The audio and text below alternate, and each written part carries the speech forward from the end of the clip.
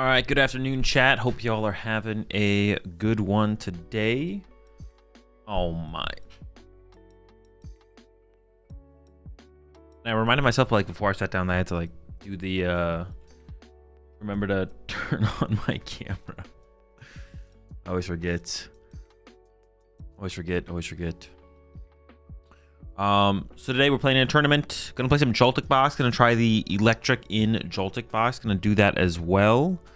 I didn't end up streaming yesterday because I had to get my car from the shop.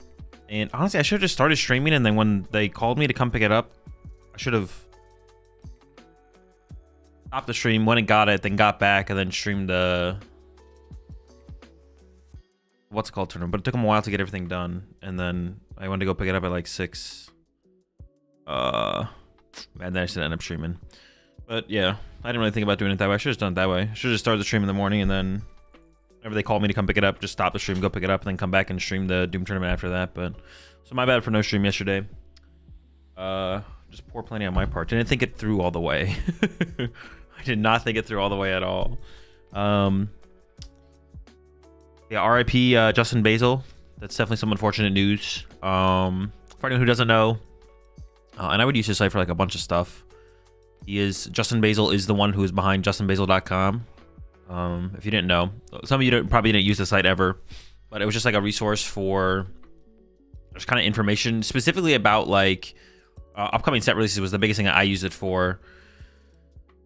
Especially like to find the dates of when sets dropped. It was like the only place that I knew that had all that information in one spot of the... Hold up here.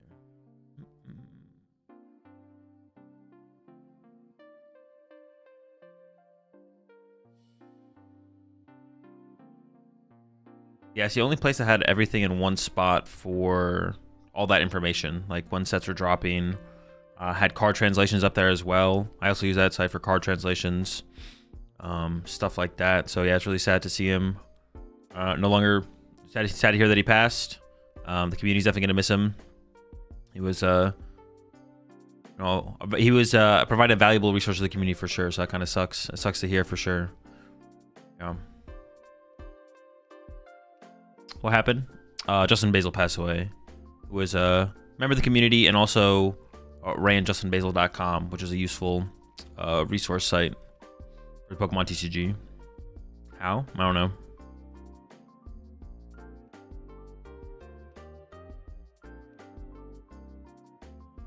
But yeah, that's the plan for today. So we're gonna start with some Joltik box.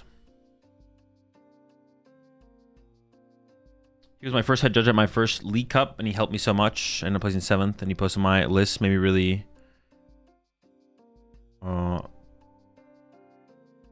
the community game.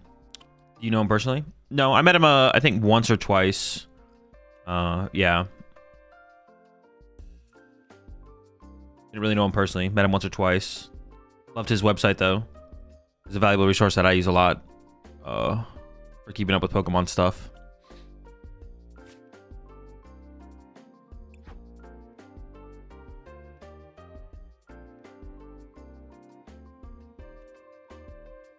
Thank you so much for your videos, Azul. Of course, sire. Yo, what's good, Azul? Palafini X is going to eat when that beach stadium comes out. Yeah, I didn't even think of that beach stadium with that at all, to be honest. That actually didn't cross my mind, but that is definitely a way to play it for sure.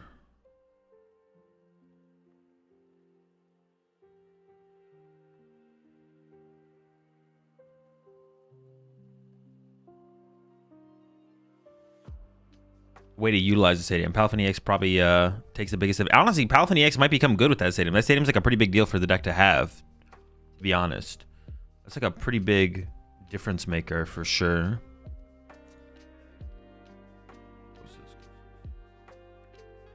Oh, I'm probably gonna go play on my Smurf though. The queue times have just been so long on the... Yeah, should I just switch over right now? Do I even like test the waters? We could just see how things go, I guess, and then go from there. We can see how things go. There's no reason not to... Oh, I didn't finish playing with the Porygon. Honestly, I forgot about the Porygon deck. Alright, I'm kind of like set on the try and draw. Maybe we'll play with this later today. We'll see.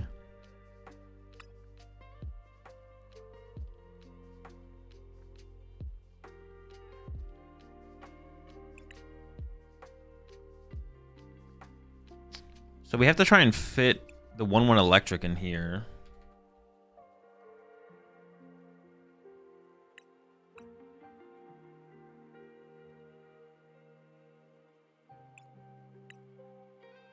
So we're gonna try and make work.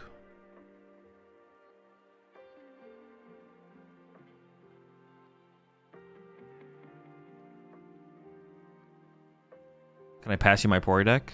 You can if you want. I'm probably not gonna do anything with it though. You can always, yeah, anyone can always feel free to DM me decks on Discord, but 99% of the time, I will not do anything with it.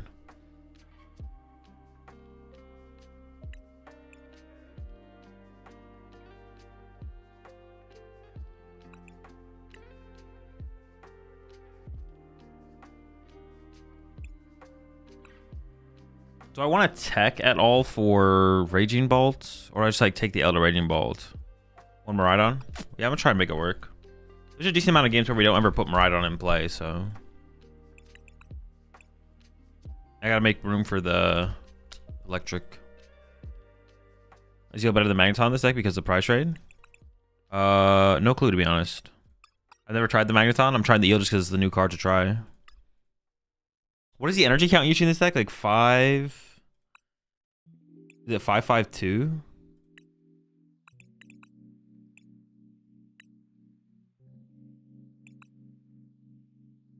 Yeah, 552. How would you tech for Bolt? You can play Brave Bangle or Defiance Band plus Counter Catcher. I think it's the best way to tech. You can also play Genesect. Genesect is also something. 5522. Well, I'm not playing Fairy Energy. Not Fairy Energy. Psychic Energy.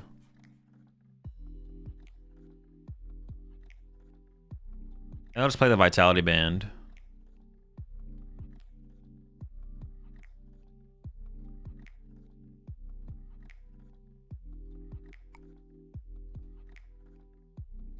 To make Galvantula a threat. I'm gonna look at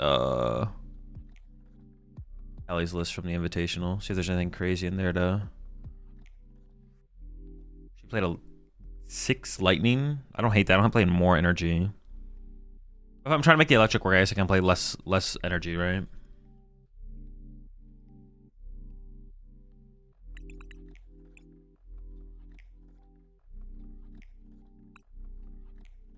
Prism Energy is interesting too.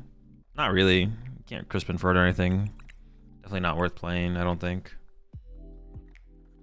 Yeah, you'd always just rather play. You always want to make your Crispins more alive, not less alive. Well, want to make them less alive. Dude, come on, bro. I need to step it up.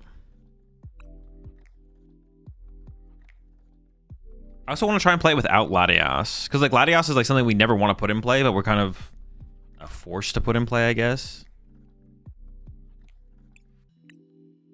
Okay, another thing with the deck builder is whenever, so if you have this open and then you close it with that, when you go here, it should still reset back to this screen, right?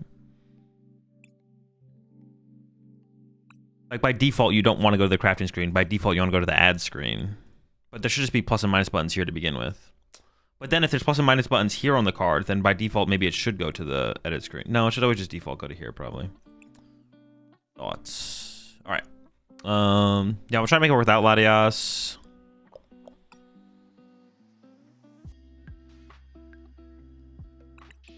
I guess I'm just not gonna tech. Are you gonna get your hands on Prismative for the Evo series? Prismatic Evolutions? I mean, we already have everything for everything. We get stuff ahead of time, but even if we didn't, we would just go buy it. Yeah, we already get everything for everything ahead of time, but even if we didn't have it ahead of time, we would just then buy it.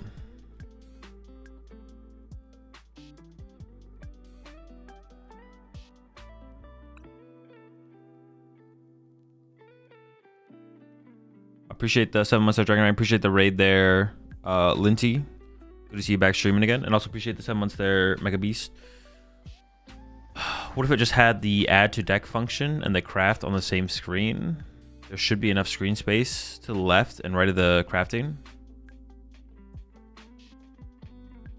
What if I just had the add to deck function and the craft on the same screen? Well, it's to pick the artwork. The crafting thing is basically on the same screen. If I add some of these and I don't own them, right? If it defaulted to this one and I added them and I don't own them, then I click exchange for crafting. But then here you select artwork. I think that's fine. I think that the way that looks is fine, to be honest. I think that's a big deal. Did Big Features an airdrop you product? No. Well, they hooked me up with some Black Ball product for the set release, but not for everything. No. Should be working as well. Got a dip. Appreciate it, Delonzo. Yeah, it looks good. You ever cut Pikachu and use Zekrom as your big attacker? No, because you need this thing sometimes before your opponent even draws a prize card. You need to be hitting this hard before your opponent draws a prize card. No. You could play a Zekrom. I don't think it makes sense, though. But I guess with the electric, then all of a sudden you can go like Crispin Electric to be attacking with a Zekrom, which is kind of cool. I guess you could play a Zekrom. Yeah. Make it work in here. No Iono? No, definitely not. Card is cringe. I'm trying to get away with one Bravery Charm. I feel like that might be enough. There is definitely situations where you want to, but we'll see. Air Balloon. Switch.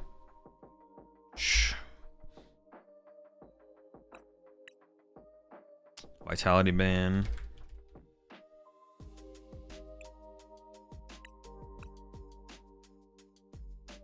I feel like I only want Counter Catcher if I'm gonna play Money Prime. I only want to play Counter Catcher if I'm gonna play Vitality or Defiance Band as well. If I'm teching for that matchup. Dude, how am I missing 5 cards? What do I not have in here that I need? I'm missing like a base card, right? There's no way I have 5 spots. Does Magneton work better than Eels? Because you can load a Pikachu? No clue. That's why I'm testing the Eel. Also, I've never played the Magneton before, so. One Iono? Nah. Am I not missing like a card you just need to play? Do I literally just have 5 floating spots right now? Is that actually where we're at?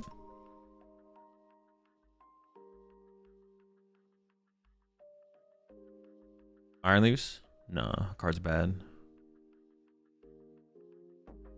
Maybe a little bit meta dependent. Stadium of some sort? Nah. Gravity Mountain? Nah.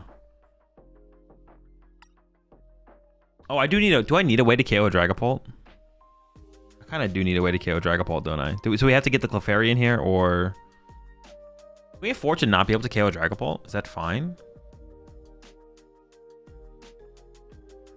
Will they always have liabilities on their bench? Probably not, right? Like, can I just double hands them every single game? Does that actually work? Maybe that doesn't work. We probably should play Latias. I'll add the Latias. Clefairy means Psychic? Yeah, Clefairy means Psychic Energy. I guess we could just cut the Vitality Band and play Double Gravity Mountain. Go back to the Double Gravity Mountain build. Genesect? Genesect is just so mid. It's so hard to set up on the first turn of the game. Stretcher/Rod. I'm gonna go with no recovery to begin with. We'll go from there. So what do you think of this strategy as a meme deck? New Archeops, Iron Hands with Hilda for Evolution Pokemon and Ignition Energy for hands.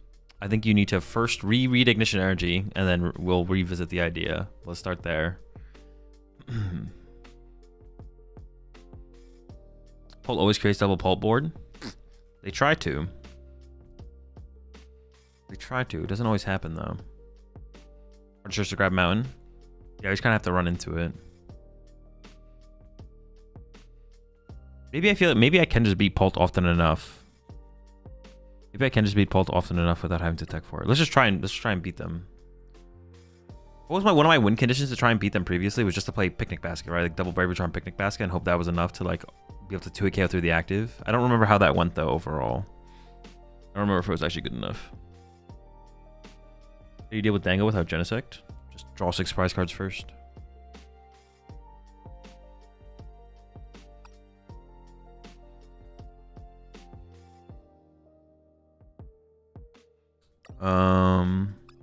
Do I want to play? Yeah, what else? We have 4 spots open with already having the eel line in here. Mount plus Petrol? No. You can play Clefairy with 1 Psychic? No, I just don't want to play Clefairy if we can avoid it. Avoid it at all costs. Maybe Picnic Basket? 2 Mew? I'm always down for some 2 Mew, to be honest.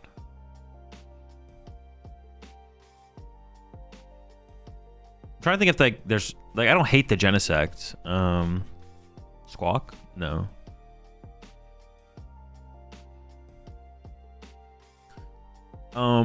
Yeah, I don't hate the idea. I don't hate the Genesect. It's just the card is so hard to set up on the first turn of the game. Generators? No. Counter Catcher? No. If we play Counter Catcher, we'd play Defiance Spam, but Heavy Baton? No.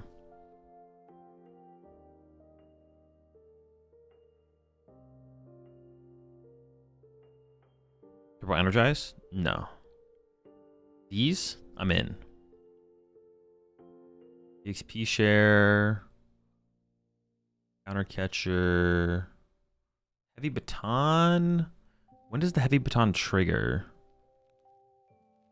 Second Miraidon? I'm not against Second Miraidon.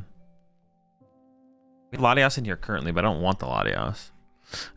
Baby Zeraora. It is honestly kind of interesting. By playing the electric, we can theoretically play stuff like Baby Zeraora.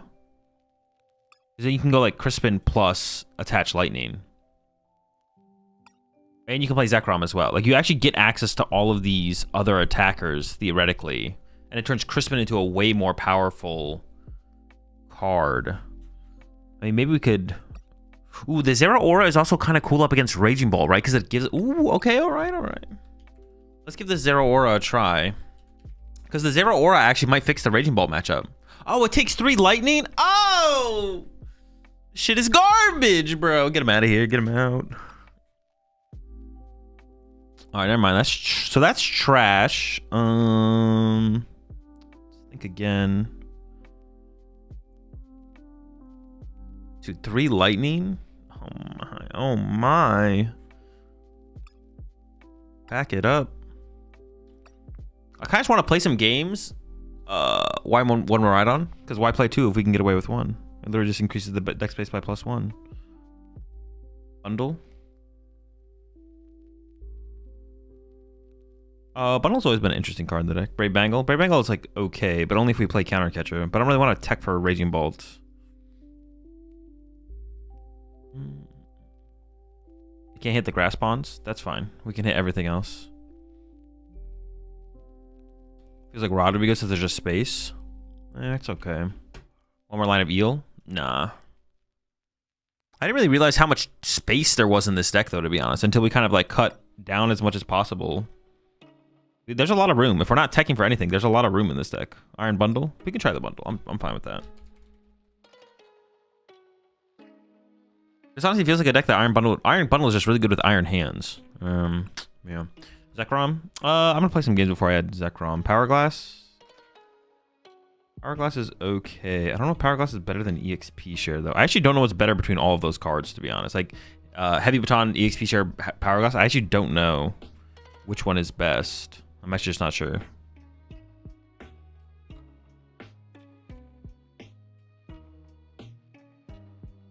Galvantria EX is a cheap attacker is chill. No, it's very not chill. One more energy? Yeah, I don't hate one more energy.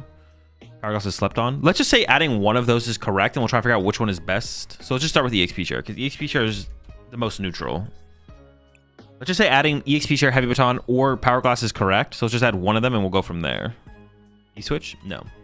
I was thinking of one Pikachu, one Zekrom. I think Pikachu's too important. Sometimes you go double Pikachu and you split the energy on them, though. So I don't think we can afford to do that.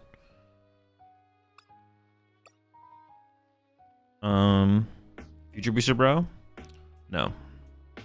Card's terrible. Picnic Basket? I don't know if we need it. I'm going to wait and hold off on that one.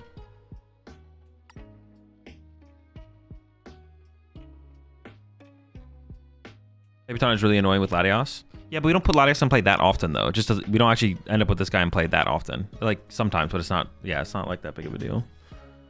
Second Charm. I want to try and get away with one if we can. I don't dislike 2 Charm. I've always, like, you definitely want 1 for sure. There's too many use cases for it, but...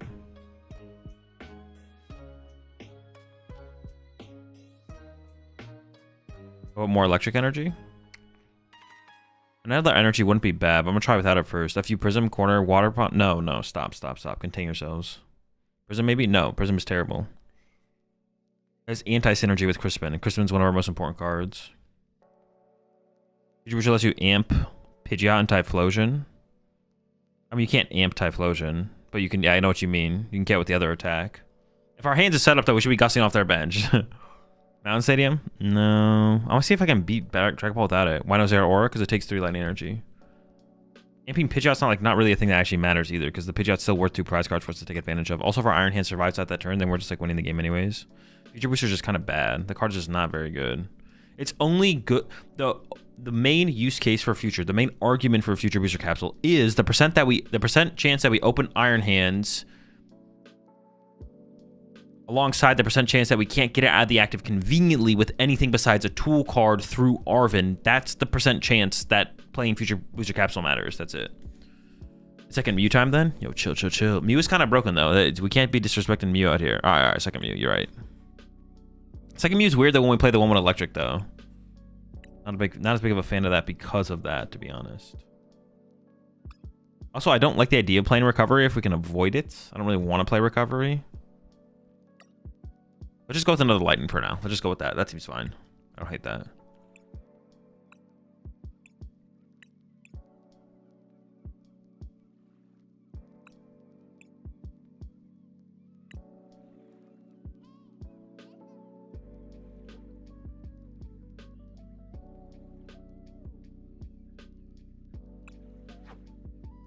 Oh, wait. Gotta rock the bellies.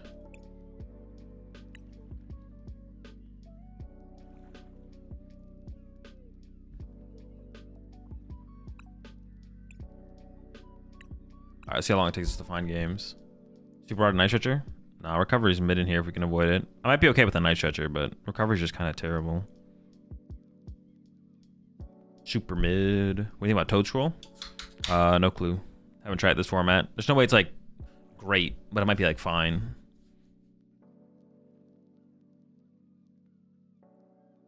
Why isn't Double Fez any more deck lists that run low counts of Stretcher? Well, it just kind of depends on the deck and the situation. It depends on like what kind of threats you're setting up. That would they even be able to go out of their way to get around your Pokemon? Yeah, I don't know.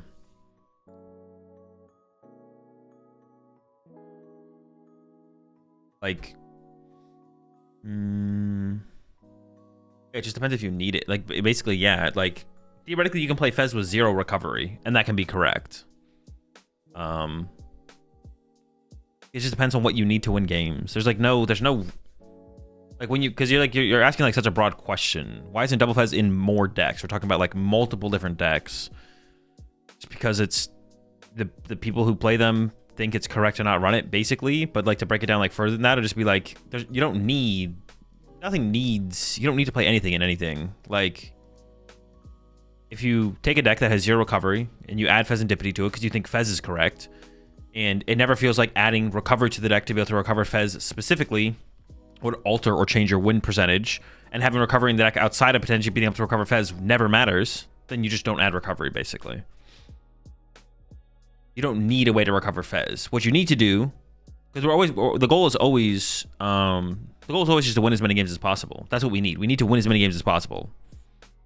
And if that involves having a way to recover Fez, sure. If it doesn't, sure, right? Because all we care about is winning more. Whatever wins us more games is what we play, or what we're trying to, or is how we deck build, right? Like we make this change because it wins us more games. We don't make this change because it recovers Fez, right? But if recovering Fez wins us more games, then we play to recover Fez. I mean, you probably need to run Charmander in your Charizard deck. Well, yeah, obviously, but like talking outside of like the obvious things that you would never question. But like if you question someone like the Charizard Dusknoir deck that I played recently only plays 3 Charmander. Now, I don't think anyone asked this question when I was playing the deck, but if someone asked the question, why do you only play 3 Charmander? It'd be like, because we don't need 4. To put it simply. But then you could break it down further and basically just say what I just said, around 3 to 4 Charmander.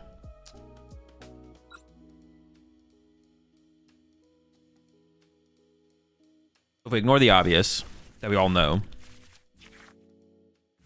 Oh, this hand was pretty good. If we had a basic. Now our hand's about to suck, man. Our hand's just gonna be so bad. Yep, told you. It's never lucky.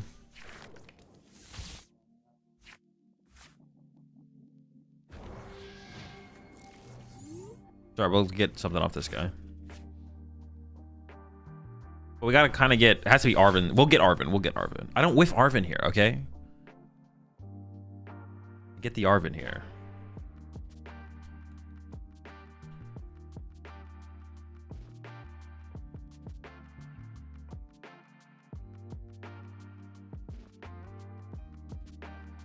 So this is like one of the matchups where we probably... Oh, we don't set up Electric. No, we could actually set up Electric in this matchup because we set up double Joltik in this matchup.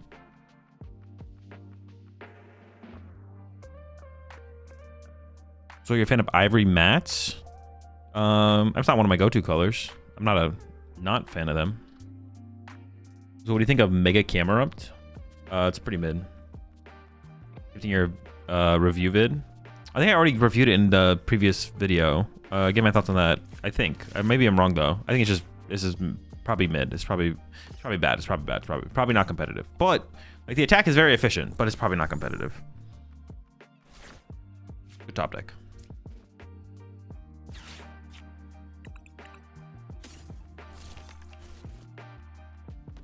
Unless, well, I mean, it's still a good top deck, even if I prize my... Electric is here, Galvantula is here. 4 Crispin, 4 Boss. Okay, we got the whole squad. Put gear in hand, Nest Ball played, switch Bravery Charm, nice. Prime Catcher's prize, okay. I was saying, unless we prize Switch, but we actually prize Prime Catcher. Which, honestly, it's better to prize Prime Catcher than Switch here. Because we can get the Prime Catcher later to use it. Price 2 Lightning. Vitality Band. Air Balloon EXP share.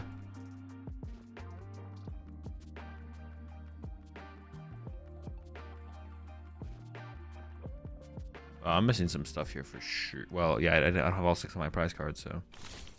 Alright, the Joltiks are in.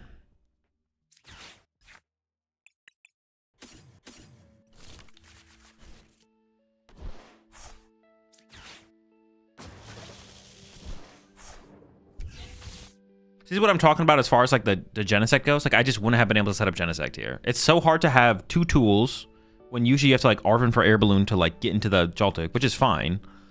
Like having like 2 Pokemon search cards to get what you need and then get Genesect. I don't know, it's just like so hard. It just like never happens. Yeah, the Genesect just feels fake to me. I don't know. If I was surprised, might have been. Yeah, that might have been one of them. I'll go ahead and mark it. I'm gonna trust you on this one. If you're wrong though, you're wrong. But yeah, that is one of them things though. One of them things about the it's just really hard to have that on the first turn. And if I don't have it turn 1, then boom, here comes Energy Surge Pro, Secret Box. Dude, I'm just getting cooked, man. I'm just getting roasted out here. Now there are like some matches where we could like extend for it a little bit more.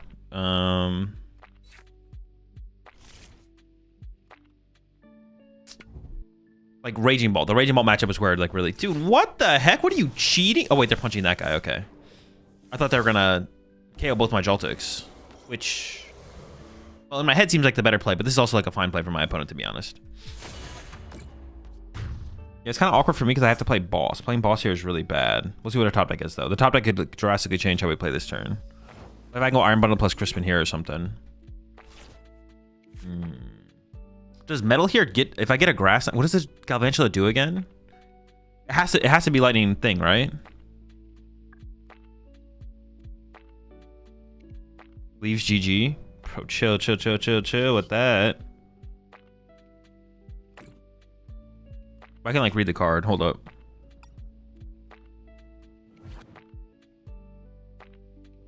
I need Lightning Grass. Huh. I can get Dynamo Peak. It's a really awkward situation. This is where Iron Bundle would just be so good. I mean, I could play for like Fezdraw. No, but playing for Fezdraw is like just the same thing as not doing the thing. EXP share doesn't even matter here either. I did prize. Oh, I prize Fez. Okay, I can't go for the Fezdraw. Okay, let's just get these 2 attached to the Pikachu. Is getting this guy bad? Doesn't seem bad. Take away their mobility. I mean, they just had a good 1-2 right there. I thought they were definitely going to KO both of my Joltiks. I just had a thought about like a card that I'd want. Gear Arvin into Iron Leaves.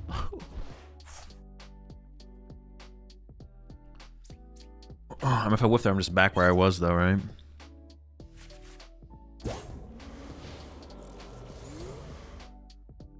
Yeah, it kind of sucks that we can't get into a Joltik here.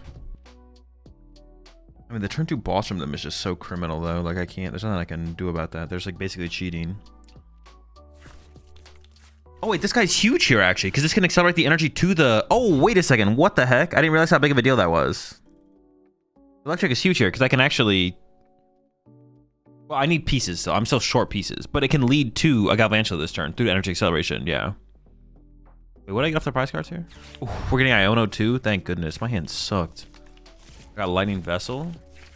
Wait, we're back, baby. We're back. Oh my gosh, what is this garbage? Dude, where's an Ultra Ball, bro? Give me an Ultra Ball. What are we doing? Or a Galvantula, or the Electric. Literally anything. Just give me something. I got nothing.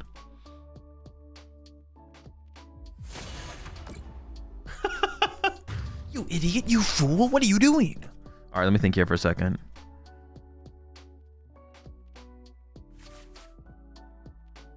This guy's got the free retreat, so if I do top deck... Actually, what could I even top deck here that would be enough?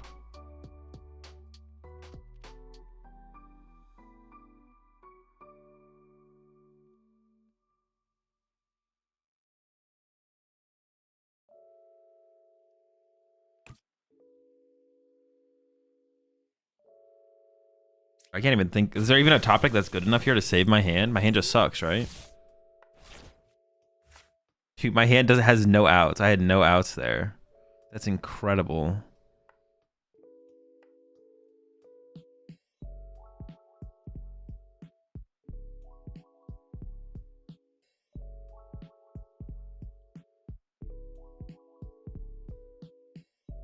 I just don't have a way enough draw enough prize cards at this point, right? I need to like... Oh, dude, there's like no good play here. This is insane. There's Packet? Let's just Packet. Go next.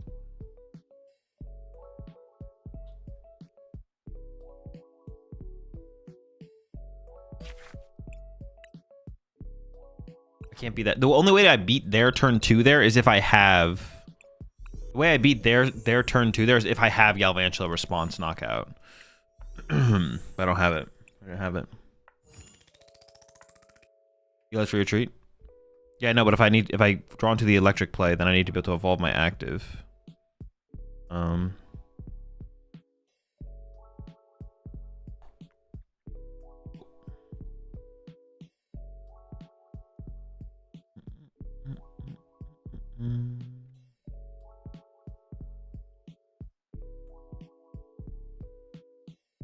Heavy Baton would have also saved us there, to be honest. Heavy Baton would have, yeah, Heavy Baton would have also saved us there, which would have been interesting for sure. All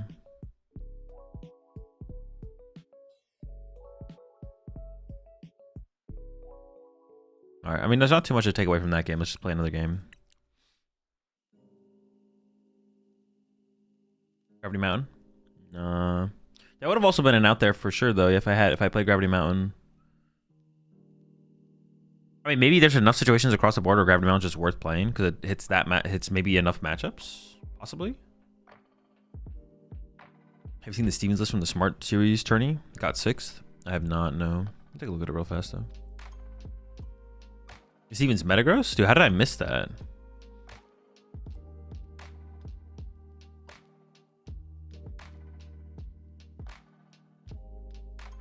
You mean Ethan's? Typhlosion? Oh, what the heck? You got me excited. What the heck? I got baited, bro. It's just another Ethan's build.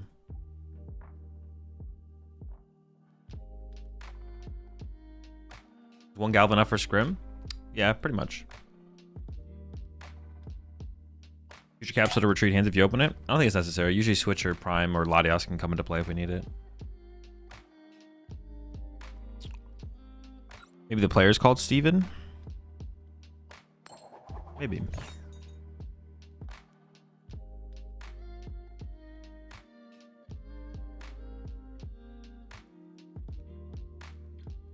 I guess there's an argument for counter catcher still outside of the the Raging Bolt matchup. It's just usually usually Joltik doesn't die. That's the thing. Usually Joltik doesn't die, but it's not 100% of the time. Joltik does die sometimes.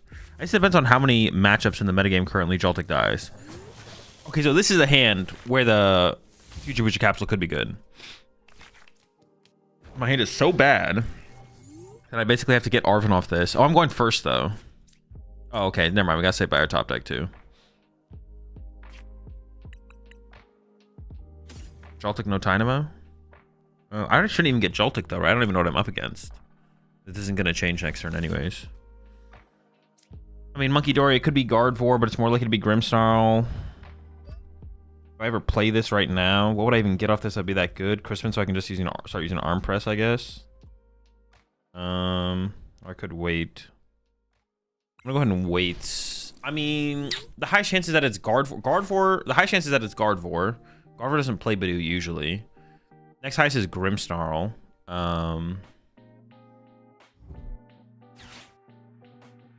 Next highest is Grimmsnarl. Steven played Joltik Box in the 1500 player tournament and got 5th. Oh, you're talking about Steven Vresco's list. You said Steven, so I thought you meant Steven Metagross. Steven's Metagross. And yeah, 6th place was an Ethan's Typhlosion. So I was like, well, I feel like I'm just getting trolled. No, I haven't looked at that list.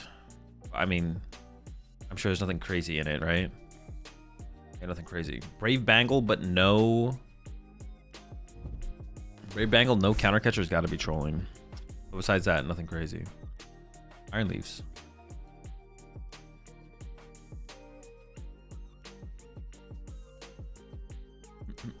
Guardy? Sure. Do we not just grab Joltik to thin out? No, because if it's possible that we use Pokegear here, get Crispin, play Crispin, and then Arm Press, and then we just never want Joltik and play the whole game. So there's no reason to grab Joltik this turn. It's not worth the -1 in the deck for the lost bench space in the potential scenario that develops. The chance that we top deck Joltik is 1 in 46, whatever that is, which is not high enough to warrant not top decking it, basically. From your runs with a bunch of Goons deck, Ogre Box deck, would you say it's competitive? Yeah, sure. It's probably competitive.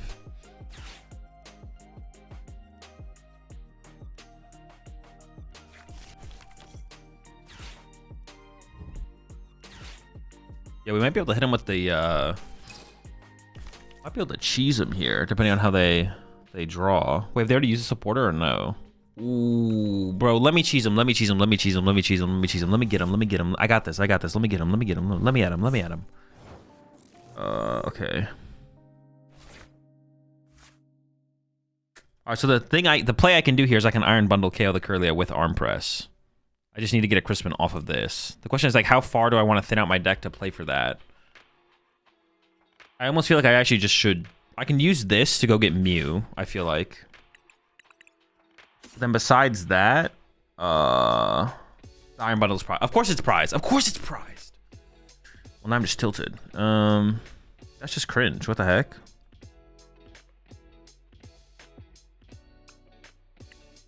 Prize of Lightning and a Metal. Vitality Band, EXP share, Air Balloons prize.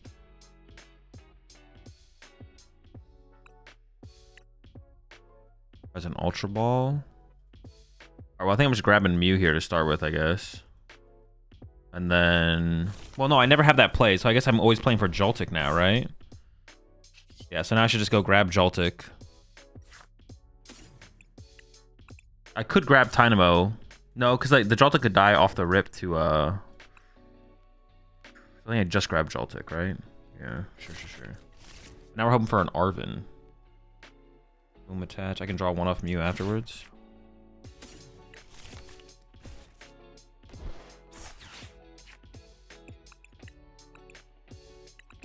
Oh, my Switch is prize? Are you kidding me, bro? That is such an L. I could get Latios instead. Prime Catcher's too important, right? Yeah, Prime Catcher's too important. It goes crazy. It's insane. What's the guy attack with first? Grass Energy first? Oh, is Latios prize though? Dude, I could be hella screwed. Latios is not prize. So I ever want to grab the Dynamo here? Then I'm bench locked. No. Electric would be weird right now. Maybe in the future sometime. Are you kidding me, man? Is this real? Latios. Okay, is Galvanish on my last prize card? No, it's there. It attacks with grass first. So I should attach a grass here, right? So I could theoretically attack with it with any other energy, like a metal or something. Where do I even put EXP share here? I guess I should have put it on... Well, there's nothing to really attach it to yet, I don't feel like, actually. Okay, EXP share my Maridon. Brave Charm the Iron Hands. Draw one with Mew. See, that's why I only want one Maridon, bro. Those are scams. But see, it would have been better to have Pikachu set up here, right? So maybe we should have searched out Pikachu, actually. Imagine if you had Future Booster here. Yeah, it's just not worth it, though. Situations where it comes up where it matters is so low. I mean, I know you're just trolling me, but... Oh, wait, Iron Bundle's my last prize card.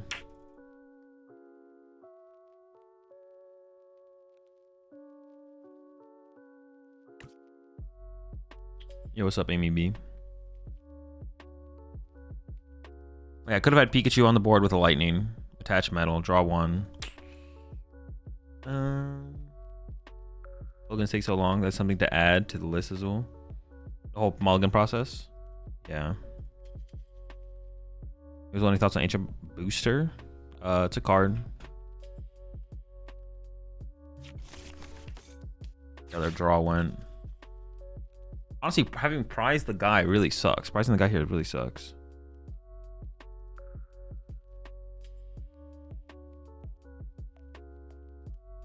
Yeah, the whole mulligan process needs to be like more seamless. Like it just needs to be like you mulligan this amount of times, showing you what you showed your opponent is important information. So it should show you that. But the whole mulligan, we shouldn't even shuffle your deck, right? It should just like show you the process. Maybe some animations for like slight indications or something like that. It doesn't have to be have something like that, but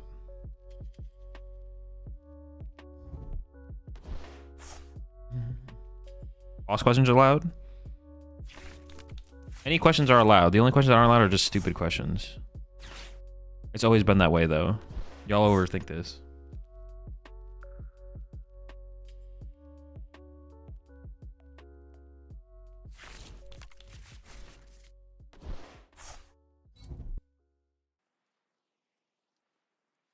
Are they gonna mind bet or are they just gonna push Clefairy? Dude, once again, the Iron Bundle would go crazy here.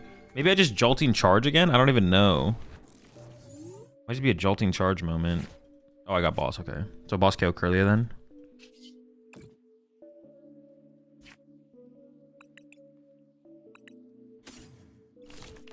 Start to set up the Pikachu, I feel like, is definitely the play. Peek. Boss Curlia. Draw one. I'm catcher for next turn's not bad. Amping on him. So do you play other games besides PTCG Live? Not card. Well, a little bit. I mean, some stuff. Hearthstone Battlegrounds, some video games. We do an award show at the end of the year to write the most stupid questions. I'm trying to nominate mine. You stall or mill at Worlds? Sure, why not? So on a scale of 1 to 7, what are your thoughts? Like a 1. You ever had Hot Pot as well? I have, yeah. Might be a mind bend moment, to be honest. They should have made a supporter Gus that works only on evolved Pokemon, so deck builders have to choose between Lissy's Appeal or that card or both and take up deck space.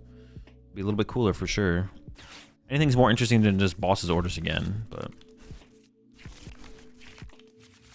Iron Leaves would have saved you. Cool, that's great. Anything else? Nope. All right. Nimona would go crazy in this deck, not gonna lie. Honestly, you might be kind of cooking with that one. You might be spitting. On a scale from 1 to YouTube chat, how are you? Like 42. Is the Typhlosion real or just counter to Golden Go? The deck is... I still don't think the deck's competitive. I think the deck's still not competitive, to be honest. My Switch is prized.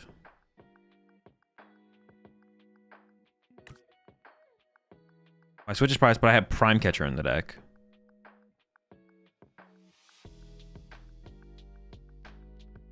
I think... Also attacking with Miraidon would be good. What does this guy do again? Or even attacking with this guy to KO the active would be better, right?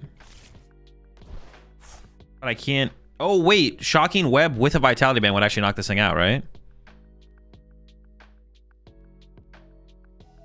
Okay, so we can go evolve, attach, attach. As long as we keep their Monkey Dories at bay, then they can't set up a fresh guard for anyways. Okay, we whiffed the Prime. So I can just retreat, got much a knockout instead of going for the flip. I feel like that has to be better.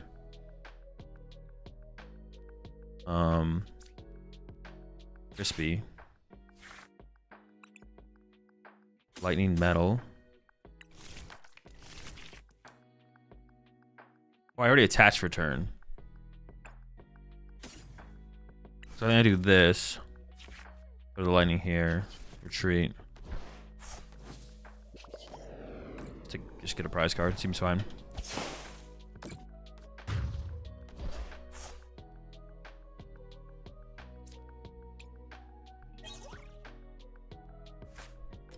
More Christmas is not what I wanted. You get KO Clefairy, you need a lightning on Galv. Oh, true, yeah. If I get a lightning on here, we actually KO this guy. It's actually a pretty big deal. Good shout. Good shout indeed. What do we have? One grass, one lightning in the deck. Also, where do you get your physical cards from? I visited several local game stores in my city, and the boosters are like 20% over MSRP, and their singles are picked through. Card Coliseum is where I get all my singles from. They are my sponsor. Check them out at pkmandcoliseum.com. If they don't have the singles you're looking for, then just going to TCG Player and order them off TCG Player is your next best bet.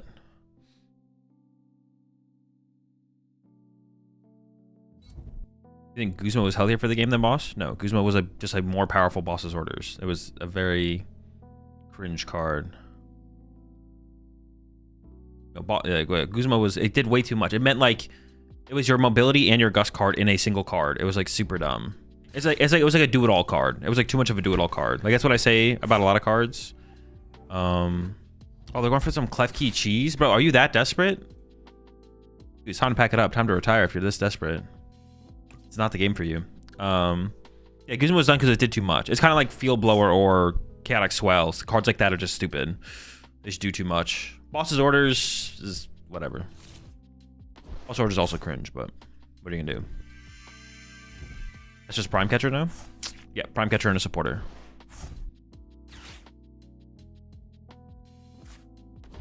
No one like played Switch cards, or you still play Floatstone, but you just never had to play Switch cards because like your deck was the Switch card or something like that. Any plans to do a Rift Round stream when it releases? No. Does Joltik Box get much of an upgrade other than Eels? I mean, you get Air Balloon, but Air Balloon's like whatever. It's just basically Eels. The biggest flaw of Boss is probably that it's just bland at this point. Kind of. I think one of the problems with Boss's Orders, like even outside of just being bland, like sure if it comes in and out of formats, it's one thing, but just the way the Pokemon TCG plays, and they could change things so that it wouldn't feel this way, but the restriction on Boss's Orders isn't a no restriction card. It's your supporter for turn, but that's just not a big restriction on a card for how powerful it is.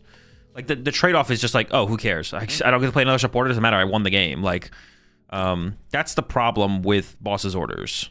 Is it's not really a restriction.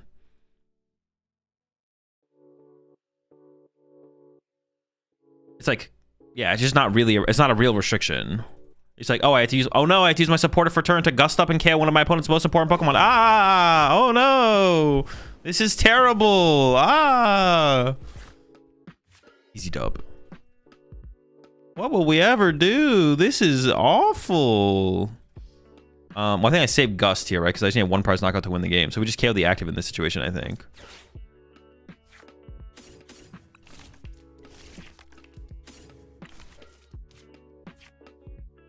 Grass. Alright, cool. How do you feel about it rotating? Boss is no longer rotating. They updated the regulation mark, if that's what you mean. Feels like Boss is important when strong supportive two prizes like Fez exist. No, but all right. Here, just hear me out. What if you just like you guys say that, but you could just make a gust effect. We literally have Lissy's Appeal. It brings up Pheasantipity, but it only brings up Pheasantipity. You could also just make a gust card that says, pick one of your opponent's rule box Pokemon off their bench and bring it into the active. Boss is just so boring and neutral and uninspiring, and it doesn't force any kind of deck building creativity. It's just, oh, I play Gust Effect. Gust Effect good. And here's this Gust Effect that does everything.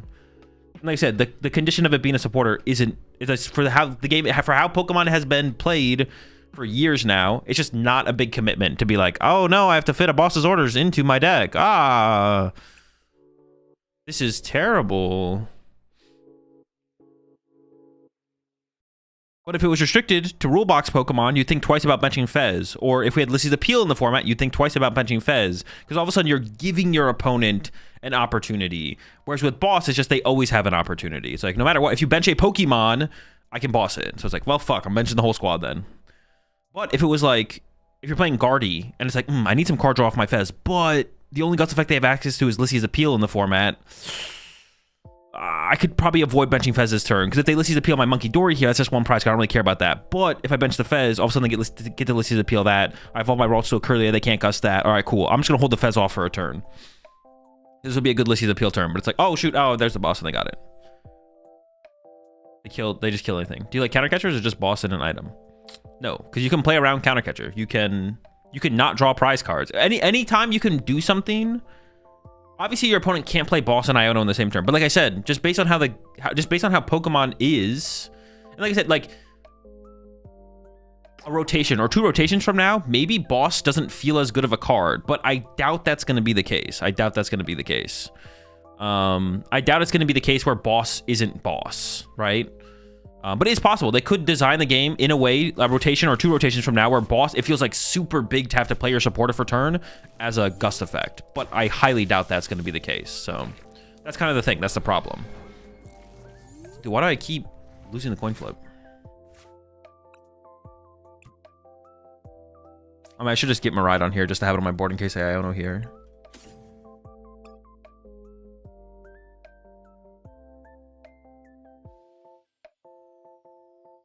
I priced 2 Lightning again. And it's like I said on Twitter, or like I've been saying, I don't like, does boss have to not exist as a card? No. Is the gameplay with boss terrible?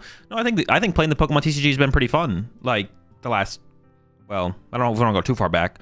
For a while. The Pokemon TCG has been fun for a while. Boss's Order has been in the TCG for a while. But at a certain point, it's like, boss is such a high impact card, and so many games are won by boss knockout, it just gets boring. Yeah, the biggest thing is it... Oh, I have 3 Lightning in my hand. I probably something else. The biggest thing is it just gets boring. Oh, we prize an Iron Hands. Because the card is so powerful, it's so easy to put into your deck. I should fail this, right? What if they like Clef Keyed me? I shouldn't worry about that. I could actually attach active here. Or I could actually attach on Maride. That's what I don't know what I'm up against though, because if it's Grimmsnarl, this guy's pretty bad against Grimmsnarl. So let's attach here.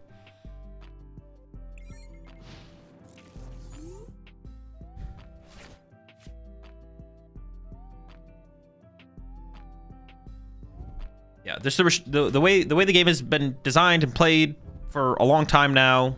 Boss's Orders just isn't that restrictive of a card to include into your deck because it just does so much for you. Did I kill this guy? No. But even if I could, would I want to? It's a pretty good kill, actually. I could maybe actually just scale that up from there. But I don't have I need a grass energy, but no Gus, so it doesn't even work. We just get the squad here.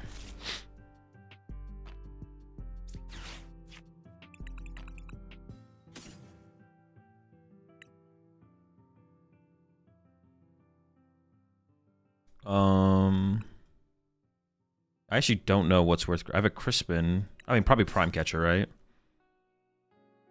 Sure.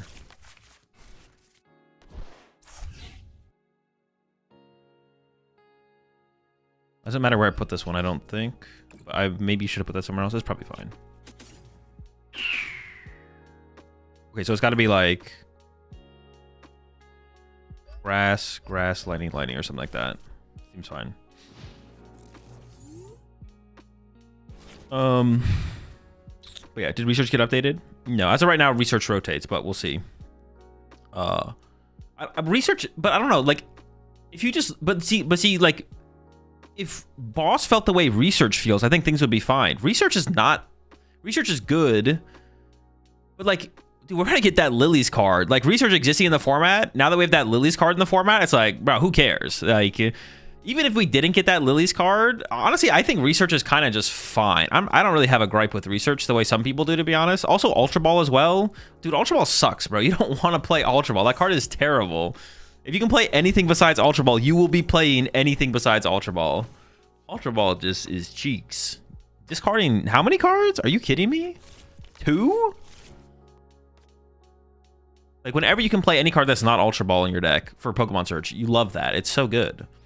So Ultra Ball, I don't really have gripes with Ultra Ball or Research, to be honest, especially with the way the game has felt like the last couple of years. Like, Research is just a good card, but it's definitely been like overshadowed in terms of the power of other supporters, for sure. So it feels like Research is neutrally really good, really powerful, and is the most neutral of the supporters, for sure.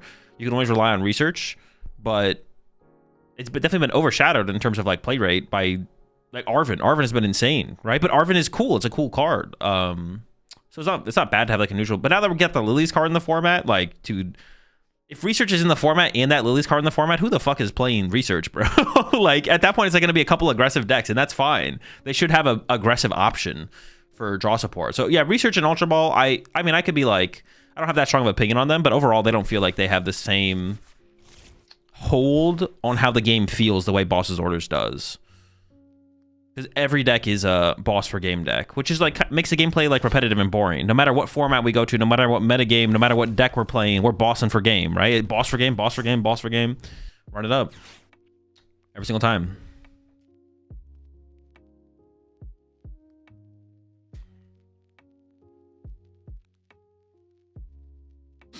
Grim always plays box turn 1 or 2. It's unreal. I mean, they literally Arven for it. Like, what do you want? What do you want from them? They're gonna have it, of course. They literally Arven for the card.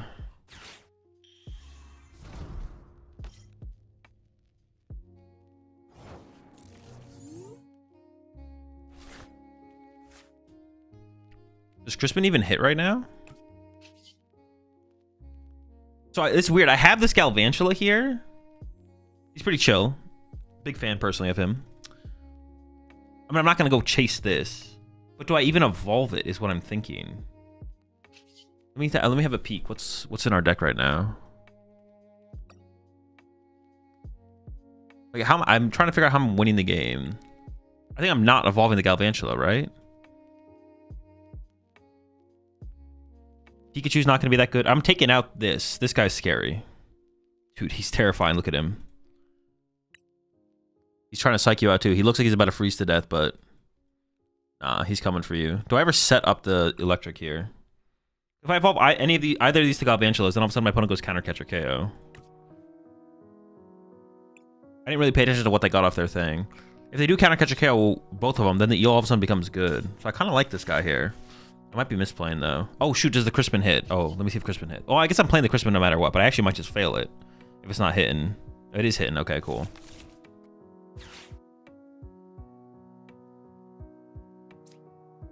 Crispy.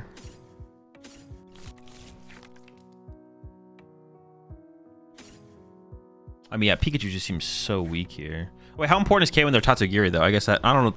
Dude, Frostlass is like, the Frostlass has got to be the scariest thing on their board, though. There's just no way it's not the scariest thing on their board. Trying to come up with a different play, I kind of can't. He's got to die. He's got to be the scariest thing on their board. I mean, they played Secret Bot. I mean, I could like go back and take a look at what the heck happened. I mean, they have an Iono in hand, yeah. See, that makes you kind of want to evolve this. I could evolve this one here, but I don't actually play Recovery, so that wouldn't do anything. So if they have counter catcher KO doubles, I guess I'm just like fine with that. Yeah. It should be okay.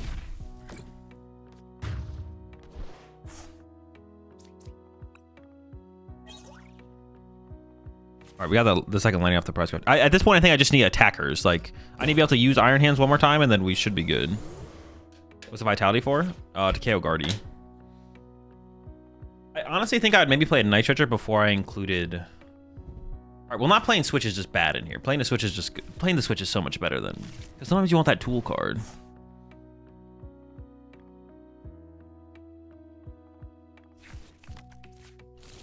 Would I get Ultra Ball something? Ultra Ball something is probably pretty good. Grass or Lightning or something.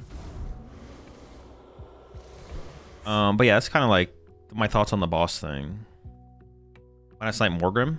Because like Candy Grimstar was like pretty reasonable. They literally even had, yeah, Candy Grimstar was not like crazy for them to have at all.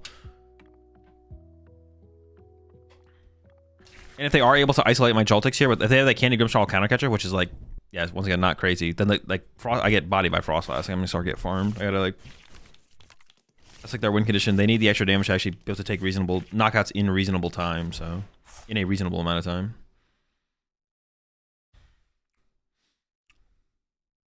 I wish you had a chat option in live to make it fun getting to chat with your opponent some games. I mean, that's what you can add them. Well, I guess adding them after the game, you can't even... Maybe there's like a friends chat at least. So you could chat to your friends or something. Well, hard retreating kind of sucks. Let's see who we top deck.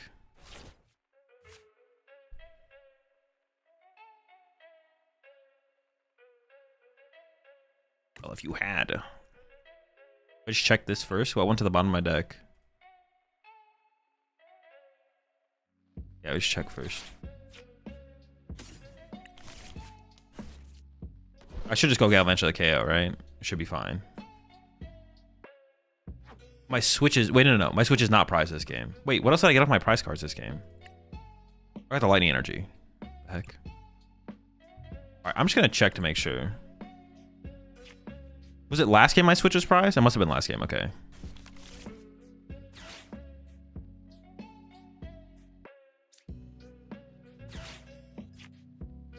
Switch, honestly, I kind of want like a dead tool card here.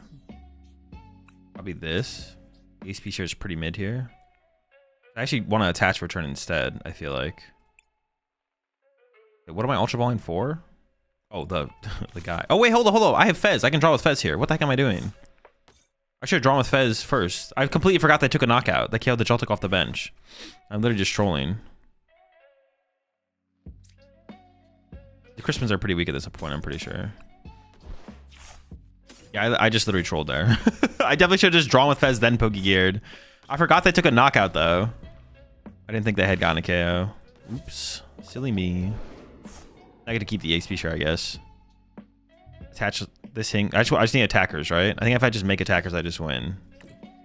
I could have EXP shared here as well. Actually, I probably should have. This is kind of what I mean with the EXP share, though. It's like so hard to get value out of it. The card is just so weak. So it's hard to tell which one of those is the, like, Hourglass, EXP share, Heavy Baton. Which one is best? And then at that point, is it even worth it to play the card? I mean, EXP share here is like okay, but if I'm playing the electric, that maybe means I just shouldn't play the EXP share as well. Although I don't even know if that doesn't track 100% though. I guess. Well, maybe EXP share becomes weaker, and then something like Heavy Baton or Power Glass is actually better. It depends how much Power Glass on Pikachu matters in the Golden Go matchup. Probably more so than anything, to be honest. I think Pokemon Company got rid of chat due to making live APA compliant. It's also the reason why a lot of YouTube videos that are marked for kids have comments disabled. They could at least have like a friends chat though, right? Friends chat would that make it COPPA compliant?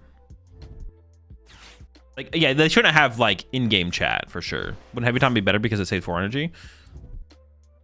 Well, what's better is what's better. Saving more energy only matters if it actually saves the energy.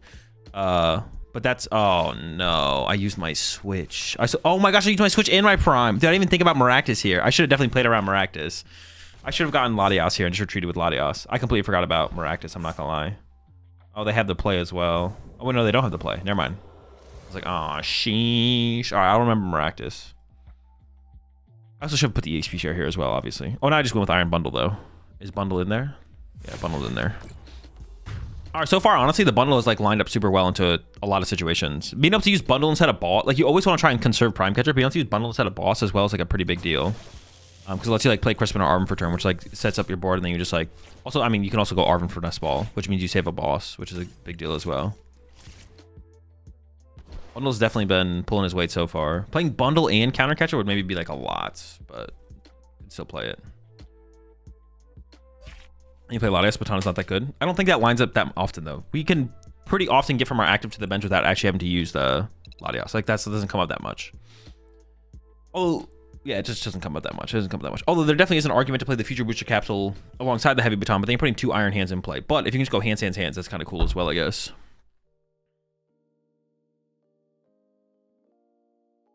Do we have yet to use the eel? I'm pretty sure we just have not used the eel yet.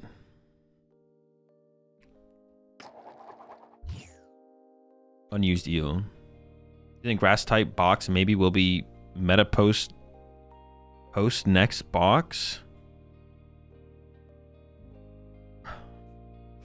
I don't know. Don't ask me questions about future formats. It's not something I think about.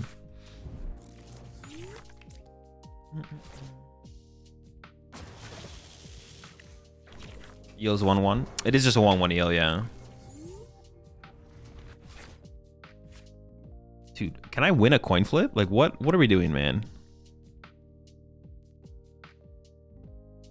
Lightning here, or does it not really matter?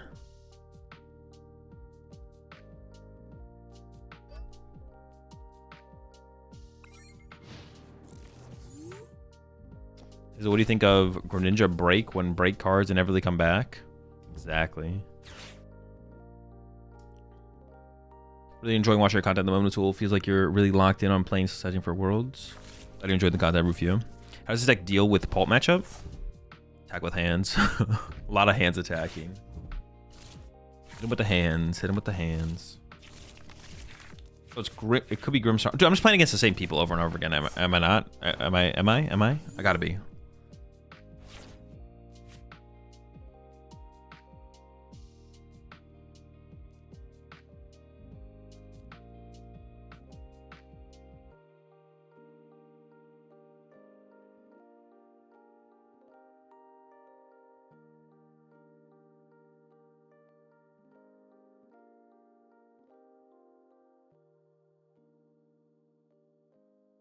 It's a little bit of a weird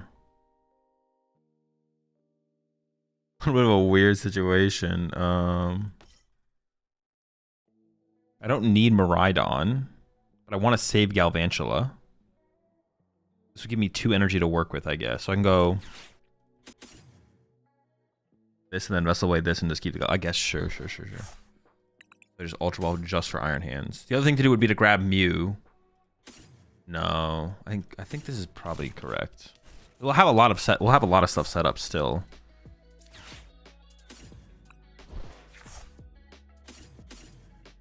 Or hold up, I can actually grab a metal here and go attach grass, then attach metal to Joltik. Attach a grass, then attach a metal retreat. That feels so bad. That's so much energy gone. Holy smokes. Is he board and Joltik better than Baton? Balloon? Probably not. Not if you play electric, no.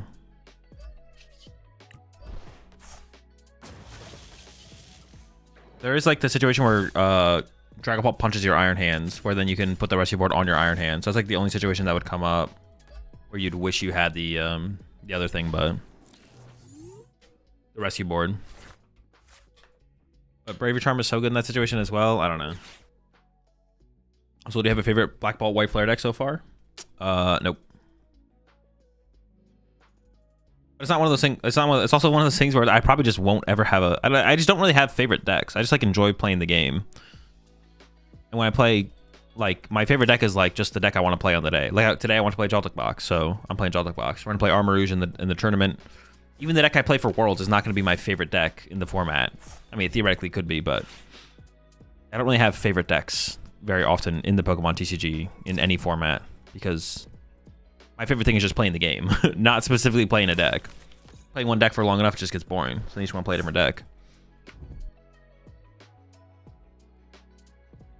It's like the more a format progresses, it doesn't make it any more likely I'm gonna have a favorite deck either. Is Armarouge mid? I need to play it more.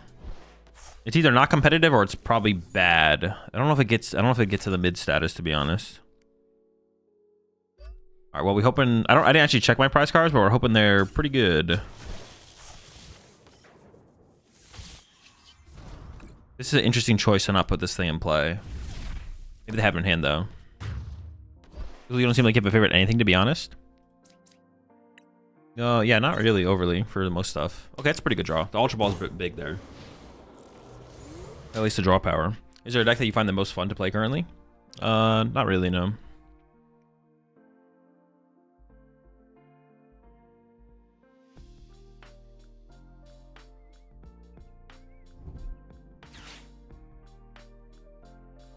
So in this situation, we might put another Joltik in play. Kind of depends on how their turn goes. You appreciate the $10 super chat there, Ethan Azul. When are we starting Worlds Grind? Every game of Pokemon I play in the current standard format is part of the Worlds Grind. Playing this deck right now is information to utilize for Worlds. Unless I'm playing like an actual, like when I play Porygon, I'm obviously not trying to gather any information for Worlds overly, but any deck that is like a meta deck or has potential to be a meta deck. Is the electric line even worth it? No clue. So we're trying to figure out. Did you first start to play the game? Which deck has been your favorite? The current deck I'm playing. That's what I mean. Porygon was kind of sick though. The Porygon was kind of sick. I want to play some more with the Porygon deck. We might play with it more today, depending on how the tournament goes.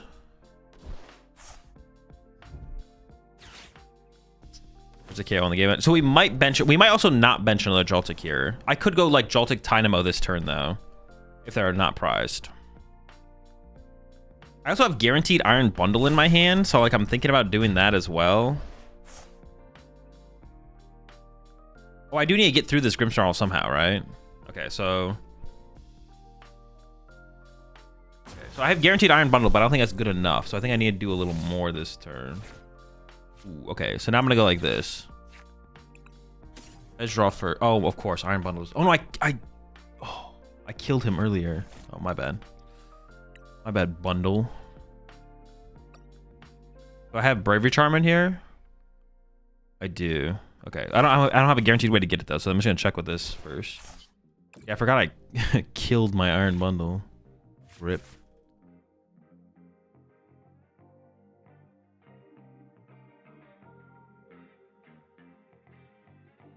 Okay, so we go. Oh, I don't have free retreat. Oh, I can get Mew though. Okay, so I can go like this. Prime.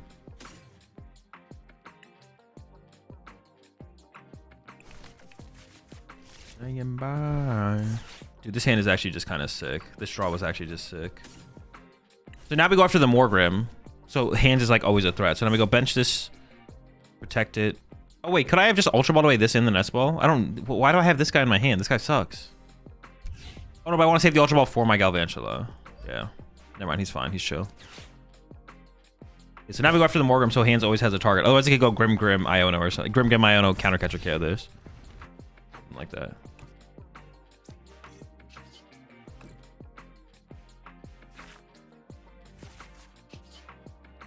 You always need one Bravery Charm in the deck. 2 is not bad, but we're chilling.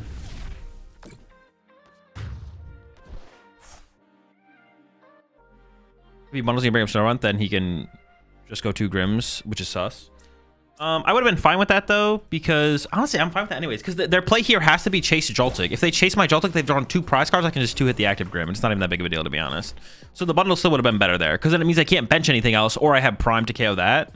I'm so far in this situation. I'm so far ahead. It actually, honestly, just doesn't matter what they do. They just don't have a good play. Because even if they have chase on my Joltik this turn, who cares? Like I just go up and punch them twice with Iron Hands. You have your favorite line for next turn, boss for game? True, we got him. This is why it was so important to actually get Frostlass online. So they could have had some damage built up on the Grimmsnarl, then they could have moved this over this turn with Monkey Dory, KO the Iron Hands. I guess they're never KOing this guy though. They're never KOing my Joltik, so maybe it just doesn't matter too much what they do. Countercatcher Devo, Iono. They're gonna countercatcher Joltik, Iono, but it doesn't even, I just arm press this thing twice, or I just literally draw a boss and win. Your Galvantula's in the discard pile. Oh wait, true. I didn't even think about that. Okay, but they don't know I play recovery. They don't know I play recovery. I forgot I put him in the discard pile. Maybe we should play Night Stretcher. Right, they don't know that. They don't know that. Even if they did know that, I still win with the current lineup. I literally honestly forgot about that. I forgot that I got rid of him earlier. Completely forgot. Honestly, thinking about this situation, it feels like it's going after this is just like a misplay from them. That actually is a good reason to play a Night Stretcher in this deck is for, I mean, it's good for Iron Bundle, but it's also one of our ways to protect our Joltik is evolving into Galvantula. Especially if we prize Bravery Charm or want to put it somewhere else. And if we do that play, then it opens up the possibility for our opponent to win the other route. Yeah, that's funny though. I didn't even like think about it like that at all in the moment. I was just like, oh, we're chilling. Boss and a Pokegear on the bottom. Okay, okay.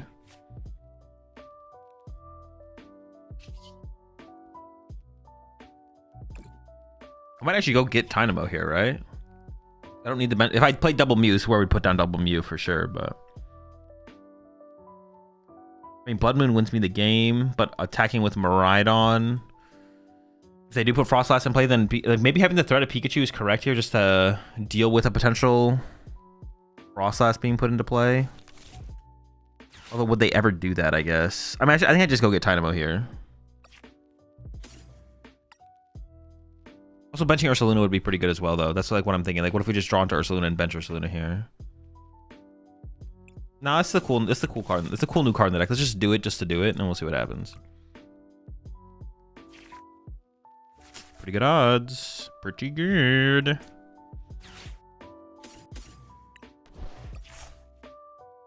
I could have waited on the Ultra Ball. I could also Ultra Ball something off the Pokegears instead, because I would have. What would I have in my hand? Doesn't matter. Wow, amp you very much. Thank you, thank you, thank you. It feels like this list is specifically like teched out for Guardy, to be honest, because we have Iron Bundle plus Vitality Band. It feels like we're leaning towards teching for Guardy more than anything. Although Iron Bundle is also good in this matchup as well. I definitely kind of like the extra lightning energy, to be honest. The 6 lightning. I wouldn't hate going up to 6 grass as well, or maybe get a third metal involved. Probably not third metal. The HP share's been super mid. I just don't know what if this should be any of these, like Heavy Baton, EXP share, Power Glass. If it should be any of them, and if it should be one of them, which one should it be? I just don't know. Is a Muddle good versus any Stage 2 deck? Yeah, it's pretty chill against most of them, but some of them it's like better than others. Yeah.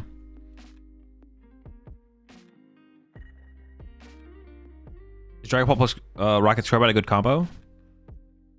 There is synergy, but it's just worse than just playing Dusknoir, basically. Couple Joltik. Big if true. Are you on Iron Leaves in that deck? I think Iron Leaves is just bad. You don't need it to be Grimmsnarl. You body Grimmsnarl, like you just farm Grimmsnarl without it, and then it's just worse than Switch. It's just worse than Switch. Because then against Dragapult, you can't go wide. Like the problem that comes up against Dragapult by playing Iron Leaves is you want to go wide against Dragapult. At a point, you want to go like Fez, Mew. Like you want to limit Dragapult's plays, so you want to be able to go wide. But they play Maractus sometimes, so you can't go wide if you play Iron Leaves. You have to go 4 bench. But with Switch, you can go 5 bench against them, which is what you want to do. You want to be able to go 5 bench.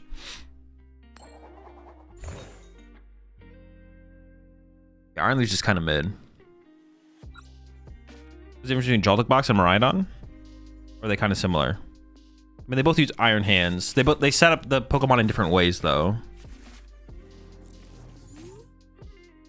I don't know if I think both decks could coexist in a format. I'm not sure about that, but... honestly, I'm probably gonna open the Pikachu. Putting Iron Bundle in play is weird, because if I actually never get to use it, then it's a 1 prizer hanging out on my bench. Dude, am I just playing against the same 2 people? What the heck? You can go explain how going wide limits Pult's plays. Okay, if I have Fez, Latios, and Mew in play, do you think Dragon Ball has more options or less options? The answer is less options. However, if I'm playing Iron Leaves, I can't fill my bench and play around Maractus at the same time. So I lose access to an extra bench Pokemon being in play to play around Iono. If I have Fez, Mew, Attacker, plus Latias in play, the options that the Dragon Ball player will be less. If they Iono me, I have Draw Power, and Mobility. But if I have to sacrifice Fez, Latias, or Mew in that lineup, all of a sudden they can make a more aggressive play and just be like, oh, I'm just gonna fuck it. I'm gonna draw some prize cards. You have less draw power, or I'm gonna bring up your Fez, punch it, and hope you whiff an energy. You don't have Latias in play to get around it. And if the Iono sticks and you don't draw it out, then I win. Maybe they win. We have a lot of top decks here, but I'm gonna gift it to play a real deck in this tourney. That's a good question.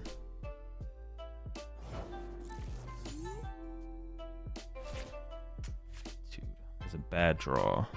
6 billion outs, hit 0 of them. What do I even do? Like, what play do I even make then?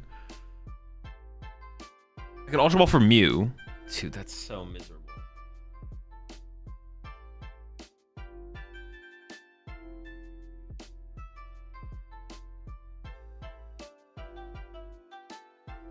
Whiffing is also pretty miserable. It would have been funny if Mew was prized, to be honest. I'm not gonna lie.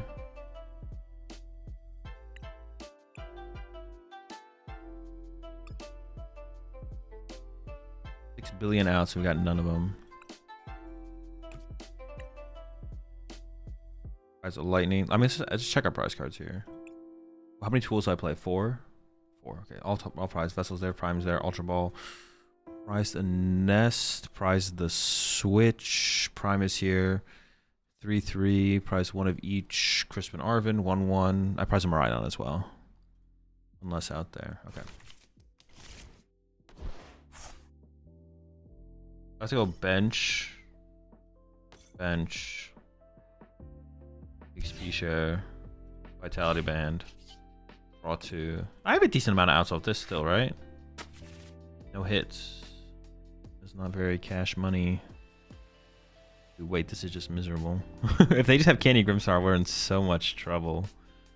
Holy smokes. I almost don't even want to play this, to be honest. I might just pass. Unless let him. Dude, but I didn't punch my Pikachu. I mean, what else am I going to do, though? I don't really want to retreat this. I do want to attach somewhere. Holy, this is so bad. Maybe it's attach active because it's one less piece I need next turn to be able to move. I don't want to put Latias in play anyways, right? I could get Air Balloon. I could just Air Balloon this thing out of here. Maybe I should hold the energy because... just attach active and pass. I just want to use this now to get off my bench because using it in the future might just make it worse. This might become worse the longer I leave this in play. Maybe not, though. I don't know. It's so bad, I don't even know. I was thinking about that. Let's say you have a Mew, Fez, and Latias in play, and you give them more options since they could Lucha the Fez, Boss KO. I mean, obviously, it's correct to put stuff in play or not put stuff in play depending on the situation, but on average, towards the end of the game, towards the mid and end of the game against Dragapult, it's better to go wide with options than to leave your bench with nothing. All of a sudden, if you don't put Mew, Fez, or Latias in play, they just go, oh, cool, punch your active, don't KO anything, spread damage, you have no draw power, you don't draw boss, you lose the game. It's like, okay, so, well, if that's what happens when we don't put draw power in play, then we have to put some draw power in play, so let's put Mew in play. Okay, now they just go countercatcher Mew plus Iono, and we still lose. So all this comes, Colin, this all just comes from experience playing the matchup. It's not like I'm just, like, inventing scenarios. Like, having played the matchup, that's what happens. It's best to go wide. You need to find a time to go wide. So I'm not guaranteed Bravery Charm.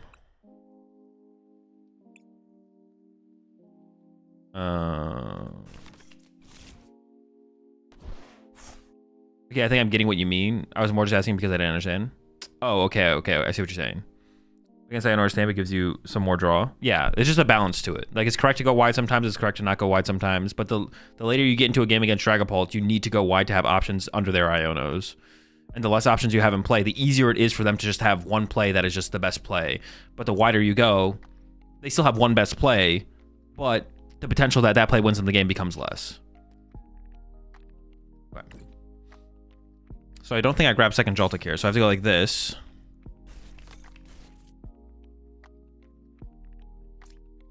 I mean, they could. I mean, they're not. They're definitely going to use this guy next turn, actually. I was like, maybe they're just dead drawing.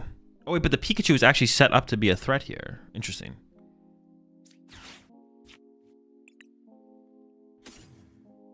Metal Grass.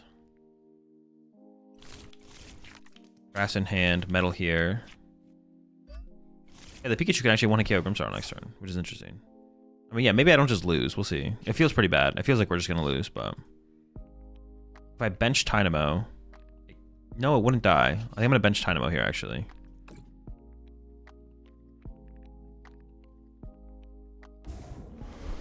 Unless I'd want Latias. No, screw Latias. Give me an extra card. I don't like that guy anyways. Eels?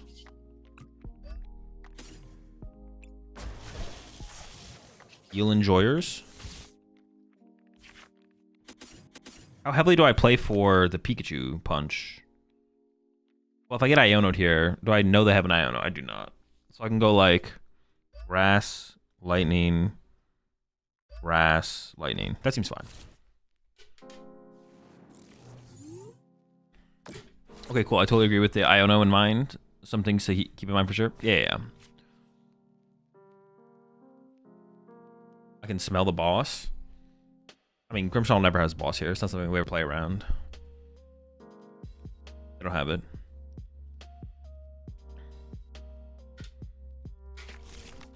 Yeah, if I leave, if my board is Iron Hands against Pikachu, not Pikachu. If I'm against oh, they get to, dude, how did they have the boss there, bro? Dude, this deck, I'm just tilted now. Having boss there is so criminal. Let's say, wait, did they secret box for it? Maybe I'm trolling. Did they actually secret box for it the whole time? And sitting on it? No, they didn't even secret box for it, bro. Jeez, it's so cringe, man. Cringe plays. It's another situation where counter catcher would actually come into play, but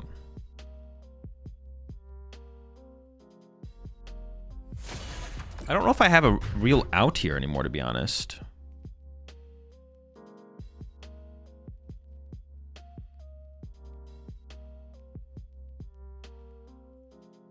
Am I ever gonna use Shadow Bullet for any real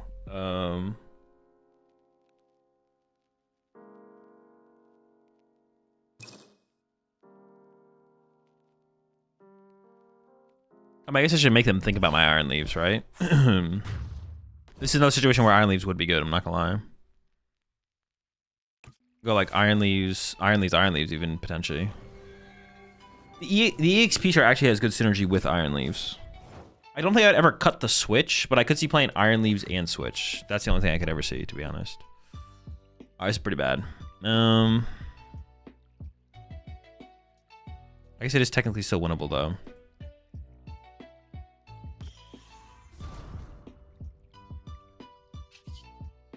Dude, I need to draw... What do I even need to draw here?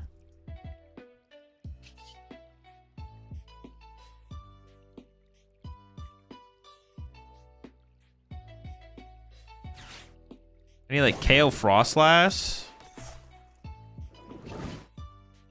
Then I also need like bench Joltik with Bravery Charm. No, dude, I was going to tandem unit for the Joltik. I was like, maybe I just need to go all in. No, you little rat. Did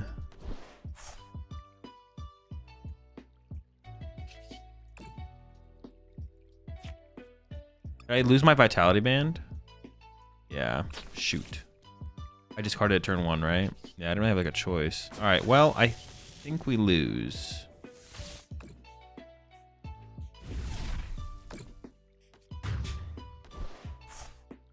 Second Pika Neck plus Grass Metal. Yeah, we could have attacked with another Pikachu, but it doesn't matter. They have 10s on the Grimmsnarl, so the Pikachu's not KOing them. Unless I still have my Vitality Band. But even then, that only gets me through one more Pokemon, and I still just lose anyways. If I had Joltik plus that turn, then we had a chance for sure. There's another situation where counter catcher actually would have been... Well, I didn't have an Arven in hand, so it didn't really matter. But if I could go Arven for counter catcher... I guess Prime Catcher would have worked just as well here, though. Yeah, Prime Catcher actually... If I just needed Arven, actually, to be honest. Who attached the Vitality to Iron Bundle? Yeah. I could have put it on the peak. I guess I could have put it on the peak and then harder treated. But... I could have played for that. to try and preserve the Vitality Band, knowing that the Grimmsnarls will take their 1 tick, and then I could Guscale the Frostlass. If they find Monkey Dory, they still get out of the range, but it would force them to find the Monkey Dory and set it up and play for that. I don't know, Grimmsnarl just never has that boss play, so I just don't play around it. Or I don't play the deck towards that. Like if I could have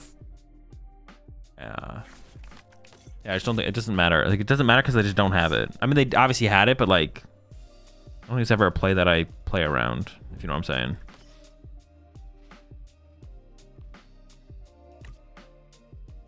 Now I just lose to Counter Catcher, which is mid.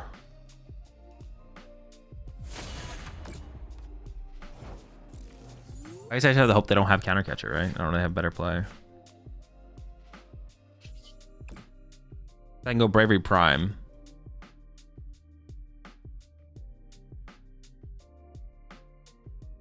There's such a high chance that they have Counter Catcher, though.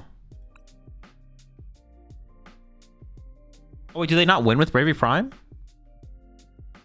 they draw 3? Oh, wait, no, they can't. Oh, hold up. Wait, do we win this? I thought we were just gonna lose.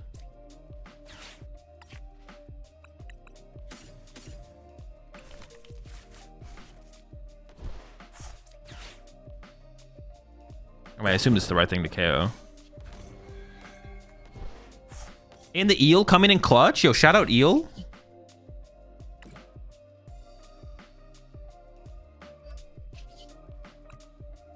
Let me get a shout out to Eel real fast. Fully winnable. They usually play boss. They usually play 2 boss. Boss's orders.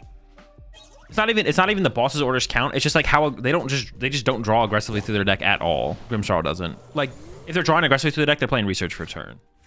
What's your opinion on Grimmsnarl, and why haven't you played it yet? Because I haven't wanted to. It's pretty good. Grimmsnarl's a good deck.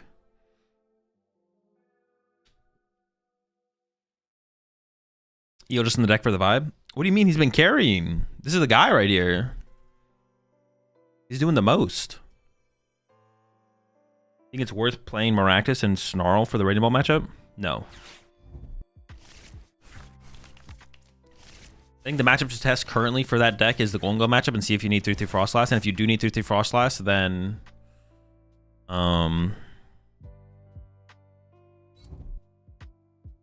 if you do need 3/3 Frostlass, then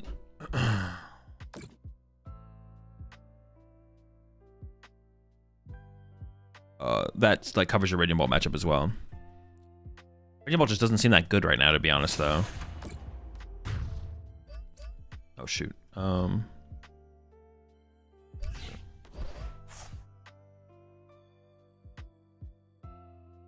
Practice is just super mid.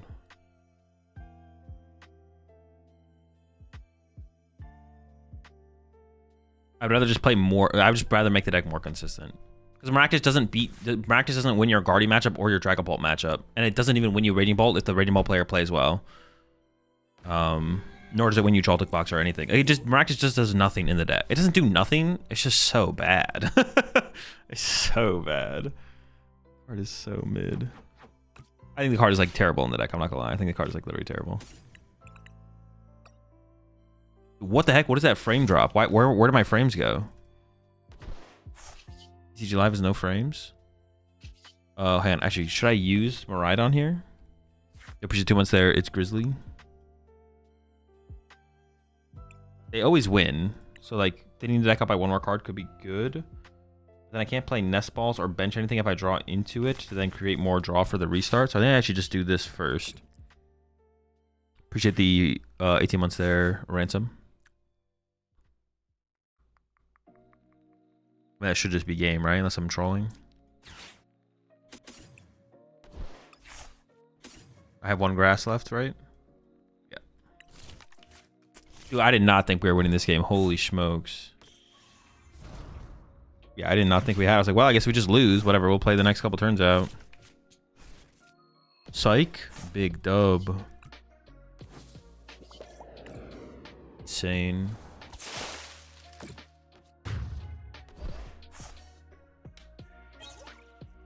Why does Slow Paul feel so good right now? Is it because it's the deck best as using early Bedingus. I mean, the other builds of Dragapult are also pretty good.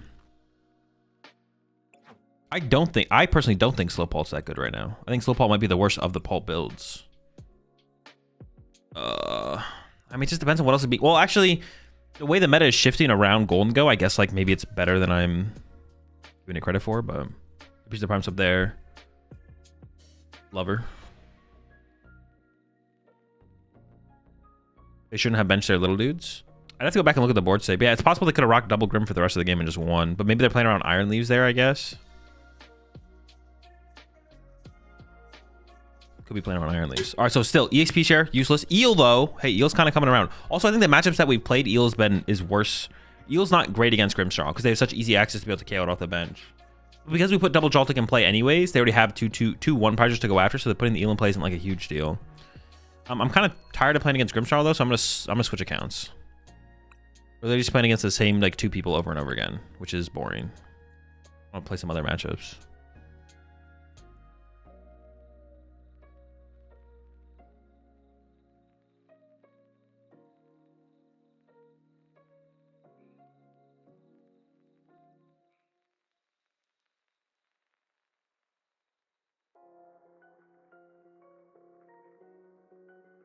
Did you not play Shaman or something instead of EXP share? No, Shaman makes no sense to play in the deck. What's your highest win streak? No clue. Which Pult variant do you think is the best right now? I'm not sure. It could just be straight Pult. Honestly, it could be straight Pult. Because straight Pult is like the simplest and the best at like doing Dragapult, like attacking with Dragapult. No, I am lagging a little bit. Yeah, it's a deck that is best at attacking with Dragapult.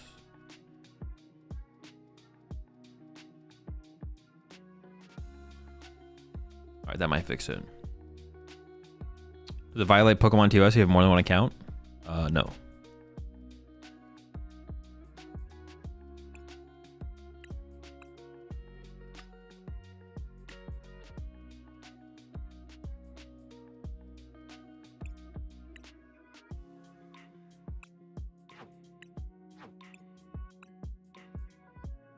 Dude, I own. Yep.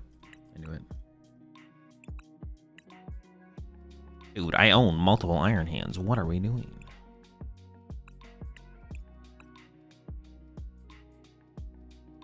We tried Power Glass for Pikachu. No. I just don't know which matchups it's worth playing in, or like which matchups it would actually matter in. I don't think I ever want to play multiple of EXP or Heavy Baton or Power Glass. I just want to figure out which one's best, if any of them are even worth playing, and then put that one in there. But so far, EXP has been pretty mid. I don't think Heavy Baton would have been that much better though. Yeah, I don't know. The problem with Heavy Baton is that's not 100% true. The way you get the most value out of your Heavy Baton though is like Heavy Batoning from Iron Hands to Iron Hands. But putting 2 Iron Hands in play is bad because usually your opponent can take advantage of a double Iron Hands board state by bringing the other one up off the bench, which means you also have to have Latias in play. But I guess the thing that could save that, see, if you play Heavy Baton, I almost feel like you want to play Future Booster Capsule. Heavy Baton sucks because of Latias? No, that is not why Heavy Baton sucks. It is very easy to have a board state that does not have Latias in play. It's not hard to not put Latias in play. That is not why Heavy Baton sucks. Heavy Baton sucks because it just doesn't ever get utilized in a way that actually wins you the game. We put Latias in play less than we have it in play. Or it's not in play that often. Latias does not make its way into play that often, up until the point where it doesn't matter when putting in play just for safety around stuff getting gusted and trapped in the active. Latias is not the reason Heavy Baton is not good in the deck at all. It's not even close.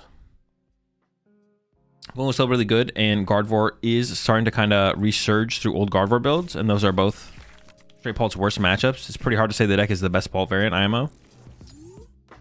I don't disagree, but it might still be the best one, but it might just because Pult is that bad, and just playing Pult as simplistically as possible is like actually the most powerful way to play the deck, theoretically. Would a Monkey plus Dark be good in the deck? No. Nice top deck. Let's get Joltik. We're probably up against Pult here. We'll see how this goes. I am curious to see how this goes. They did open Badoo, so honestly grabbing Iron Bundle is really, really strong here, just to have him play. I don't want to KO the Badoo. I want to leave the Badoo on the bench the whole game and KO it later. Price 2 Crisp and 2 Boss. Very nice, very cool, very chill. Price a Nest Ball.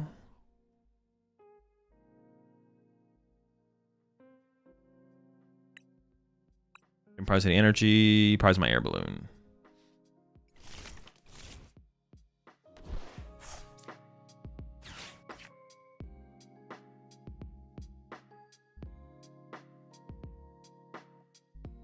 Honestly,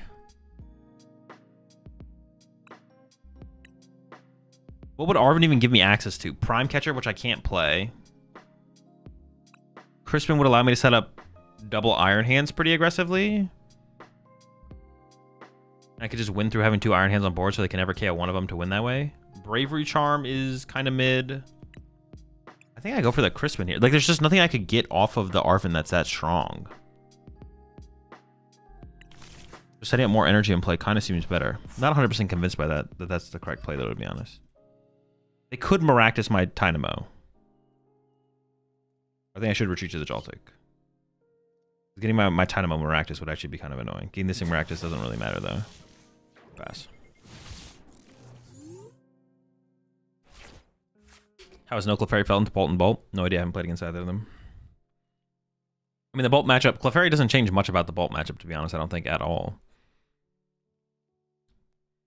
The thing that matters about the Bolt matchup is being able to leave a 1 prize attacker in the active. I guess, what if you ran Clefairy? Dude, that'd be so much to add. Like, what if you played Clefairy plus Psychic Energy plus Lily's thing? And then you could leave it in the active. Dude, that's just so much. Would Stray Paul ever be able to utilize a 1-1 Toad Scroll for the Dango matchup? Yeah, definitely. I don't know if it's worth including, but that could be a way to counter Dango for sure. So is the reason people are cutting Cypher out of Golden Ghost because it has a lot of draw and doesn't need it to get cards? It has nothing to do with a lot of draw, just whether or not the card is correct to play. Like, I mean, the deck obviously draws a lot of cards, but like, it's not like why. Oh, what the fuck? Dude, this was unexpected. Wait, what? They still have this? What is going on? Help! What is going on? Alright, I think I'm still double hands in here. Pikachu. Actually, Pikachu is kind of good, though, because I could get a KO. Pikachu's not bad, I guess is what I should say. Yeah, Pikachu's actually not bad here, because it doesn't die. Well, it would force a Dusknoir, but that's like a prize card. I'm never going to Pikachu more than once. Yeah, because like, I could attack with a Pikachu. Dude, unexpected.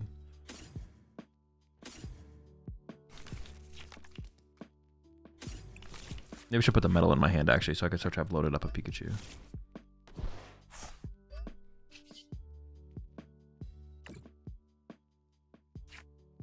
I need to split this 2/2s, though, just in case they boss one of my Iron Hands. So, all right, it's gonna get weird.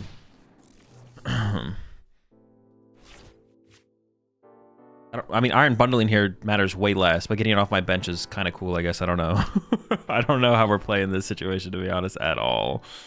Maybe try and use Galvantula at some point to get a prize card. I almost feel like I actually want to save the Iron Bundle now to force up a lower, like, to get around Typhlosion more aggressively in the later game. We'll see. If it would hit greater than 310? No, not with that weakness. Is the reason people cutting Cypher out of Golden Go? I was talking about that. It's because it has a lot of draw and doesn't need it to get cards. I mean, the reason is because you don't need it. Yeah, you don't. Yeah, you don't. Well, it's not because it has a lot of draw power. Like, you can have a lot of draw power and then still play a supporter or like anything. You can have a lot of draw power and play more draw power. It's like when people were like questioning why I put, or what was it? Oh yeah, when I was playing the Slacking deck, we were like, why are you playing Zoroark in the Slacking deck if you have Pidgeot? It's like, because you can play a Pidgeot engine and put more draw power in the deck. You can do it because I did it, and it can be better than the other thing, or at least I think it is better than the other thing. The only reason you'd question it is because you would think it's worse. Like, hey, Azul, I think you're throwing here by including this, and here's why.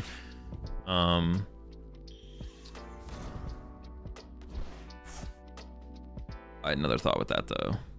People are cutting Cypher Maniac from Golden Go because they don't think it's necessary. But that's literally always the answer for any deck building decision ever. People are always trying to maximize. People aren't trying to lose more games. They're trying to win more games. So when anyone makes any change to a deck, it's because they think it wins them more games. People feel like they don't need Cypher Maniac, basically. So they're cutting it and putting other stuff in place that they think increases their win rate versus having Cypher Maniac. But that's the answer for literally anyone doing anything with a deck list ever, because no one's ever trying to lose more games of Pokemon. Sure. Trying out your Golden Go list, and it turns out TCG Live hates me. Got a match against Typhlosion in the first game, and second game, the game freezes on my opponent's turn. Yes. Never lucky. Why'd you put Zorg and Slacken if you play Pidgeot? Exactly. I've been saying that, bro. I've been saying that. Why did I do that? What's going on here?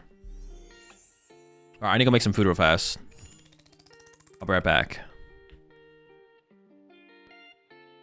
We leave the TV on while we're at work to keep her company, and we always come back to an Azul VOD on. Oh, with your cat? What'd you say earlier? Azul, you're literally my cat's favorite streamer. She just sits and watches your stream like she actually knows what's going on.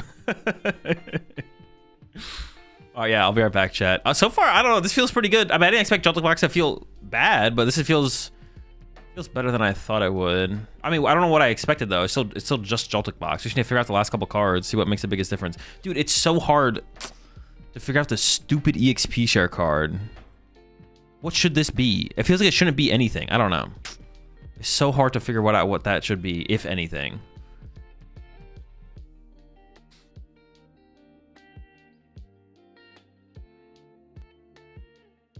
I guess like the answer to your question though, you're asking if like I have any insight on like why. Sure.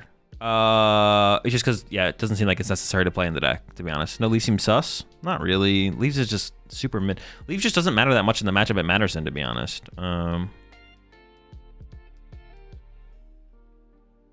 I kind of got like two analytical. Well, that's how you should view deck changes in general. But the reason they're not playing Cypher Maniac is because, well, I mean, I guess for that situation, it's kind of weird. Like, yeah, there's not, yeah, the reason people aren't playing Cypher Maniac in the deck is because people think you don't need it in the deck. And I kind of agree with them. After, like, trying to build that Brent played at the Invitational, like, I was like, after playing, I was like, I don't know. I don't really miss Cypher Maniac here at all. Seems fine to me. Would you play any Hand Disruption? No. I think Hand Disruption is terrible in this deck. It's not worth it. I'm telling you, Power Glass is goated. I don't hate the idea of it. I mean, it hasn't come up a single time where I've wanted it, though. But I haven't played against some of the matchups where you would want it, right? As well, so that's also a thing. I played against 0 of those matchups. What if we just cut the eel line and we played one of each? What if we played an EXP share, a heavy baton, and a power glass? Is that ever a thing? I don't know. The eel's kind of chill though. Power glass has been great against Dango, getting peak attacks turn after turn. Yeah, Dango's definitely the matchup where the card is best. That's for sure. Yeah, that is definitely a certain. I'm trying to look at another matchup like Dango. Is it literally just Dango? It's literally just for Dango. Like no other matchup really it would really matter against.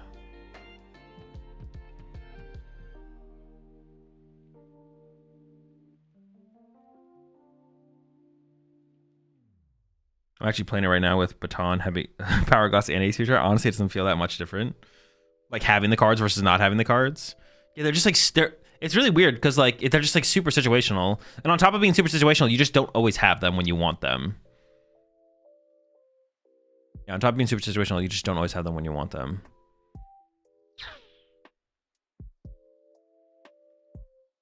Alt has cut Slitherwing recently. Have they? That's pretty good. That's good for Joltik Box. I mean, this was like the main reason for them to play the Slitherwing as well, right? Are people like playing the Koraidon now, or are they just like not playing anything in its place? I'm actually curious. Let me take a look at this. Slitherwing is in 36% at the Doom tournament. Cornerstone Mask, Ogerpon, Cringe, Iron Leaves, Latias, Radiant Bolt, Mew, Fez, Hoot Hoot, Fan, Rotom, Noctowl. I mean, another card that we could include in here for the Raging Ball matchup, we could put the Genesect in here to try and mess with that.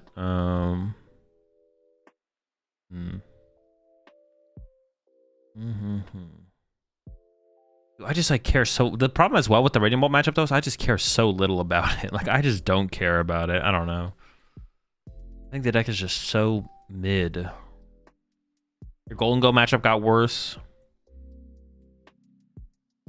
Honestly, Dragon Bolt might just be a bad matchup. I actually don't know about that one. That one's probably a fine matchup, though. Party matchup's bad. Charizard's kind of making it come up a little bit. That's bad. Dude, just pack it. Raging Pulse gotta be terrible. Inside Explosion's a bad matchup. Bro, what does this deck even beat at this point, bro? It's just terrible for it. All right, I'm gonna go make some food. I'll be right back.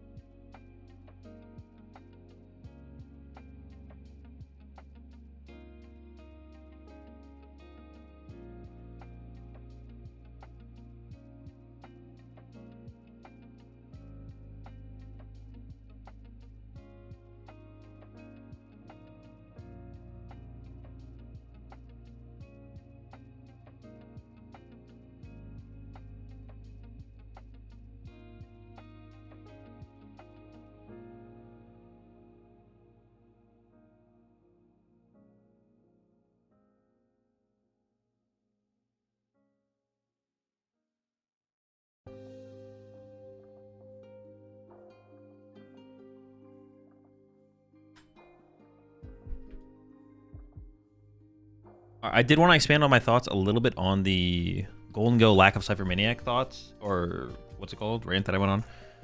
It's a little bit weird with something like Cypher Maniac, and I can understand how it can be like hard to understand as well. Like the lack of Cypher Maniac in Golden Go, because like previously you played it, the card didn't rotate. The card obviously has synergy with the deck, and if you play Cypher Maniac in Golden Go, it doesn't feel bad. If anything, it feels good, and you can make plays that you couldn't make with other cards in the deck with Cypher Maniac compared to the other cards. And if you took Brenton Tonneson 60 right now, or if you took Brenton Tonneson 60 right now, or like the 60 that I played with most recently of Golden Go, and you put a Cypher Maniac in the deck, it wouldn't feel bad to have it, but it doesn't mean it's better. And it can be really hard to like cut those cards. Like if you play games with Cypher Maniac, it's like, oh, like it's not going to come up everywhere. It's like, oh my gosh, Cypher Maniac's a problem. But it could be better without it. So when you play a deck, when you play Golden Go with Cypher Maniac versus without it, you realize, oh, I don't really feel like I'm missing Cypher Maniac. It wasn't bad when I had it, but when I play without it, I don't miss it. So it kind of feels like it was just unnecessary to have the whole time. And then all of a sudden you get to make your deck better and more powerful.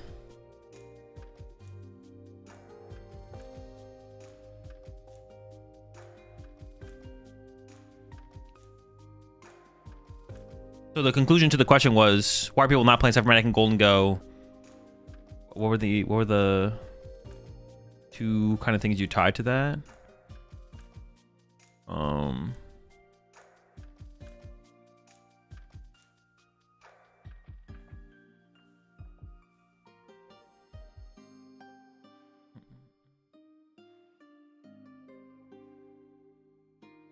Oh, because you just draw cards, something like that. It's not either of those things. It's just because the deck is better without it. That's it. Yeah. I miss it. Brentless is awful. I have yet to miss what's it called? The Cypher Maniacs. I could see like adding one over the Iono. That's what I've mentioned before. But the Iono is also just like a neutral good turn one card. There's just like no combos you really need to dig for with the deck. The only thing is like double superior energy retrieval. That's it. But you almost always draw into one and you just arm for the other.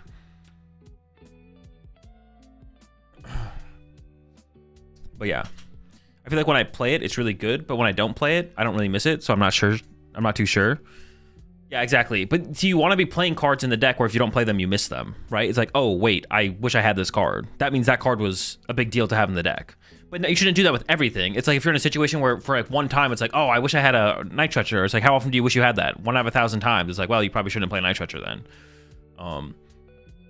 It's when you miss the cards at a rate to the point where you, yeah, it's missing the card at a certain rate. Once you hit that rate of missing the card, that's when you should probably just have the card in the deck. I can't, there's no like number I can put to that. It's just like all intuition and it's all feeling.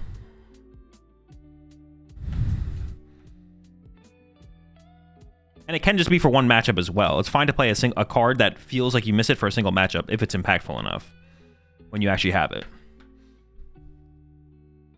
I feel like Cypher is good to have when item locked. Can just pull Steel and Random Energy and take out Badoo.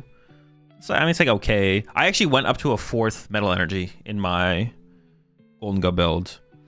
For that reason. I didn't feel like I wanted to put Cypher Maniac in, but I was like, I think I should just play 4 metals. Like, is it because I have like the Moonlit Hill in the build currently, and the Moonlit Hill is like fine, but I don't think I need double cyclic to make Moonlit Hill work. But I do kind of want to draw more metals more frequently. It's definitely something that I feel like when I played the deck, I'm like, man, I just wish I had metals more often. Especially because like you're trying to set up like Caesar and Golden Go at the same time sometimes. So.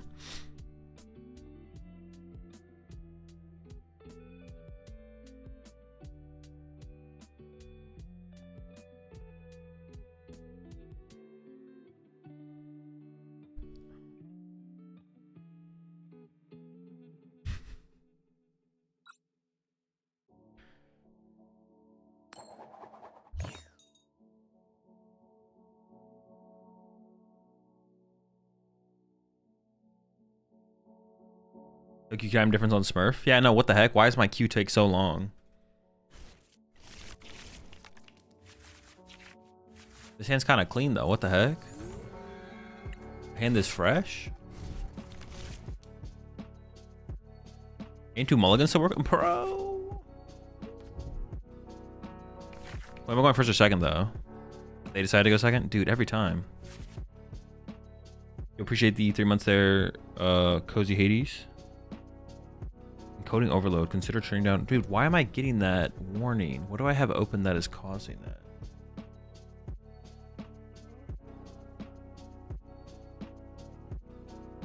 I'm definitely like dropping a little bit of frames. Nothing crazy. But I'm trying to figure out why.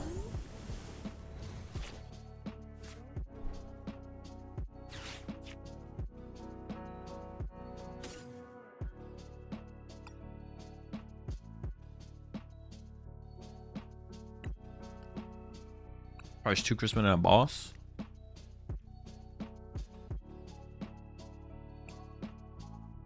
That's Ultra Ball.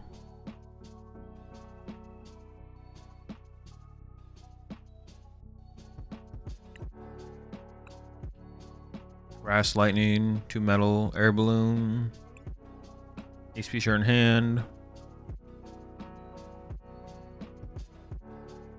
Vessel.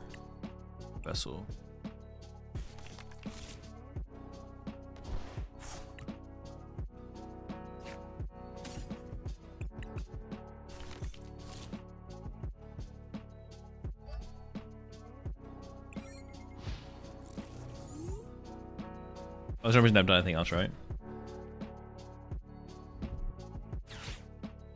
So we plan on going to Disney while at Yard Anaheim? No, not as right now. When's the tourney start? Oh, someone already got me. Appreciate it. Appreciate the 9 months there. Pseudomath.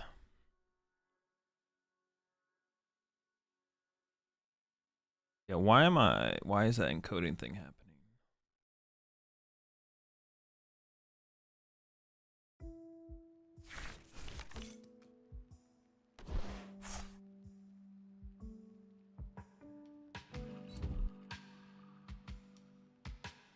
We'll see if it comes up again.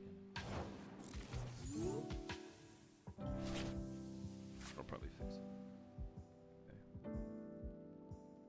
Alright, so we're up against this deck. Pretty cool deck, one of my favorite decks of all time. What are my attackers in this matchup?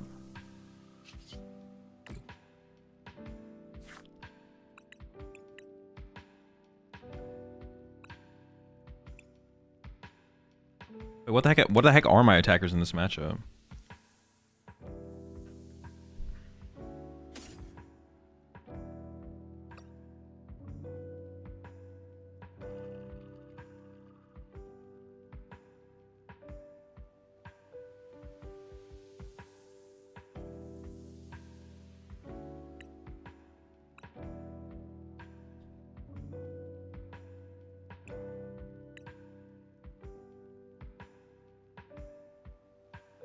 I think I gotta commit to this guy here just in case I go Candy Charizard, right? I gotta Bravely Charm it so it doesn't die to Candy Dragapult.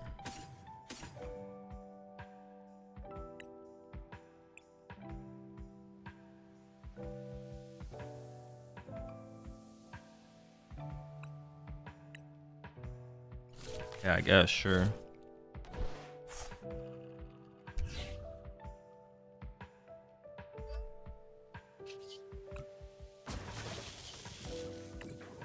Seems fine.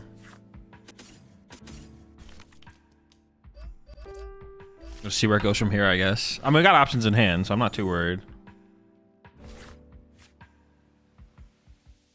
Why not also grab the hands when you're going first? If we grab the hands, they could boss it up, and then I have to find another pivot card. Or a more, like, it also boss up my Marida, but I can move my Marida with Air Balloon or Harder Treat it, right? I do have Latios, but I don't want to put Latios in play if I can avoid it.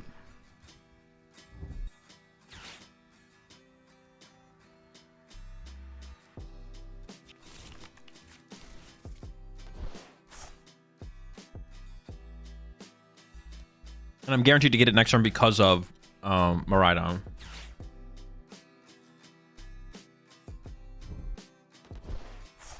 If you play Mountain Pika, I don't play Mountain.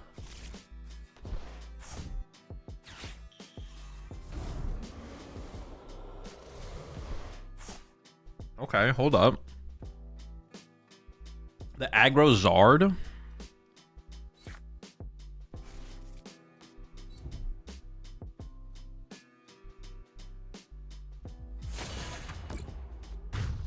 My hand's literally just dead.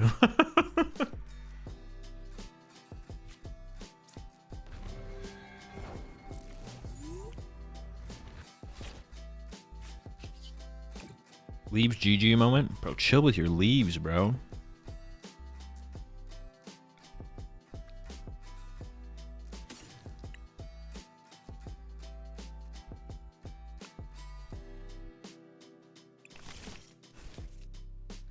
Wait, I didn't even check my energy count. Shoot. I have the outs though, right? I should have one grass, one lightning. I should have it, yeah.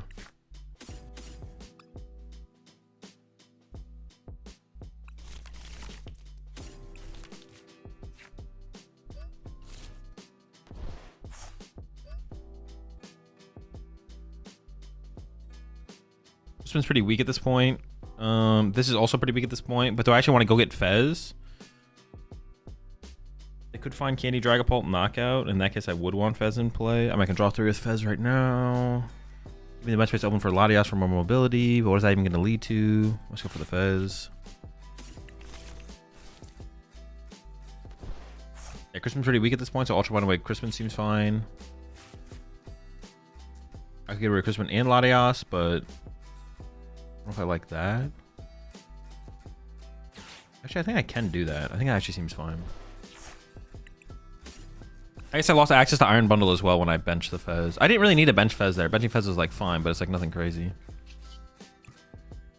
I guess that EXP share to the Mariah. Once again, the EXP share is just so useless. It's just like, I'm just not going to get value out of it. It's just so bad. Oh, mid.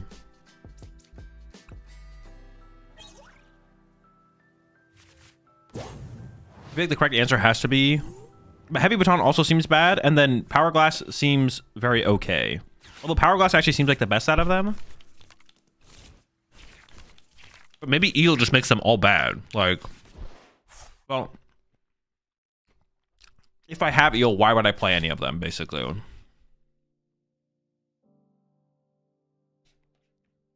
Maybe we should just play a, these are the goat against Maractus. I play Switch instead. It's not a big deal. It's the same thing. Maractus isn't a reason to play Leaves. The reason to play Leaves is if you think it actually matters in the Grimmshaw and Charizard matchups. But I don't think it does. I just grab also a Joltik box? No. Wait. No, we definitely lose that trade. Crustle is not it is a fine deck to lose to. Who cares? That deck sucks.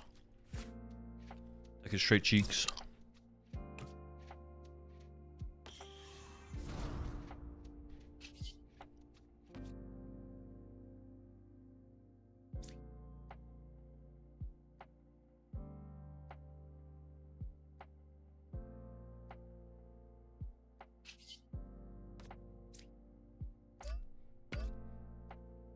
I'm definitely retreating. He's got an EXP share.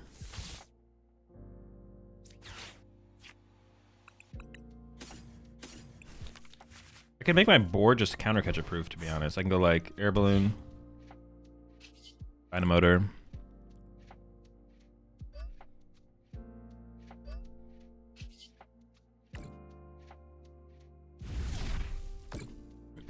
Is there a world where where Jolteon works in an electric deck? No.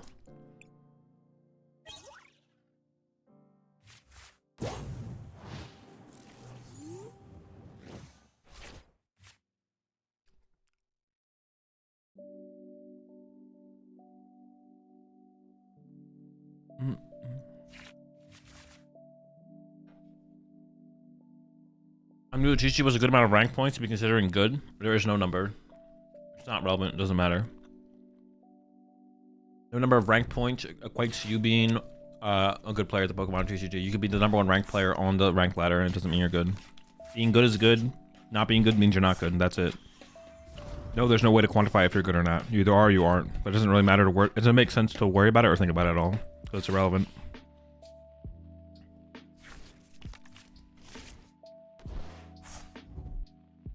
Charizard wasn't the play.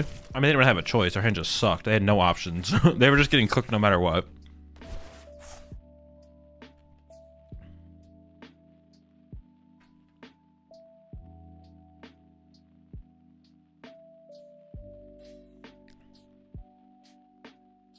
Yo, he's something like 1800 at end season? No, that's just not, no. That's not how it works, Ethan. It's literally just not how it works. You're either good or you're not. It doesn't matter if you're good or not. All that matters is if you enjoy playing the Pokemon TCG. If you want to be competitive, be competitive. If you want to get better, try to improve. That's it. Being X rank on an Arceus ladder doesn't mean you're good. But doing anything in an IRL tournament also doesn't make you good either. Making top 32 at a regional doesn't make you good. Being good is being good, and being not good is not being not good. But what does that mean? Who knows? Doesn't matter. First question, I love playing Bolt, but is there a world where no owls makes it better? I don't think so. I think owl is the better way to play the deck, but I haven't messed around with Bolt in a while. I don't know what would have changed in the metagame to like make my opinion change on that. But it's not a terrible deck if you prefer to play that way.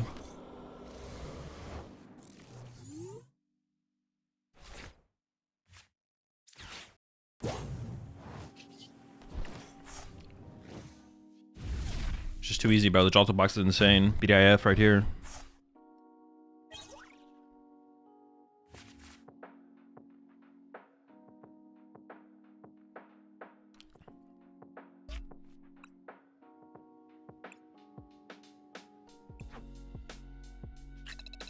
What's the best way to learn besides just practicing? And what aspects of the game should I focus on to improve the quickest? I mean, the best way to learn is just to play more Pokemon. Besides just practicing, though, you said. I think VOD reviewing, probably. Coaching if you have the resources. VOD reviewing. And just playing a lot of Pokemon. Aspects of the game you should focus on. Just playing the game, trying to find your mistakes. That's basically it.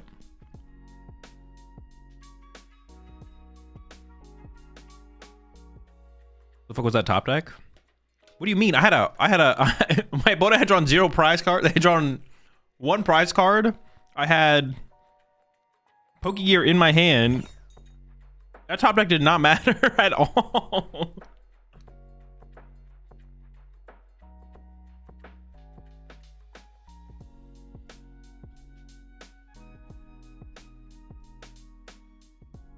Being good is being good. Being not good is being not good. Is such a nothing burger statement. Water is wet, grass is green. Yeah, but it's the idea behind even worrying about if you're good or not is just super irrelevant. It's just trying to emphasize the point that it doesn't matter if you're good or not. It's just super irrelevant. Every good player that is now good at one point just was not good. There's no way to quantify when you become good. It's just irrelevant to even think about or worry about. Gotcha, thanks. And where exactly do I find a coach, and how much does it usually cost if you know? Off the top of my head, I don't know what coaches are, but go to Metafy. Metafy.gg is where all the Pokemon coaching happens. What matchup is Vitality Band useful in? It's basically just for Gardevoir.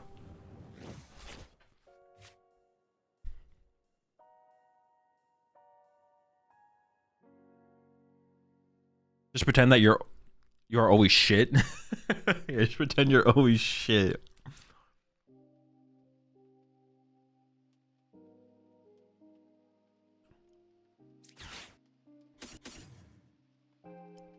Let's put it this way. No good player thinks that they are bad, but a lot of bad players think they are good. Yeah. Also, good players don't think about if they're good or not. And most good players, I'm sure some good players have had the thought process before of, am I good at the TCG? But I think most good players become good because they don't care about being good. They just care about enjoying and playing the Pokemon TCG because they enjoy the game and just want to play it and get good at it and get better at it and win tournaments. They don't get good because they try and think about and quantify when they become good. They get good because they want to be good.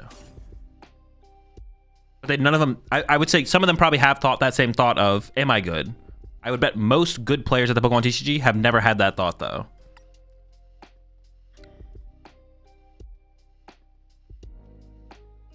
Unless it's in like some kind of existential crisis moment where they're like, man, I keep getting top cut at these tournaments, but I can't win one. Am I actually good at the Pokemon TCG? That's the only... only situation where I could see that being the case. Is it probably correct?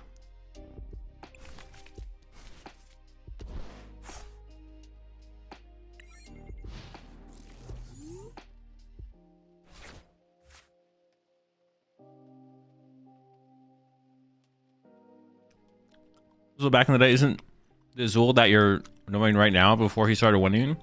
He's just a little rat and plays Pokemon? Exactly.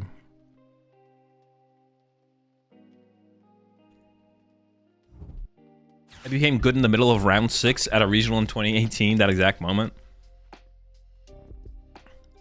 And another reason it's like so irrelevant too is because like what some people consider good and other people consider good is like different. Like if a player makes top cut at a regional, by default, I personally do not think they are just a good player. Now, I could think a player that makes top cut is a good player, but not based on that neutral fact. Dude, you do not have Maractus. You're off the rippity. What the heck? What a scam. Yeah, if someone simply just top cuts a regional, they could be good, but that's not enough for me to consider that person a good player. It could be enough. Wait, did I have like some Crispin? I could have done Crispin Cruel Arrow Cheese. I knew it was Dragapult. I actually just trolled. I had turn 2 Cruel Arrow and didn't do it. Dude, that would have been so sick too. What the heck? I'm literally inting.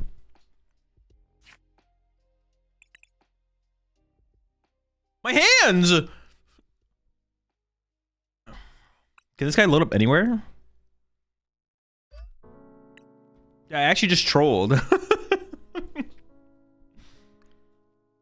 I 100% should have attached active and then played for Crispin. I just didn't even think about it in the moment. My hands. All right, happy Galvantula.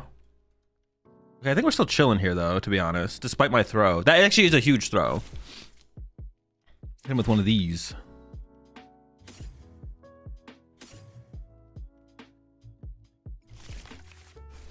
Oh, but I don't have this guy's evolution. So I'm going to go Jolting Charge and then I'm just going to go corner.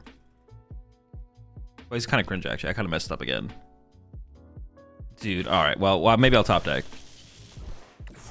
Oh, I should have attached to my Fez as well.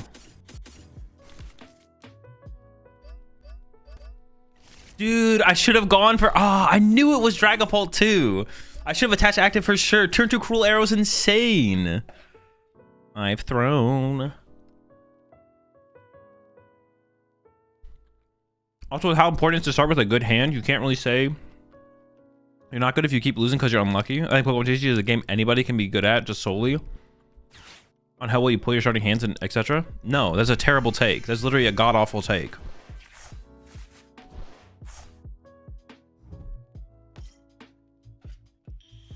The bell curve of variance in the PokemonTCG is super small. If you go to 2 major tournaments, you basically should have the exact same results as the best player in the world.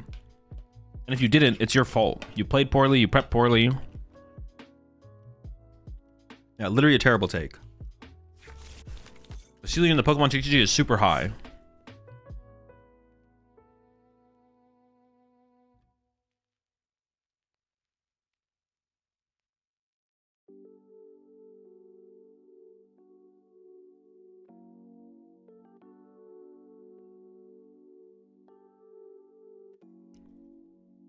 And a lot of this is based on like the caliber of average player in the PokemonTCG currently, but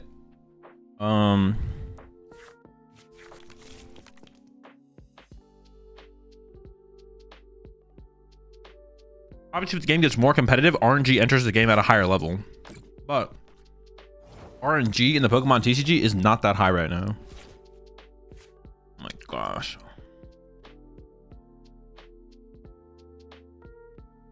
There's very few players playing at max potential in the PokemonTCG. Actually, there's probably 0 people, but even people playing at like 1% below that is like 0. Dude, I just lose. I mess up too much. We could have won this game so easily if I didn't misplay so bad. But instead, I decided to throw.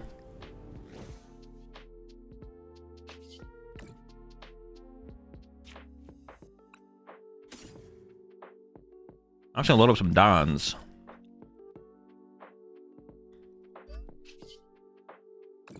Some attackers set up out here.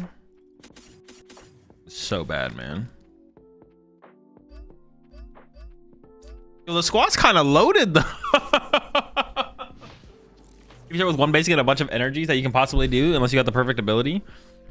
Yeah, obviously those turns can happen. Like I said, over 2 major tournament runs, the bell curve of variance evens out, and you basically should be able to achieve what the best player in the world can achieve. And if you didn't, it's because of your play and your preparation. I'm trying to have a friendly debate, not argue. I love the TCG community for the most part, and I've learned a lot over 2 months. I'm just started playing. Yes, obviously a variance in the Pokemon TCG exists. Obviously you can go Joltik or Badoo Pass and get donked. No one's saying those things can't happen or don't happen. They just aren't the reason for why you're not succeeding in the Pokemon TCG. Everyone has the exact same variance in the game. So there doesn't need to be added. There doesn't need to be a time period added for you to make up for your unfortunate variance. And at most, it's probably like 2 major tournaments. If you play really well and prep really well, at like a 98% efficiency rate in the Pokemon TCG according to its ceiling, then you should probably at top cut at least one of those 2 majors. If you don't top cut one of those 2 majors, you could have played better and you could have prepped better. It's all on you. It's on you for like 98% of the time, or 99% of the time, over like a certain period of time. The period of time I like to use is 2 majors. Now, it could be a little bit more than that. It could be like 2.5 majors. It could be a little bit less than that. It could be like 1.5 majors. We'll just call it 2 major tournaments. I think that's like a pretty good... If you look at any, like, not just good player, look at any, like, great player, they're at least in potential to make top cut at least every 2 majors. At least. But sometimes it's like back-to-back majors. They're in cut or winning or something like that. Have we lost? We're about to lose. Dude, it could have been so sick if I just didn't throw. If I just saw the Fez line, we would be in business.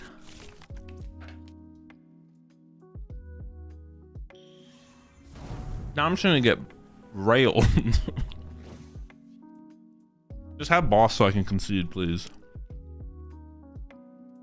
Have boss, have boss, have boss, have boss. No, they don't have boss. I can see that, bro. You're gonna have them variants in everything you play. I felt I've been doing really good. Played my first tourney, didn't make cut. Had more wins than losses. Yeah, for sure. There's so much more everyone can improve. The reason I just like to shut that shit down, because I just don't want people to think that that's true. Variance is blamed way too much in the Pokemon TCG for how much it actually affects the Pokemon TCG. So...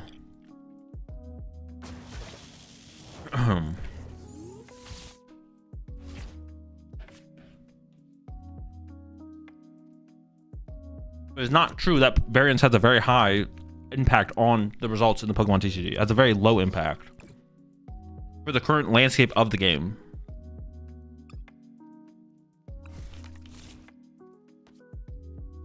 Dude, what do I even do? More cards?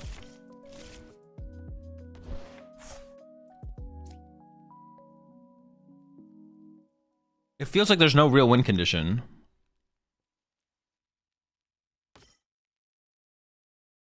Let's pack it up. Dude, I'm just gonna pack it up. All right, next time I have to remember, turn 2 Fez is broken.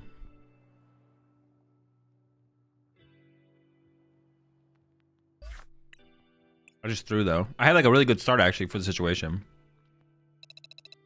Luck is genuinely such a fake issue. If you actually start paying attention to it, you'll find at least 3 mistakes even in the game you won. Yeah. Luck truly is a fake issue in the Pokemon TCG. You're not playing or prepping well enough to have luck be an excuse.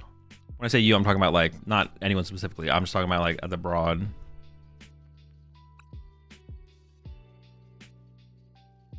Like I said, it is possible you go 0-3 in a regional. You could go to your first regional championship of the season, and you could go 0-3. You're playing a good deck. You prepped well, and you just opened Badoo Pass 6 games in a row. That is possible. However, the next major tournament you go to, you should be in top cut or losing your winning in. I think over 2 majors is like a good amount of time where it's like, it's on you at that point.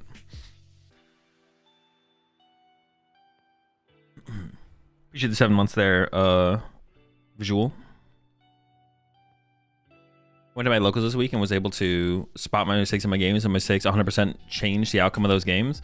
But we learn from those and move on. PTCG has a nice ceiling. Yeah, that's the way you want to think about it. Porygon 03 drop, then won the next regional with the same 60. There we go. Or losing or winning in, doing a lot of heavy lifting there. I mean, it depends who you are, of course.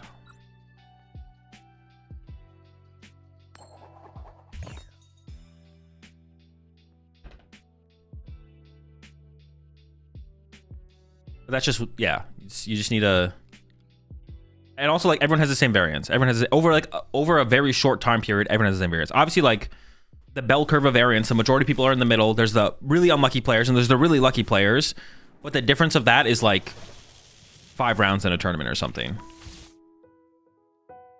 It's not that much. It's not that much time to even out the variance. So, obviously, if the luckiest player in the world plays as many regionals as you, and you both prep and play at the same rate, then they'll come out on top. But...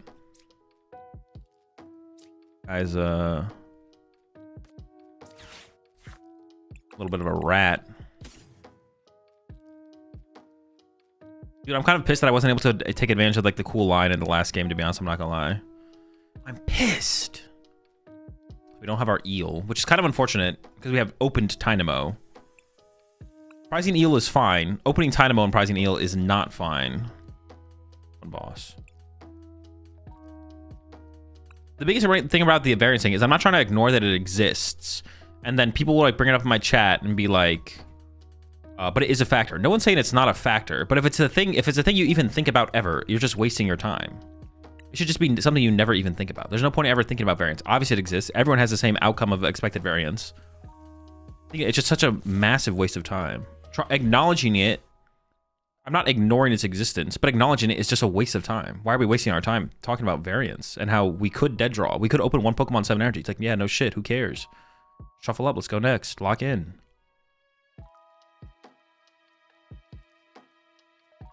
What is it Mew? I think it's Mew.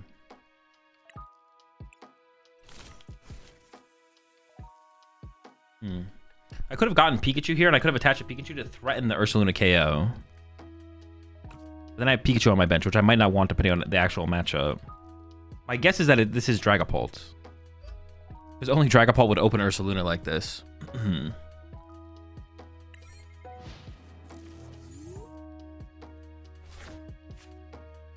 do you feel about Ogerpon now that after the tournament run? Think it has a real shot this meta, even with... I think it's a fun... I think it's... If I put it in meta decks, I think it's bad. I think it's competitive, but it's bad. It's competitive, but it's bad. Too many of its bad matchups are too good of decks.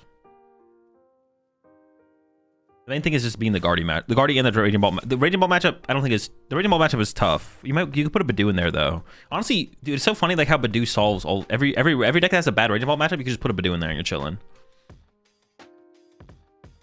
The deck's cool. If I'm comparing to other meta decks, though, I think it's just bad. Oh, shoot, we're up against it here. Oh, wait, it's peak time, right? It's a big peak moment here, I think. Oh, shoot, they could get a turn... Wait, what?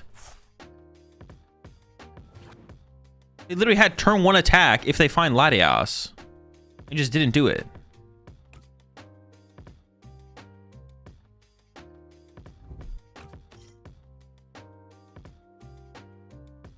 Maybe they prize Latias? The only thing that makes sense would be if they prize Latias.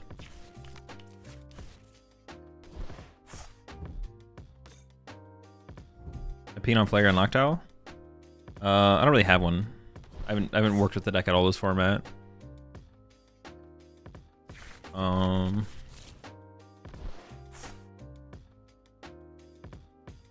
the deck is at best fine because it has a bad Guardian matchup. I mean, a bad Guardian matchup just kind of, yeah, pushes you to like being a fine deck. Also, I'd have to like replay the, would have to test the Grimmsnarl matchup some more, to be honest, because I've heard people have told me that matchup is actually favorable for Grimmsnarl. If that's true, or even if that matchup is just 50-50, that makes me think that the deck is just not worth playing. If that matchup is 50-50, then it's just like a bad deck. They got that Squawky out there. Ooh, I prized a Pikachu. Interesting.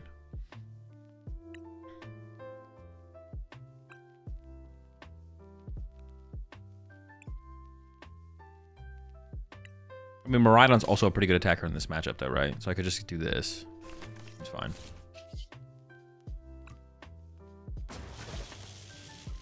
Maybe they just did prize Latios. That's the only thing that makes sense, of course.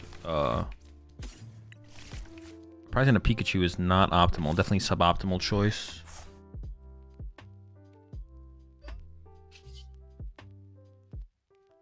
I actually don't know how I want to spread this energy here. Lightning. I think I overload peak here, right? Grass and then grass lightning, something like that. That seems pretty chill. Oh, I can use this guy to KO this guy. Oh, I can also use this guy to KO this guy. Galvantula can KO Squawk. Okay, we have some options here.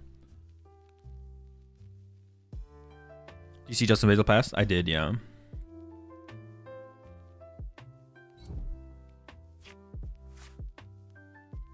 Has anyone played that Applin deck with the Grass Ogerpon? Grass Ogerpon in Applin. You mean Hydrapple EX Ogerpon? Person when it prize the other peak? Yeah, definitely an L. Great Bangle Galvantula heals my soul. Maybe that's the play. Maybe I should just put the Brave Bangle in here. So we can just use Galvantula to KO stuff like Ogerpons and Fez, and maybe just having that as like a variable is just kind of nice. Which is better to go first or second with the deck you're playing? Second. We want to go for turn 1 Jolting Charge. Second. Because if we go first, we still need a Jolting Charge, but then our opponent gets a turn of attack plus supporter.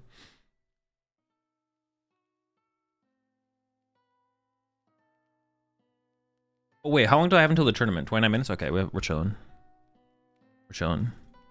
We could do Brave Bangle over the EXP share, to be honest. I don't hate the idea of that. Turn Galvantula into a beast. I can take down anything.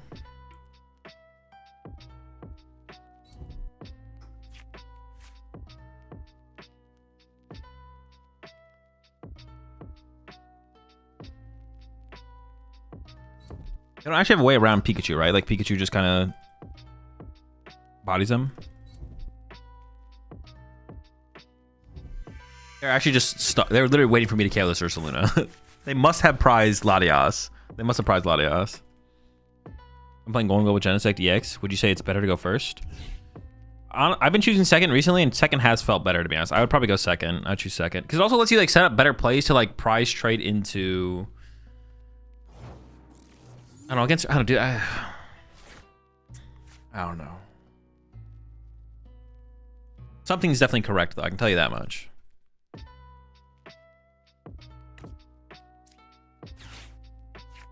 I wish I knew. Honestly, I just wish I knew. Dude, let's just load this peak, bro. This peak does not give a fuck. Oh, what? Is that his prize? Wait, I knew this, didn't I? I knew this was prized. Okay, I shouldn't have played the Ultra Ball. I was gonna go get Dynamotor.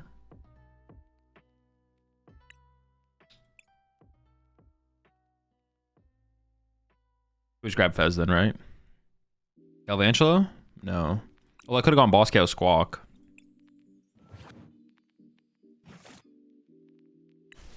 I could have Boss KO'd Squawk there, yeah, if I had gotten the Galvantula. Boss KO the Squawky. No, but playing Crispin is just so good here, I feel like, as well, though. I'm not sure.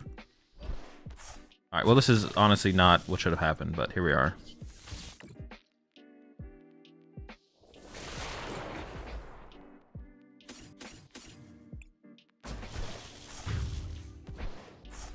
People not playing Team Evo and Dango is such a throw.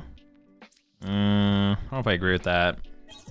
If you are choosing second, playing one Team Evo might be worth, but it's just like super not necessary to play anymore. You don't have Ultra Balls anyway, so you almost always have to put Genesect in play at some point. Almost like playing more Turos than Team Evo would be better, so you can pick your Genesect out of play or pick up damaged Pokemon in general.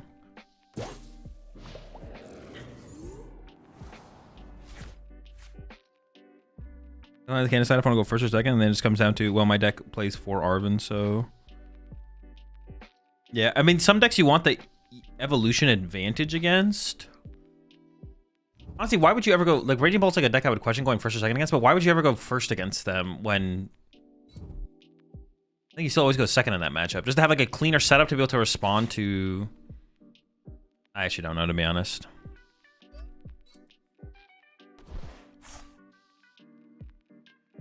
I'd have to actually test that matchup, the Radiant Bolt matchup.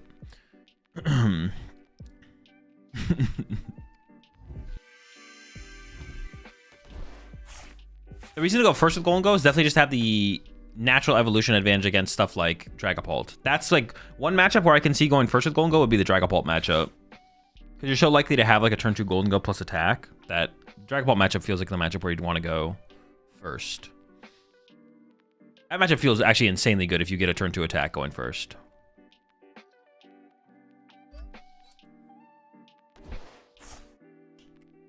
But then against Guardy is they have Team Evo and Candy, so going second against Guardy might be a little bit better, to be honest.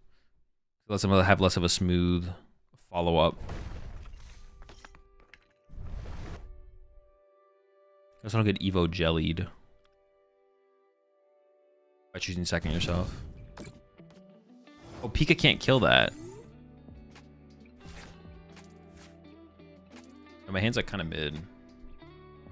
I mean, we obviously have outs here, but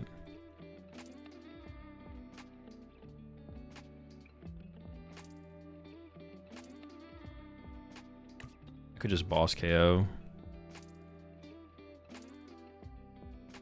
Can they do some weird plays? Just carded one Iono. I'm just gonna bench this at this point then. I have so much time, but like, can they do some weird water pond stuff? They might be able to do some weird water pond stuff.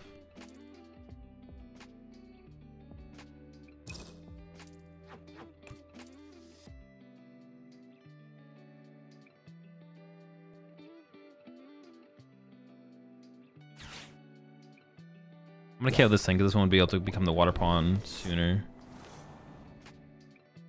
I'm just gonna set this guy up to win the game and we'll see what happens.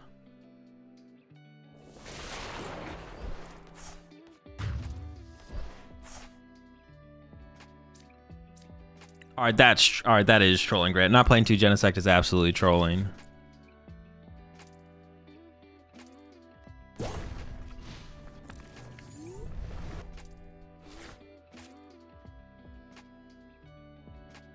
So do you think playing 2/2 Dracloak with Golden Go is irrelevant now? Yes, very relevant.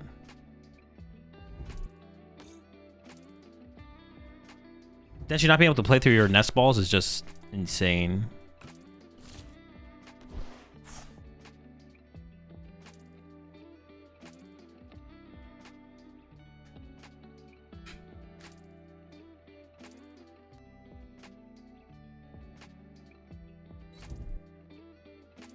Just don't prize it. Nah, +1 out is insane though. Being able to just like naturally draw Genesect. It's like, would you play 5 nest ball if you could? Probably. Would you play 6? Probably. 7? I don't know. Maybe I would. Should we be playing 3 Genesect? No, because then it just gets repetitive at that point. Because it's not actually a nest ball, then it's just a Genesect.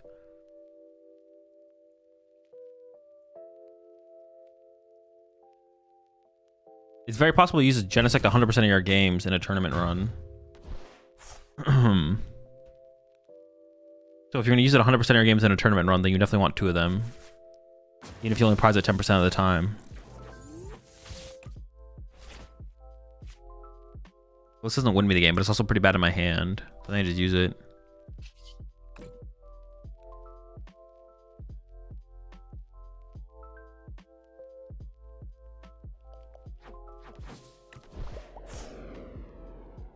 Wait, I don't need to do that yet. Oh, I didn't do that either. For some reason, I thought I was about to draw with Mew. All right, nice. Yeah, for some reason, I thought I was about to draw with Mew first.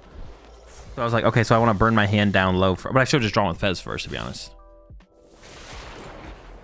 Actually, but Evo is strictly better than the second one? No, definitely not.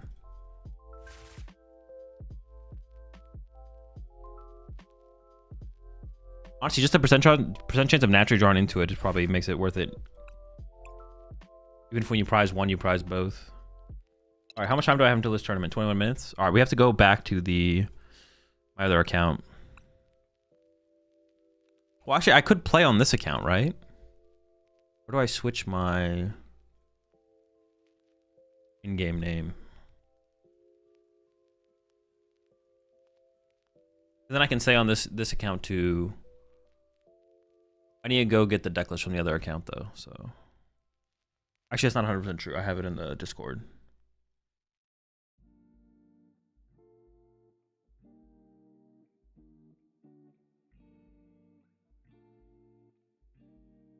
Opening Genesect auto losing matchups like Bolt and Dango. I mean, depends if you go first or second. Depends. I mean, that's not true for a mirror match because you just Genesect them and then you just swing. Bolt, that is true. If they get the first 2 prizes, you're in trouble. But then you just Genesect them and take away their Prime Catcher. Honestly, oh wait, I forgot about that as an aspect of that matchup as well. You have Genesect to take away Radiant Bolt's Prime Catcher. I still don't know if you should go first or second though. Makes me want to go second more though, to be honest. And then you can be aggressive with Caesar as a 1 prizer. Well, maybe you go first because of that, actually. It just depends on how often Raging Bolt gets the turn 1 attack. Because people tell me that the Raging Bolt deck doesn't get the turn 1 attack that often, but I feel like I was getting turn 1 attack like, I don't know, at least 60%. Maybe I was...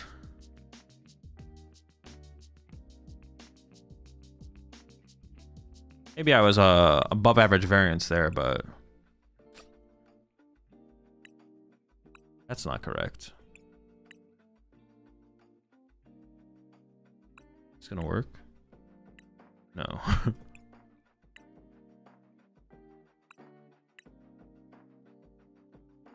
about like this?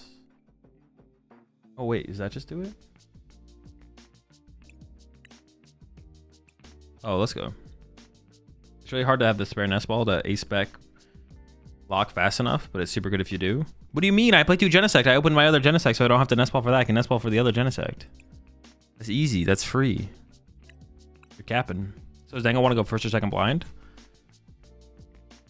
I think you go... I don't know, to be honest. I just don't know. I'd have to do the math. I'd have to sit down and figure out all the matchups where I want to go first versus second and then do the math on it, to be honest. I'm actually just not sure.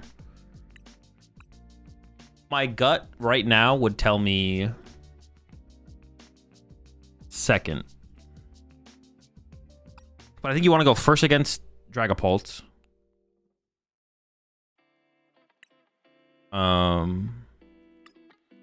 I think I'd want to go first against Dragapult. So I actually want to cut... I guess I'll still put one in my deck, but... I'm going to go first against Dragapult. Second against Gardevoir. Because Gardevoir gets so much value out of Team Evo. But simply getting the first knockout as they bench their Dreepies. Like, just taking away... If they open up Poffin or double Dreepy, Dragapult, and they evolve them both to Dracolox turn 2, or even just one, like they just get too far ahead in the evolution chain to start throwing them. But if you go first and you just take a turn 1 knockout against Dragapult, you're just smoking them, I feel like. But even if you go second, you're still smoking them, to be honest. I don't know. You're just winning both ways, but I feel like going first gives you a higher win percentage. What else was I saying? These does.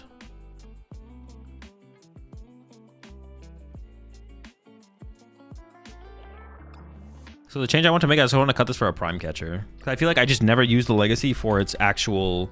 I feel like I never used the Prime... The Legacy energy never mattered by giving my opponent 1 less prize card. It was never like the winning factor. It was like... Sometimes it gave me +1 turn, but I never needed the +1 turn. Maybe... What if in Golden Go you actually played 2 Baby Genesect?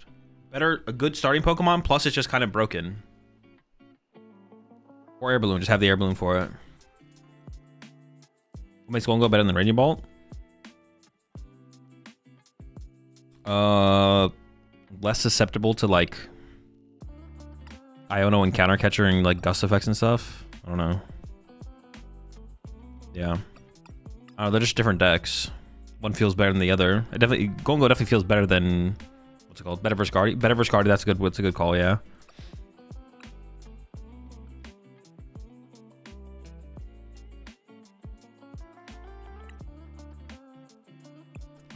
My response is like, I don't know. It just feels better. But chat's got it covered. Yeah, that's a good one. I mean, the Guardy matchup specifically is a good reason to play it over.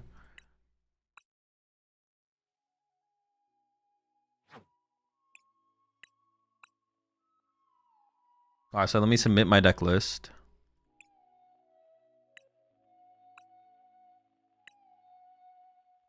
Have you seen the Poison Pagos in online tourneys? No.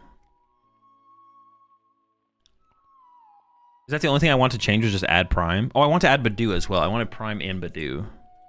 How do I fit a Badoo in here?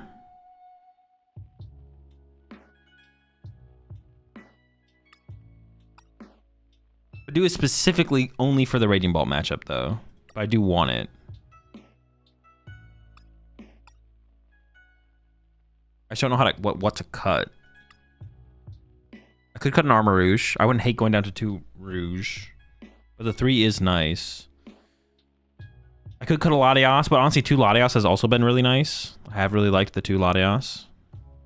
What should I bring to logos for the black and white format? I've been comfortable with Arch and Grim lately, but could mix it up.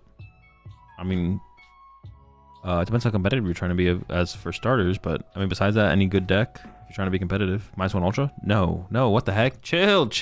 We're not cutting, what? Calm down, chat. We're not cutting Ultra, what the heck? Cut the Ant? No, we need the Ant. This is how we kill Charizard and Grimmsnarl. Ant is essential. I was thinking about cutting out Fire, but I already just cut the Legacy.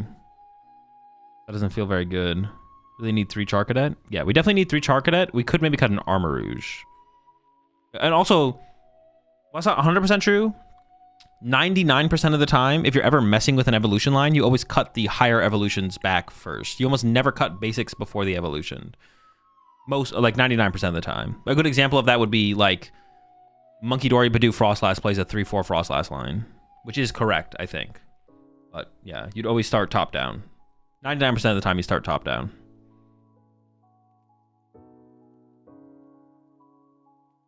How often do you use Moon as it needs 2 Prism Energy? I haven't played that much with it, so 3-2 seems okay-ish. That's how I feel about it as well. It seems okay-ish. I would be okay doing that cut though. But it is a very, like, this is a super, the thing with this is like it's super important to have this turn too. So increasing our odds of, I mean, if we open in our opening hand, researching it away or squawking it away isn't bad because we play 4 Night Stretcher. I saw someone in there, most listers playing 3 Fire, 2 Prism, 1 Legacy. What is the vessel count? Is it usually 2 vessel as well? I don't know, I kind of like energy's like super important though. I don't know. Energy is super important. I want to be whiffing them. Are you playing the Minior? Nah, no out to the Maractus. Well, I think now that we have Prism Energy, having an out to Maractus matters way less because everything can attack. The Moon seems good. No, the Moon, we definitely need to play the Moon. If we don't play the Moon, we have to play something like a 1-hit KO guard for early game. What's Terrapagos for? We just need to play more Terra Pokemon, and Terrapagos is kind of just like a good neutral attacker. But we want to play more than 1 Terra Pokemon because the Area 0 activation is pretty important. I personally think Legacy is the wrong ace spec. Too easy for meta decks to play around it. I mean, it kind of depends on the deck. A lot of decks can't ignore it. Like if you have Legacy Energy on your Durant or Clefairy, like those matchups can't really ignore it. But I am going with the Prime here as well, though. Monkey Dory EX. That's just bad Moon, though. Is Bundler still needed? Yeah, I definitely am keeping Bundle there for sure. Your boss kind of scares me. I mean, it's just such a mid card in the deck. Like Iron Bundle is pretty much all we ever need. And now I'm putting the Prime Catcher in here because Legacy Energy just felt super mid as well. I cut an Iono. No, I'm definitely not cutting a supporter. Why no Fighting Pawn? It's just not very good. It's not a very good card. It's a pretty mid card. It's not like a real win condition against any matchup. It could slow the game down, but I'd rather have Badoo for that. I could just not play the Badoo as well. I could just not play Badoo, but I kind of wanted it for the Raging Bolt matchup. But maybe we just don't play it and just see how things go. I'm fine with that as well, to be honest. Yeah, we can just like not play it. That's fine. We just rock this 60. Maybe this is the 60. Durant is for Grimmsnarl and Charizard. All right, let me submit this. Wait, I might need a... No, I don't need a back out. I just need to set it active, right? And that'll...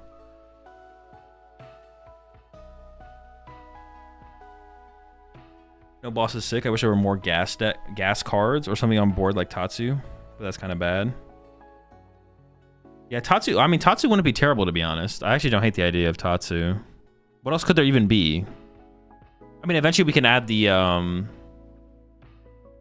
Mega Kangaskhan would go in here for sure as more draw power. I could see Tatsu. I didn't actually really ever think of Tatsu, I don't think. Maybe someone mentioned it in my chat, though.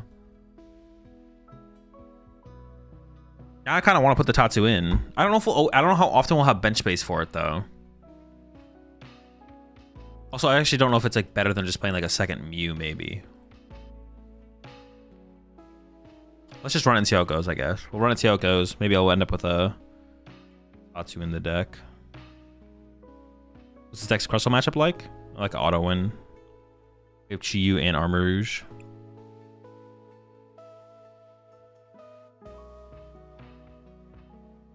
Alright, we're just gonna run this as is. We'll run it as is, and we'll see if we come to any conclusions post-tournament. Let's play another Joltik box game before the tournament starts. Wait, let me make sure I updated my... Where do you check your name? Is that my name? Yeah. That way I actually don't have to go to my main account. Chillin'. They match with one fire Pokemon in your deck. Do you play Tatsu, just sit on the bench there and promote when after Mon's KO'd, switch with Latios? Yeah, you just wait until the Mon's KO'd, basically.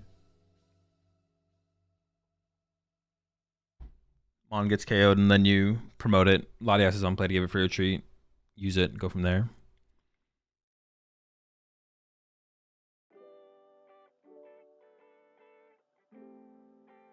Is your matchup spread competitive? I don't know yet.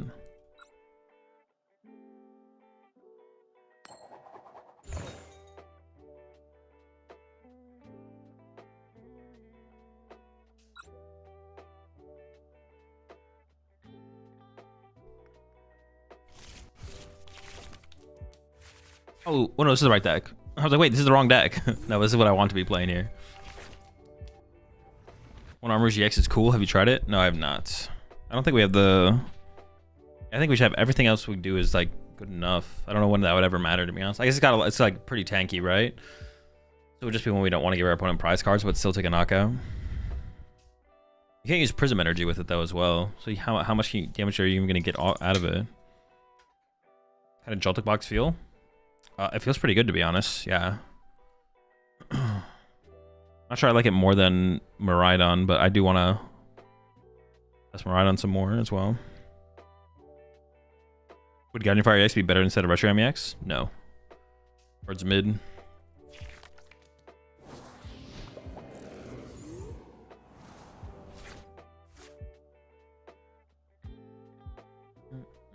Oh, I want to cut the EXP share from this deck, that's right.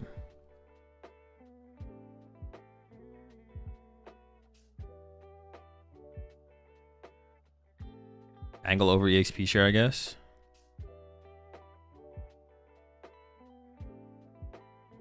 You can't get value from Prism, that's true. And you want to be more aggro, that makes sense. Yeah, I think it's because it's kind of slow. Also, like, locking ourselves, like, it would also set up board states where, unless we have 3 Cadet / Armarouge in play, they can just go, if we set up Armarouge EX, they just go Gust KO Armarouge, then we lose access to energy mobility. Which, on average, is pretty important to have access to. But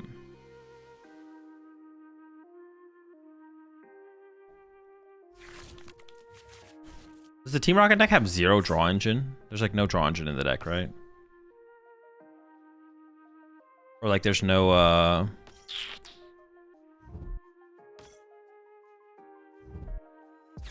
do I mean? There's no Rocket Pokemon that draw cards, that's what I mean.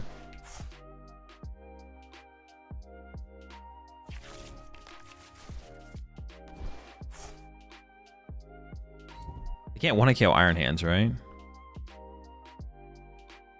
Some play Fez. That's it though, right? Just sometimes Fez.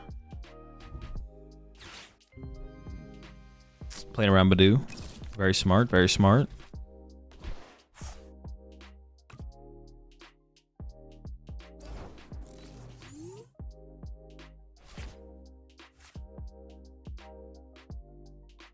How much HP does this thing have? Is it 130? Is it out of hands range?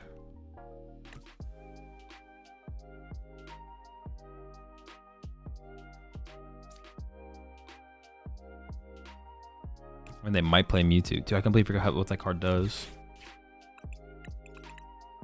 I definitely want to set up an Iron Hands. I only have a Iron Hands in here.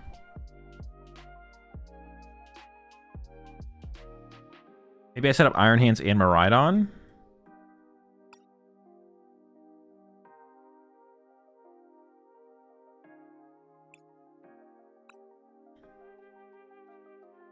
Lightning, 1, 2, 3.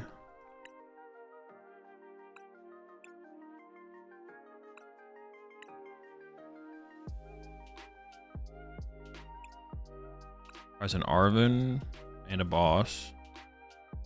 Our Eel, Dynamo. There's an Iron Hands. I didn't mark that.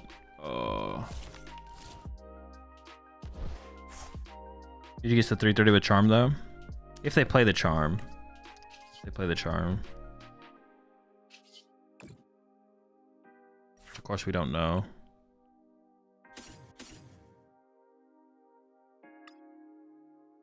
I think Maridon to be a threat also seems pretty good here. Hang on, let me just check this real fast. I have 2 Ultra Ball in my hand.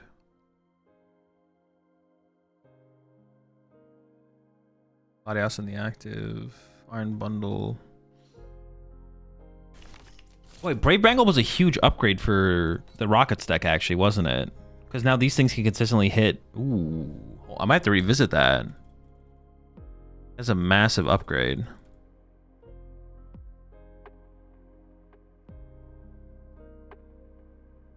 I'm assuming this guy dies, but if it doesn't die, they could definitely gust around me and I wouldn't die. But it's probably not going to happen. It's probably this. Joltik is almost assuredly dead. Ooh, I don't want to take my only.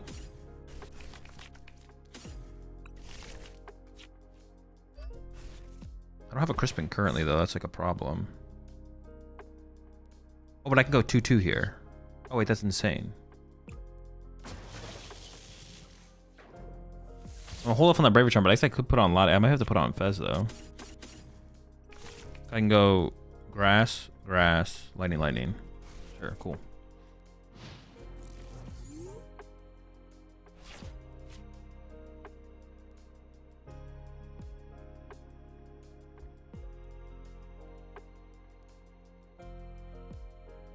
I'm trying to think, is Defiance Band always make the most sense in this deck over Brave Bangle?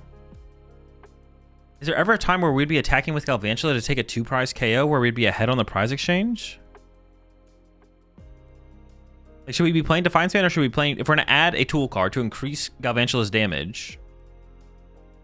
How much does Defiance come up with other things, I guess? I mean, Defiance Ursaluna against Golden Go sometimes.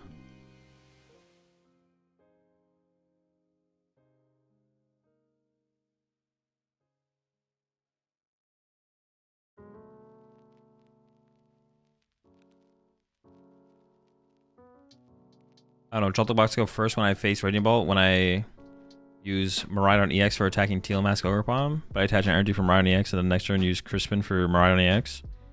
Yeah, but you just lose the game if you do that. You definitely just need to go second against Raging Ball and hope they have a slow start. Or not a great turn 2. Maybe about Joltik Box so far. Pretty good. Deck seems pretty solid. Also the cheeky 330 with Peak.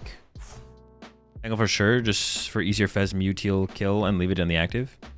Yeah, but that's what I'm wondering. Like, does that ever actually come up where we're... Oh, I guess we could be even on prize cards. We could definitely be even on prize cards, and then I could go push Galvantula to take a 2-prize knockout, right? It could be like, I've drawn 2, they've drawn 2, and then I go Galvantula to attack with a 1-prizer. Okay, no, that could happen as well, yeah. It doesn't have to be ahead or behind. It's also even. I forgot about even. Even is a possibility. Oh, the lucky helmet? They cooking out here like that? Is Monkey that good in Dango? I don't currently play it. The card seems fine. Oh, well, there's Mewtwo, and I don't have a Pikachu set up. Maybe I should have always set up Pikachu, though. Maybe it should have always been like... I mean, yeah, they always are playing... Are they? No, they're always playing Mewtwo, right? They're always playing Mewtwo, yeah. No, but I need a way to get through these spiders, potentially without gusting as well, though. Oh, I don't know. It's just kind of a interesting situation. We'll figure it out.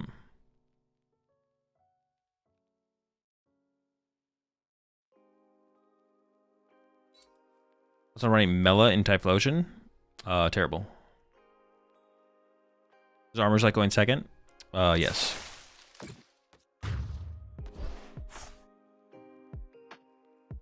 I think they play Energy Switch.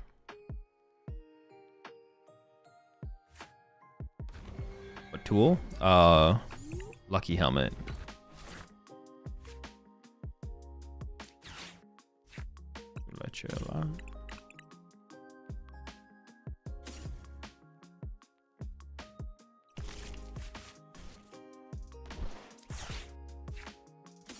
I kind of feel like I just want to Iron Bundle here.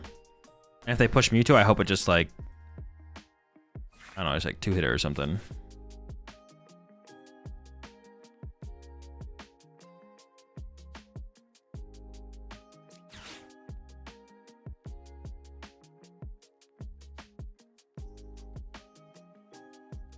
I have many targets on my bench. I feel like this is pretty useless at this point, but Arvin and Crispin are both good cards at this point, so I think I should Ultra Ball away both these. Bundle and see what happens. Oh, wait, I have Vitality Band. I literally completely forgot about Vitality Band. I just forgot I had it. I forgot I played it. I was like, well, I never want to KO this thing. So I guess we just don't punch it. I was like, I never want to KO it. I guess we just don't punch it. Completely forgot that I played the card. Yeah, Vitality Band KO here is definitely the play.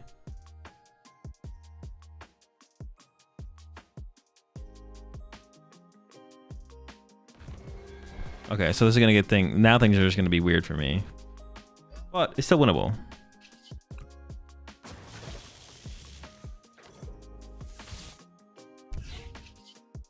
We're gonna arm press amp and we'll go from there. I mean, if they like KO this turn, we probably just concede, right? The chance that I win that is like basically 0 at that point. But yeah, I definitely should just like amped this thing, bench Pikachu with the XP share, and then we would have been chilling.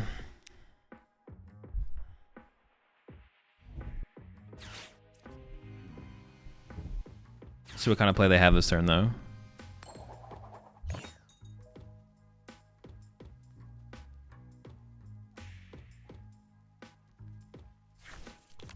Or they just Bravery Charm their Mewtwo now? I mean, they can't. I mean, one, they have to play, and two, they have to find it. It's like, oh yeah, like literally those kind of statements. The answer to that statement is, if my opponent has everything, yes, they have everything. If my opponent beats me, they beat me. Do they play Bravery Charm? I don't know. They could. Do they have it on their Mewtwo right now? No. If they play it, they play it. If they get it, they get it. If I lose, I lose. If I win, I win. In this situation, I don't have a better play. I should just punch them, go for the arm press into amp. That's 3 prize cards. They do KO me though, so I do just lose. But you know what? It's fine.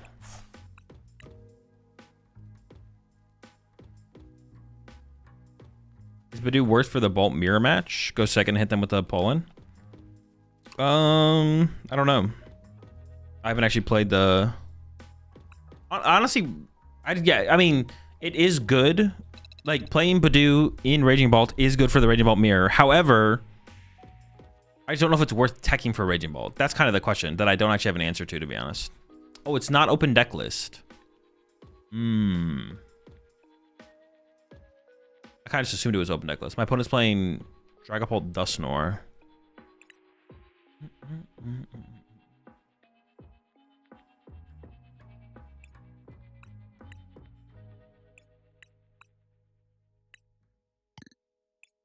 Let me make sure I submitted the right list and everything, though. Oh, you can't even check that. Well, I hope I submitted the right deck list.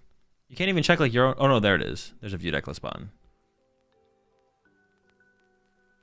Like, Prime Catcher's in here, right?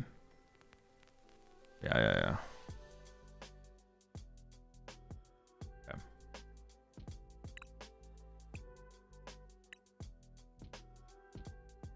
Alright. Put this in the deck tracker, though.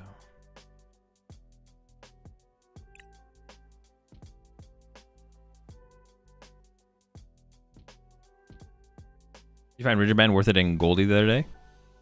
I mean, based off those games, no. But it's like specifically there for Chi-Yu, so I have to like test it against Chi-Yu. Often tech cards like that, when like put in, I mean, it's not 100% true. Yeah, I guess it's not 100% true. For that card specifically, I mean, I didn't play against any. I'd have to like actually. I doubt I'd be able to play enough against enough Charizards on the ladder where I'd figure out if it's worth it or not. I would probably just play... Honestly, I've kind of moved on to Tool Scrapper, I think. I think I'd play Tool Scrapper instead of that. The Charizard plus Chi-Yu is probably too much to overcome, to be honest. Yeah, based on the games I played yesterday, I didn't actually play enough games against the deck that it would be good against for me to actually know, but it is kind of like just a floating tech spot in the deck. So if Charizard's popular enough and it makes a big enough impact, it would be worth it. But I don't have the answer for those two questions yet. All right, chat. I'll see y'all after the after the game.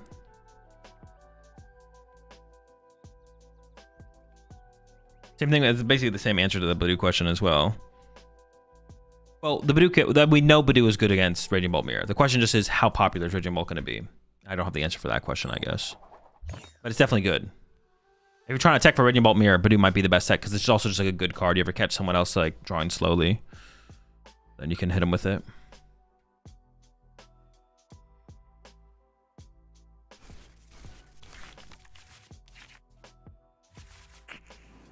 I mean, it's okay. Playable. Ultra Ball away, Armarouge plus fire. Ultra Ball away, Treasure plus top deck attach prism active. Motivate? Ooh. Don't tempt me with a motivate angle. Get a cadet. And probably Iron Hands? I don't actually know. Ooh. Oh my. That motivate angle. That's a solo cadet angle. We don't like that. Dude, dude, figuring out the Pokemon that you prize in this deck is insane. Prize in Mew. Holy, let's check everything. Let's check everything besides the Pokemon first. Oh my gosh, why does it take so hard to scroll? Okay, prize 2 prisms. Then if we just didn't prize any Pokemon, it's like easy. Prize an S-Ball. Okay. To a sky so blue, the ocean. Cadet. The question is, what else do I grab? I mean, even going like Fez Snipe would be good.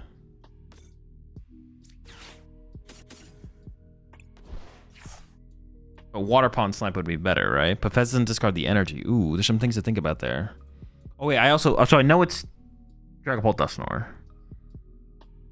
Water Pond Sniping is really good against them then, because even picking up Duskulls is pretty good. So what's the best attacker on the next turn? What is the best attacker?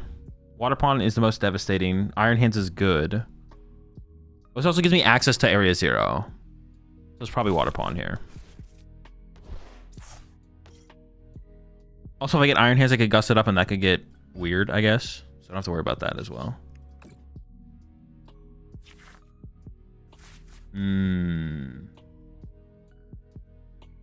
This hand does just have Armarouge in it. I should play this to get Latias.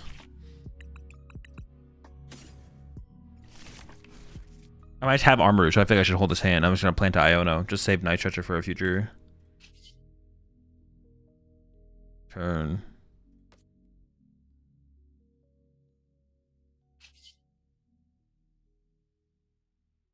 Yeah.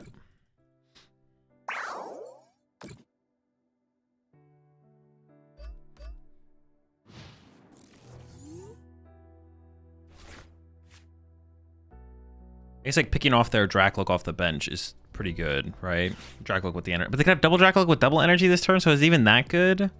Maybe Iron Hands was the better play. I guess the reason to grab the Water Pond though is once again Area 0, right? This gives me access to Area 0, which is like pretty good. So getting access to Area 0 sooner than later is better, I guess. We can make that argument, I guess. Same difference. These are the situations where Boss obviously would be pretty good. Being able to go Boss, KO, double Dracloak, or Dreepy Dracloak, whatever. It's like pretty good stuff. Pretty chill stuff. Yeah! Pretty good! Not gonna lie.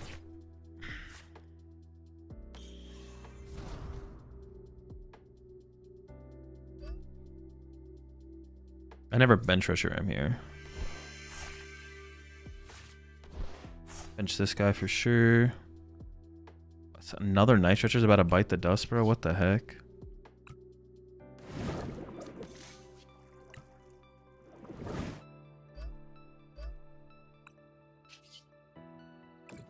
I need to shuffle. I mean, I wish to shuffle back triple fire.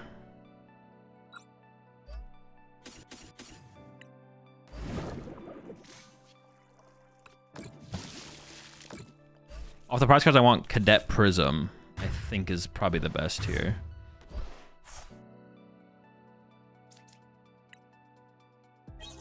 Oh, so good. What the heck? Do I hack? Do I cheat? Probably, but you'll never catch me.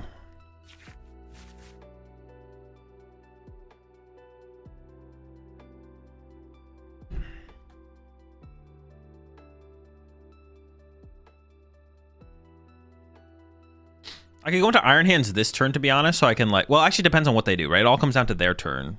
Will dictate my turn. Losing my another Night Stretcher is not good, but it's fine. Bench the Cadet here. Go dig for... I need a single fire energy. They could bring up my Armarouge here and trap it, which is... I mean, that's probably their play if they can find the out, obviously. Boss or... what's it called? Gets it done here. Looks like they are going to get back into the Badoo here as well, which is reasonable. They can retreat, attach again to the Dracloak. Oh boy. If I tap like Area 0, well no, I guess I'm getting Badoo here, so like, yeah, interesting. Well, I could sob the Badoo for a turn though, which buys me a turn to then set up for another. Ooh, the sob here is actually pretty... Well, no, it depends if my Armarouge gets stuck, right?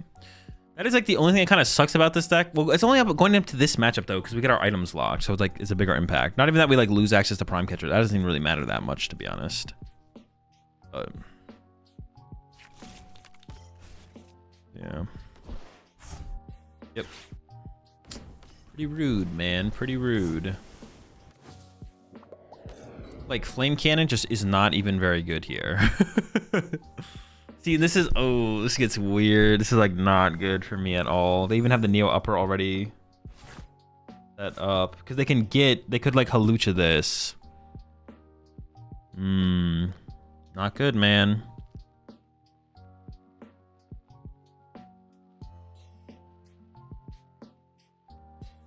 They can now go like knockout plus Halucha. I think I'm just gonna attach this here. And then research. Need energy. Found an energy. A little bit slow. I could throw out Area 0. Do we know if they play Jamming Tower?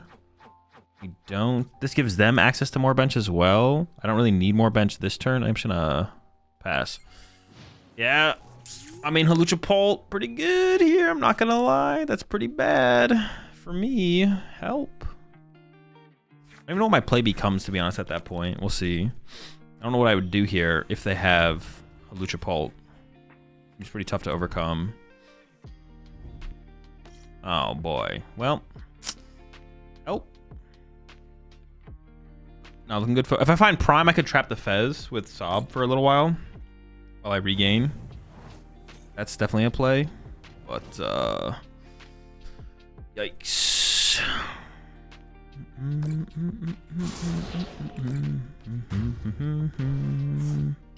Also, I kind of like can't discard this. Oh, that sucks as well, hand. So I'm gonna push.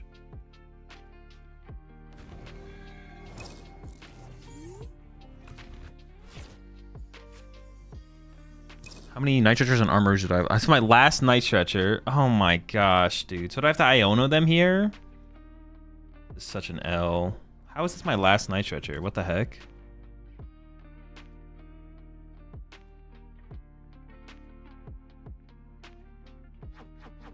Oh, I can punch him with Ho-Oh, actually. Yeah, we can actually Ho-Oh punch heal bench. That's not terrible. Okay, actually, that's not terrible. That's not terrible. So Night Stretcher. Give me the 8 HP Cadet, bro. He goes hard. Well, I guess they already used their... They could Turbo it, I guess, so they could Turbo it. Got the Tank Cadet. What if I just hold the hand? Because I have the Armarouge in it. Yeah, I could just hold hand here. Hold Area 0. How many Ionos do I have left? Just do this, get rid of Iono. Because having access to Armarouge next turn is a pretty big deal. So just grab these. Oh! But now if they just have like a... Gust Chaos Squawkabilly turn, do I just lose because I don't have an Iono to then hand disrupt them? Maybe. I don't want to Iono them this turn, but I could have got rid of the Area 0, I guess. Yeah, I could have discarded Area 0, kept Research and Iono around, to be honest. That was probably the play. That was probably the play. I have most of the things. I have like one bench space to work with. I have most of what I want on my bench here, so I don't necessarily need like a ton more to work with going into this next turn. Yeah, if they just have boss knockout Squawk here, we're kind of in trouble because they'll just have Ursaluna to win on my Ho-Oh on the next turn. So I feel like I needed to keep the Iono. I should have got rid of the Area Zero. I should have got rid of the Area Zero. Who knows? Maybe it works out though. They haven't had access to draw power for a little while, so who knows what they have available right now. Well,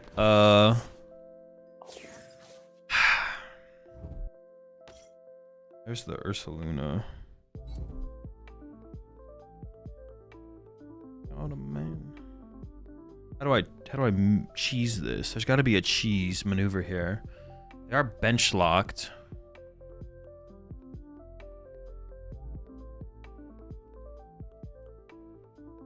So nothing I have survives Ursaluna hit.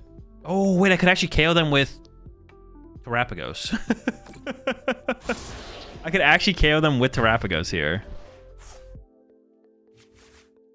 Okay, putting Area Zero. If I KO this, Area Zero is fine. If I don't KO this, Area Zero is not fine. I can also find Prime, bring up Ursaluna Punch.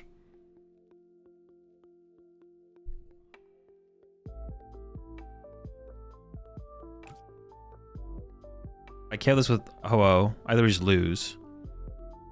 There's gotta be like a...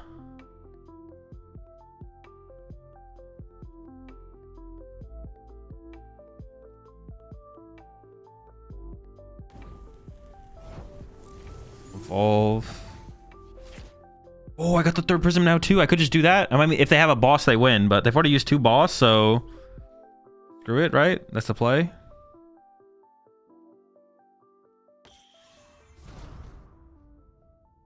Is the Terapagos in my deck? It is, yeah. So the chance I draw it here is like super high.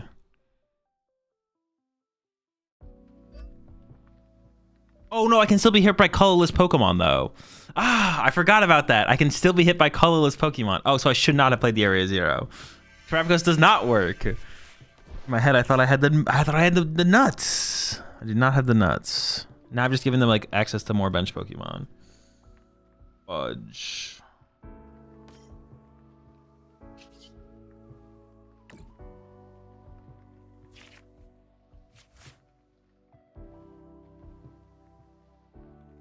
Okay, now I've just given them more bench spaces to work with.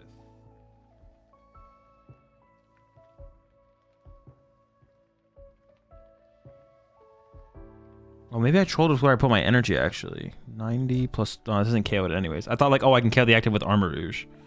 Fudge, dude, I have nothing here.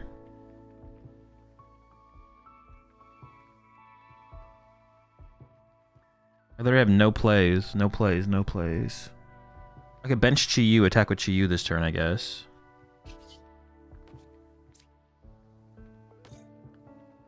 Why can't I use this? Oh, because there's no bench. What's it called, Pokemon? I always forget that. I should not have putting the Area Zero in play was such a big mistake, though, because now I give them more bench space to work with, which is what I was trying to avoid by doing it, but I thought I had, like, a play all of a sudden, but then I remembered Terapagos.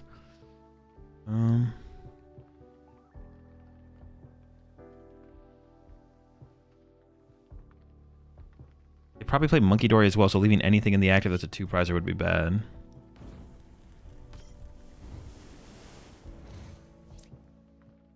This is with 20 HP left. How do I ever take advantage of that? Do I just not even attack it here?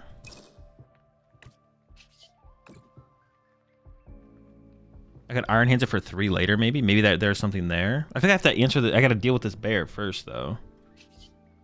I'm just gonna go ahead and punch this. I don't know if it's gonna matter or not, but I'm just gonna go ahead and do it.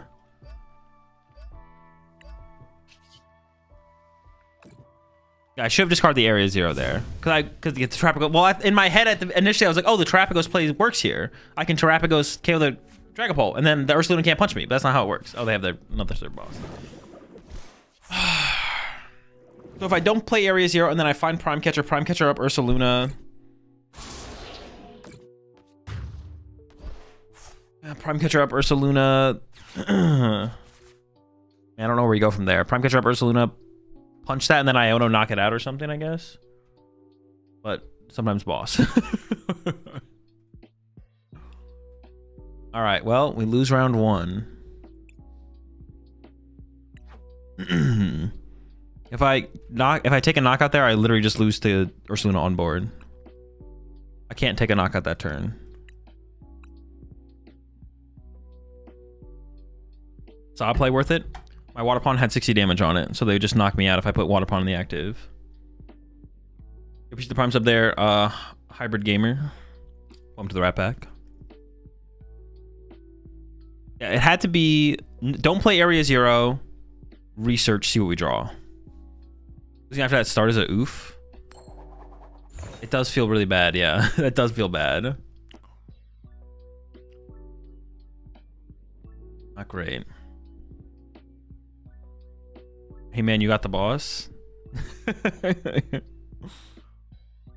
You want to go first? What am I playing? Joltik box now? No. Did you just triple boss for the win? I did get triple bossed for the win, yes.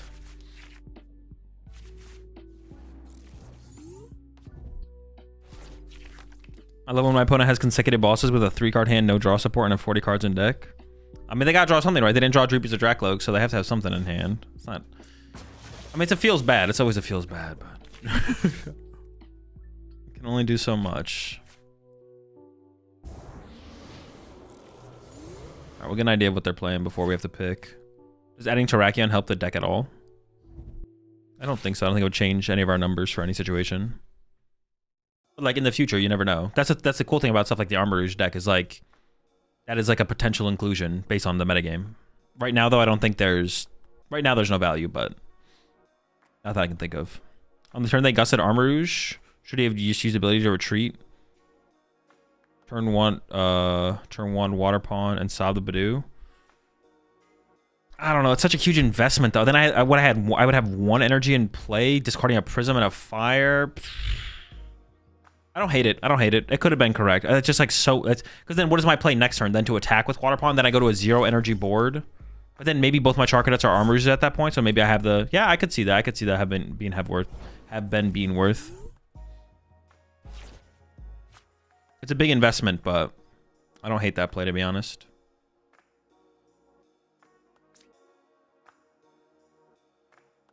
Air Balloon Vessel.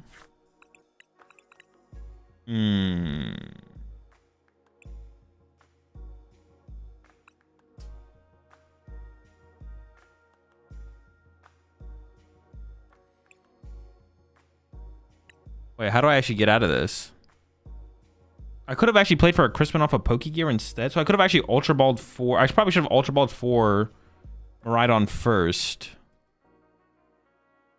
So I need to move my active and use...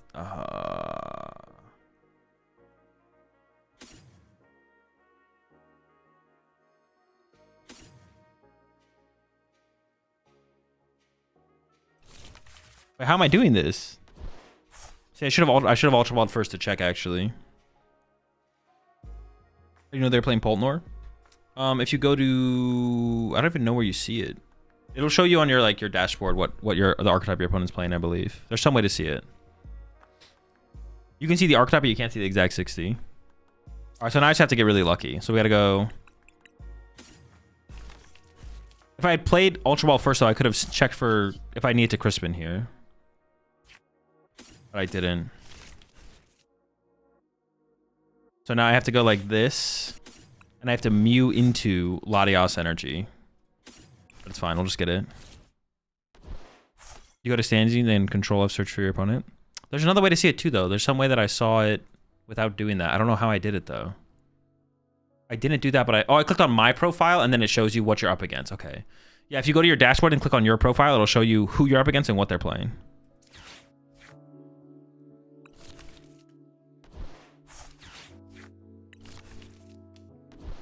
All right, Latios Energy. I mean, I guess Switch Energy works or Prime Catcher Energy. Go next. How do they prevent mid-tournament deck changes with that format? There's no way to. You can't. That's why most online tournaments are open deck list. Because like the one thing you have going for you in IRL tournaments is there's random deck checks in the middle of the tournament, and also for anyone who wasn't aware, you can actually call a judge to deck check your opponent. So if for some reason, now would you ever need to do this?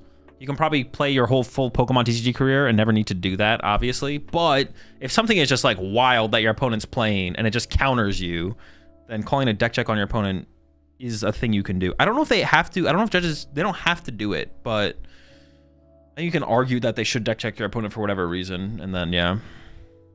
I'm actually not sure the exact protocols around that from the judges side of things, but you can call for a deck check on your opponent. All right, did the deck list for this close? This is a closed deck list tournament, yeah. There's no way he paid money to play that 60. Yeah, Judge, seriously here, what the, there's no way. $70 entry fee and they're playing this? Come on, bro. And just be like, you know what, you're right. Let's deck check him.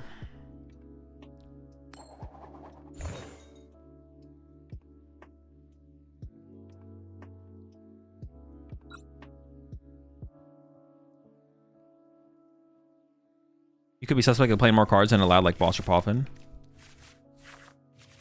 It's fine, it's fine, it's fine, it's fine, it's fine, it's fine, it's fine. We'll top deck something. I mean, loading up Pikachu isn't the worst thing in the world, but it's we'll top deck anyways, just cause.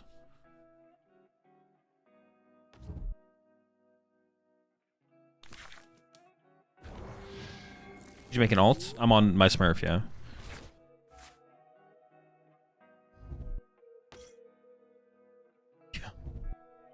Gimme ghoul.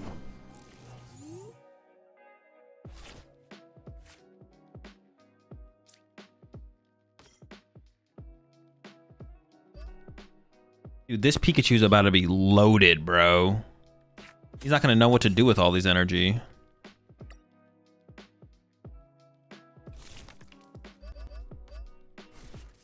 Oh, he's already like, bro, what am I supposed to do with all this? You know where I can find info on pit registration as well? Nope. Oh, actually, that's not 100% true. Follow...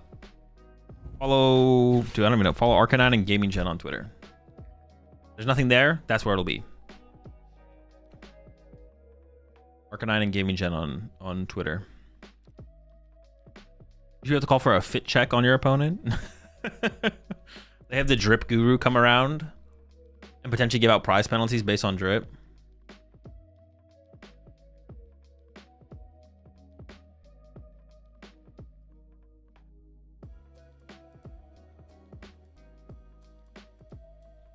Yeah, the best place to get information for registration is to follow the tournament organizer and RK9 on Twitter. That's it. Oh, interesting.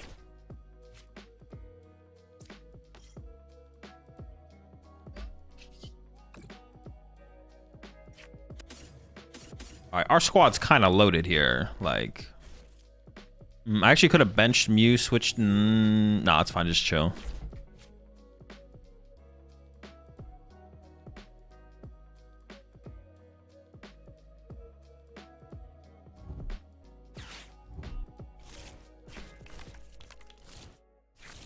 Was there a reason to not bench the Mew there, though? Not really, right? I can't actually really come up with one to be honest. Dude, what is this hand, dude? What is this? What is this?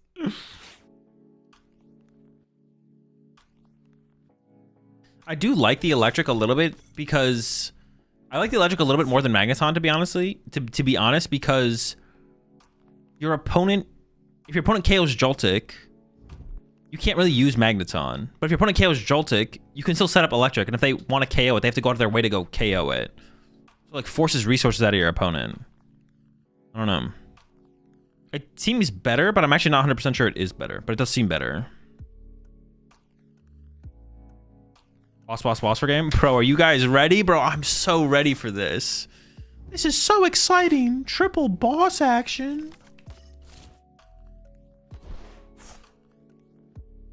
Although that's not how it's going to play. I'm just going to KO their active. Same thing, right? Actually, they might try and play around my hands. The correct way for them to approach is to not punch my hands. So what's going to happen here is they're going to Badoo me. I'm going to retreat. Ooh, honestly, I kind of want to leave the Badoo in play. I'm going to retreat, and I'm going to boss their Gimme Ghoul. Then they're going to bring up my Pikachu and punch it with Golden Go to get to the energy. And then I'm going to retreat my Pikachu into Iron Hands. I'm going to KO their other Gimme Ghoul if they bench another one. I'm assuming this Gimme evolves. So first I'm going to do this and get me an eel. Baby eel. Yeah, they could also misplay and KO my Iron Hands, I guess, but I can't control what they do. Because otherwise, if I KO the Badoo, they could Turo this and then evolve or something.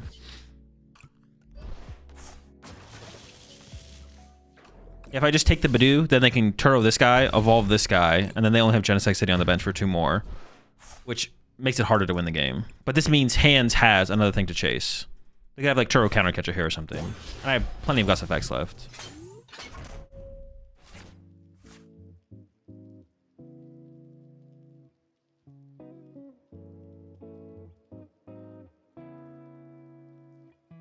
And if not, we just Pikachu through the active to win. Joined, how's the deck feeling?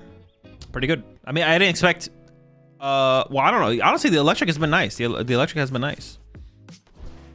Yeah, they're going to KO hands, so now we just win with... Actually, could they ever get through my Pikachu? They can't ever get through my Pikachu, right? Oh, well, they could Badoo it. They could Badoo punch Pikachu. But then I just Pikachu the Badoo, and then I go... Well, actually, they have to Turo to get Monkey and Genesect out of play. I also just win with Boss KO a 2-pressure off the bench anyways. I should have this one basically locked up. I'm trying to think about how I ever lose this. I don't think there's a real way I lose. Setting up second Pikachu or Iron Hands at this point means I always win, right? I think we always win anyways.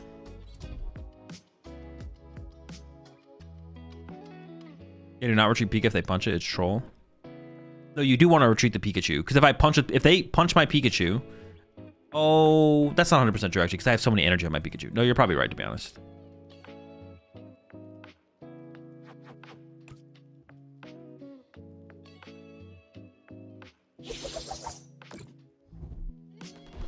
So I can either set up an Iron Hands here or set up. We'll see. Let me see what I get here. I also need to see what energy's left in the deck. We're definitely going Pikachu punch, but the question is, what else do I set up? I could set up second peak. Oh my. Okay, we don't have much left. 2 energy. I have Eel. I must have some energy prize then, right? 5, 10, 11, 12. I play 13. I have 1 energy prized. I'm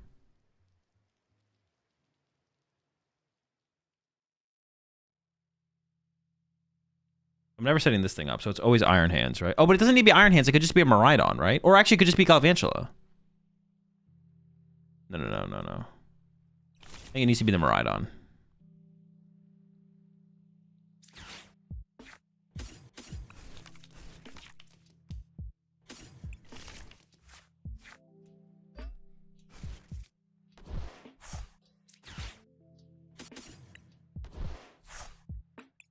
Breathe.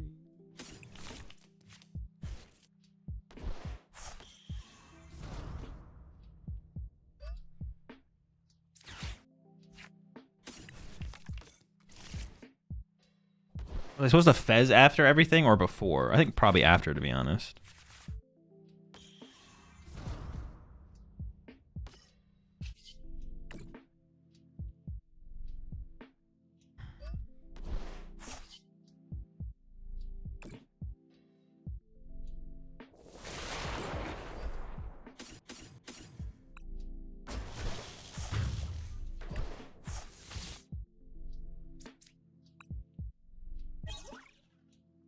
Oh, also, like, if we just set up Pikachu's... Wait. Like, this matchup is just insanely free, right? Because if we... How have I not had this realization before? But if I Joltik to 2 Pikachus, and then they don't take a knockout, I just evolve to Galvantula and kill a Gimmighoul. And then... I'm up against Dragapult. Oh, wait, did I not check in? Oh, no, I have time to check in. I was like, holy shit. The PTC or Limitless just bugged for a second. I freaked out. This matchup is always free if they don't have techs. Yeah, I like never really... yeah, it's just Pika spam. And then... Yeah, it's just Pika spam. Yeah, it's just literally Pika spam. Well, setting up Iron Hands, depending on the situation, isn't terrible. But the thing is that they can evolve all their Gimmighoul so fast now. You definitely don't want to do that. Yeah, well, you just never set up hands anymore, right? You just never set up hands because they can just evolve their whole bench so quickly. This deck is real? I mean, it feels pretty real to me, I'm not gonna lie. So far, it's felt pretty real. We just don't have bad matchups. Like, Guardy is unfavorable, but even if it's unfavorable, it's not terrible. Yeah. Good deck. Joltik is good right now. Feels pretty good. Oh, that's kind of rude. Do I have my air balloon left? I guess this is just draw pass until I find air balloon.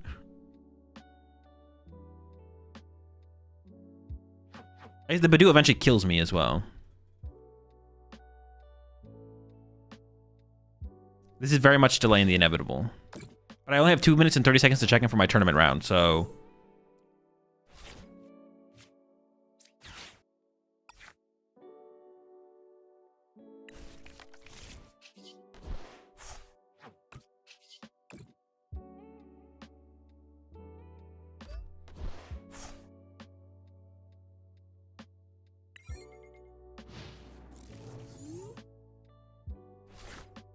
Go back, no.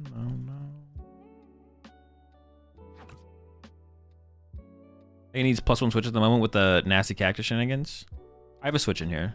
We would never play 2 switch. If we're ever gonna play 2 switch, we play 1 Iron Leaves, 1 switch for sure.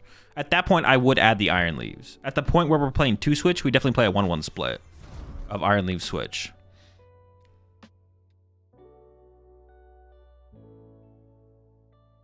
Boss gimme. I make a boss. Oh, I can boss this guy, right? Oh, you're right. I should have bossed this gimme ghoul. True. Yeah, force the Turo. Yeah, force him to have Turo there. Sure. You're right. You're spitting.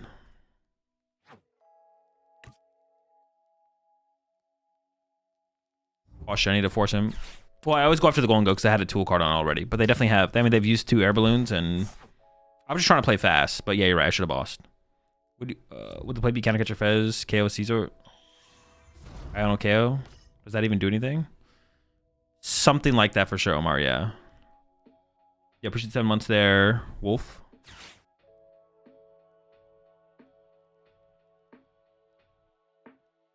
Did you drop already? No.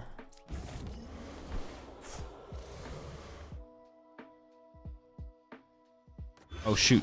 Oh, wait, no, but they don't have a... They don't have Iona to go with this. They bossed.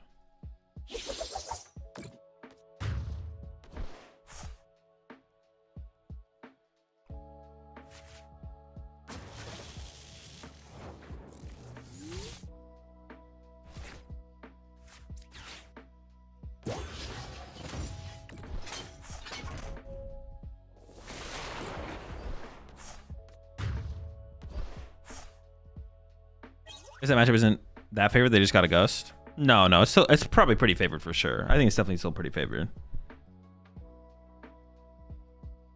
Against Dango, you just go 2-2-2, Pika. Yeah, unless they try and play it slow and not, but then you just vault to Galvantula. Yeah, I honestly just forgot about the Galvantula play. You just vault to Galvantula and you just beat them that way then. So we're up against Pult here.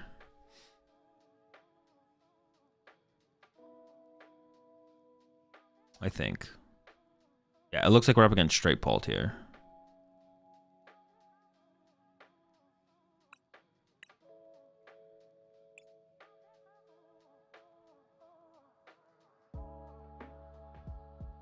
I did check in time. Alright, chat. I'll be right back after the round. Joltik is a superior way to play Dawn.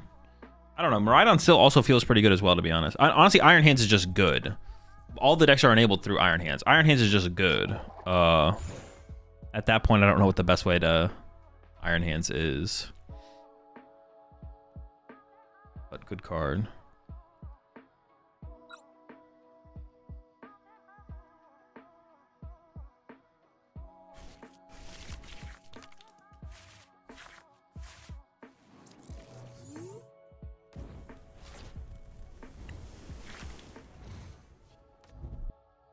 Imagine they go Badoo pass and I just Will-O-Wisp. Yo, bench Badoo 1 time. Free prize card off the rip with the bundle. I'm saying it'd be pretty cool if they did that too. They always have the Poffin in the opening hand, bro.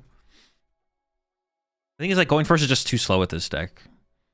You're too unlikely to have like a powerful turn 2. Or what are the actual odds that they open Buddy Poff in the opening hand? It's like 40%, right? Or something like that.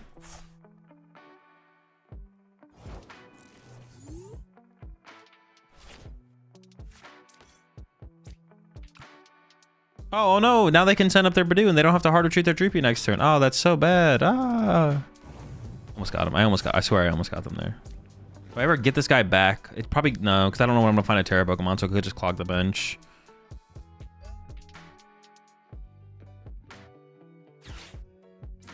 Definitely throw the Area Zero there, though, I think. Ooh. Okay, hold up.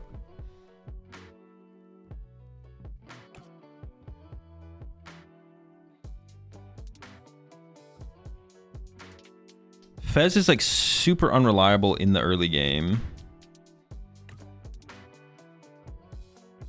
Like when I'm gonna be able to actually utilize Fez is like super unknown. There's a Ho-Oh and a Latios. Water Pond's here. 3 of those are here. Iron Hands is prized. Fairy's here. Mew's here. Well, I have to go Squawk here, right? I have to Squawk. Ah, shoot.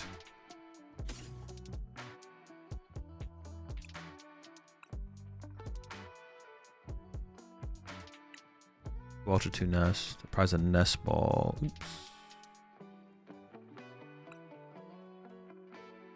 Dude, why is it so... Feels buggy. It feels so buggy. Prize 0 energy. Ooh. This is not a very efficient prize check. Definitely could have done better. Taking L's. Alright, got the little guy. You bench out little guy. I wish I had like I wish I could just Ultra Ball one more card away. But you kinda can't. So. I mean I can think about this. I'm gonna grab Ho-Oh here and use this Night Treasure to get an energy in play. Just getting as many energy in play as possible is just good. Psychic Pokemon, so I prize Latias, prize Ho-Oh. Russia, Moon, this guy. Hands is prized, that's fine. Moon is here, that's whatever, who cares. Chi-Yu's here, 3 of those. I prize the thick debt. Prize of research, right? Because I didn't discard 2 research off this. No, prize of research. Cool. Alright. So definitely grabbing Ho-Oh. If I want to make use of this Night Treasure to recover that. Okay. Question is, do I bench Fez? I think the answer is no. I think the answer is I do not bench Fez. No, it's just definitely no. Yeah, I definitely just don't bench. Because it's going to be so long until I ever be able to get value out of it. Yeah, it's just... Maybe it's also maybe like more of a liability than anything. Or will be.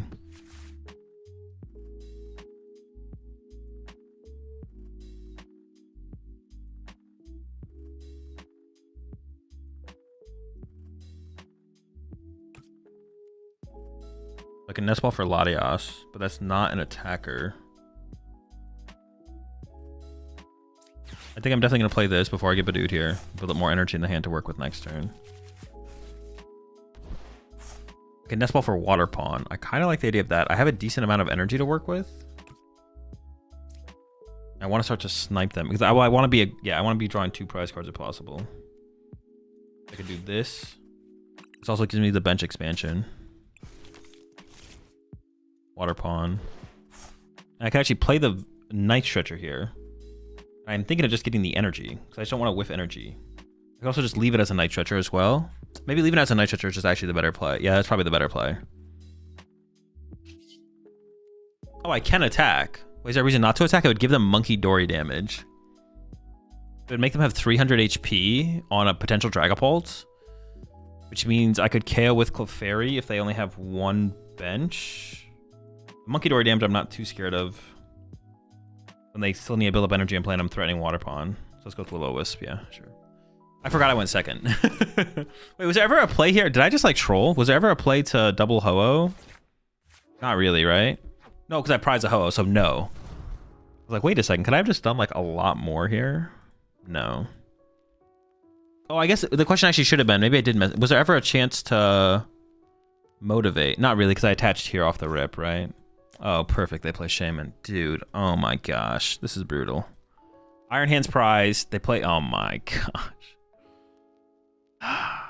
Alright, well... I mean, it wouldn't matter if Iron Hands wasn't prized. Well, it kind of does, because I'm definitely getting Badooed. I don't know. It's pretty rough. We'll see how it goes.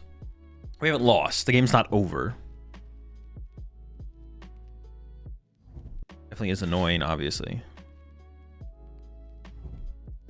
Dragapult, Monkey Dory, okay. I assume this is just gonna... Oh, Latias. They're probably thinking about Draclo versus Latias. But that means their hand is probably not very good if they went for the Latias here. Or they just want to confirm this retreat without having to use energy, which is like reasonable for sure. I mean, what's even my play this turn? I just don't have a very good play. Will-O-Wisp the Badoo? Like, I don't want to Iono them. Their turn is their... Oh, like, I mean, they're doing... I still don't want to Iono them. That's so many cards I'm giving them if I Iono them. Will-O-Wisp being the active seems pretty mid as well. But what am I building up towards? Nothing I'm building up towards here either. I'm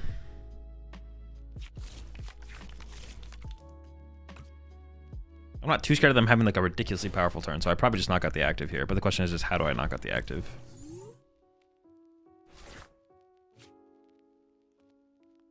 This guy having 10 damage on it is actually super relevant for them to be able to go KO Armarouge, KO Charcadet. So that's like actually super annoying. Oh my gosh. I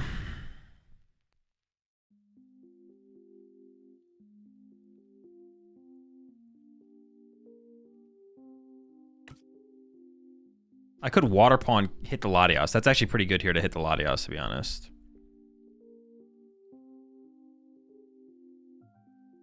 Then I have to go like attach. Oh shit, I should have done this. Oh no, it's fine. I'm gonna retreat. I need to evolve this one to stop the Halucha play, right? Yeah. Yeah, hitting here is still pretty good because then the Water Pawn could get another 3-prize turn later, I guess. But am I shuffling all my energy back into my deck? And not playing the Iono? Their board, I know they have an energy. Oh my gosh, their board is just so scary still. But Ionoing them gives them, I know they have an energy in hand. Ionoing, but my hand is so weak, it feels like I have to Iono.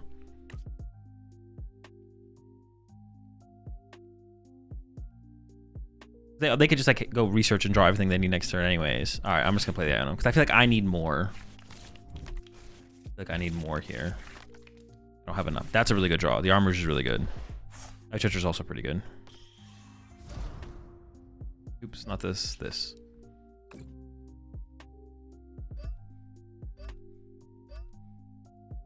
Oh no, I forgot, dude. I forgot that's not how Prism Energy works. No, dude. Okay. Oh my goodness. That's so bad. Sob the Badoo. So I had to evolve the benched one. Oh. That's not, I had to hope to draw into another Armarouge is what I needed to do there. Oh no. Dude, I just lose. We're too far behind now. I gotta remember that, bro. This is not the first time I've forgotten that. Oh boy. Do we just pack it up or just go next? We're so far behind at this point. 618. Okay, we can still progress in the tournament. I just have to win the rest. I'm already like going and checking if we can even progress in the tournament. How do I even win at this point? Like, how do I even, like, I don't even think I can win at this point. I think we're just like too far gone. Which is kind of sad, but like that play was so bad. Oh. Yeah, so I had to evolve the benched Cadet to Armarouge and then just play the Iono. Accelerate 2 energy to the Hoa with its ability. I was just trying to, yeah, I was like, was thinking too much about that. I forgot how Prism Energy worked. Oh boy. Another Night Treacher, man. 3 Night Treacher in the discard pile already. Or it's what it's about to be. I don't think I really have a choice, though. I think it's just got to be that way. I mean, I got to do something this turn, right? I can't do nothing. Doing nothing seems bad. I mean, Prism Energy on my Armarouge is also pretty bad, though. Oh, boy. Oh, wow. It's not looking good, folks. All right, we're pumping. Pumping and praying. Yeah, pumping that last turn, it wasn't even, like, I mean, besides losing all my energy in play, it wasn't even that bad, because, like, getting 120 on here means I can do, like, another Water Pawn play at the end of the game. Oh, that's going to be pretty tough now if they're killing my Water Pawn this turn. Yep. Also, I could have not Iono'd and just... No, I still think Ionoing was fine. I just had to do the different play, obviously. Do something a little bit different.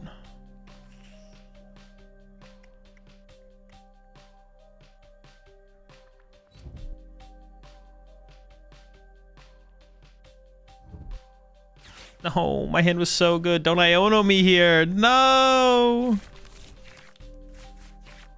Oh, it's so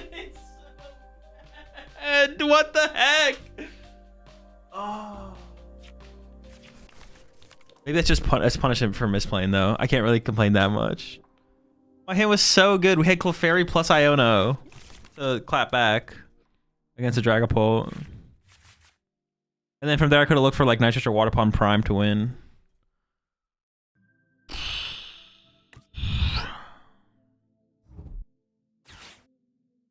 I mean, I'll see my top deck. Like if we top deck, we have a lot of energy. Okay, we have a lot of energy in hand. We do have a lot of energy. If we top deck like an Iono, although that was 2 to the bottom. Oh, 1 to the bottom.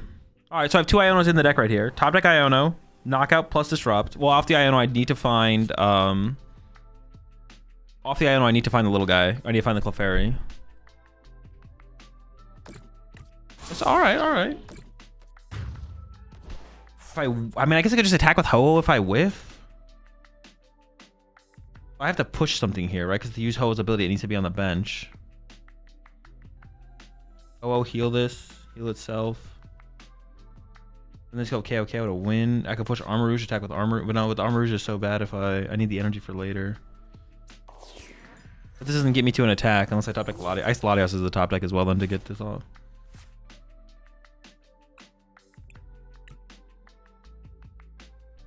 Dude. Unfortunate. All right. We can still make the comeback though. We are X and 2. The comeback is potential. Dude, I gotta remember how Prism Energy works, bro. This is not the first time I forgot it. I have to remember how Prism Energy works. Evolutions only. If I evolve, if it becomes an Armarouge, I can't move it. That's all right. We're 0-2, but we can come back. We can still progress in the tournament if we win out from here.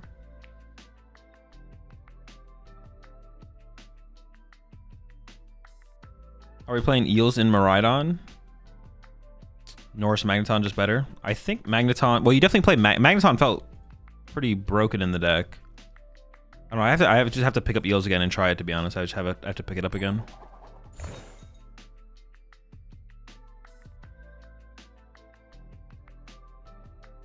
Pick it up. Try it out. See what seems best. Honestly... Well, actually, it doesn't matter what deck. If I forgot to queue up the right deck or not. All right. Why play Prism over Luminous in the first place for that deck? What is better?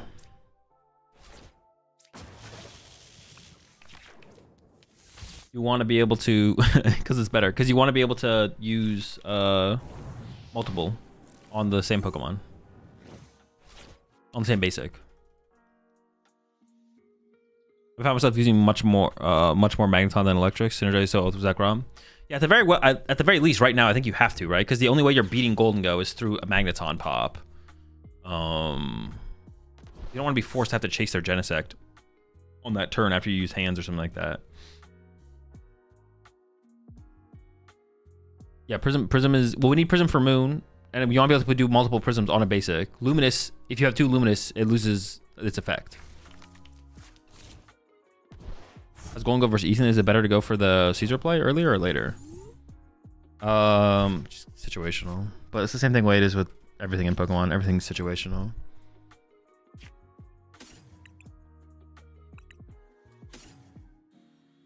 I kind of want to grab Latios here just because it like preserves energy in play.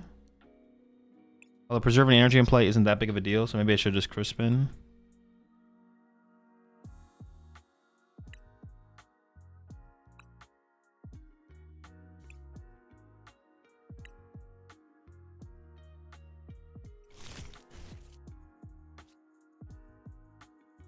I definitely want to play this before I get... So I think it is Crispin here. We're playing so heavy. We play so heavily through hands. Pikachu's pretty mid in this matchup, so we're not even gonna like really worry about him too much. I think I just grab Mew right now. I'm getting Iono next turn. I just want Draw Power in play. Draw Power is how we win. As the game progresses, Draw Power is how we win. What else would I have grabbed off that Nest Ball there? It would have just been Latios this turn, but that just seems too weak. We just need Draw Power in play. I could have grabbed Iron Bundle, I guess. Yeah, I guess grabbing Iron Bundle would have been cool. That could have been fine, actually.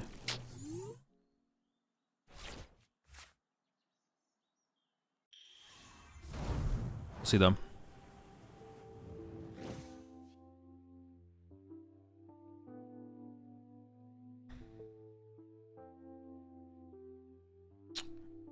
I think Secret Rock should be the A spec to go with Dawn. And Prime Catcher is probably too good. I don't hate it, but yeah, Prime Catcher is probably just too good. Dude, what is this angle?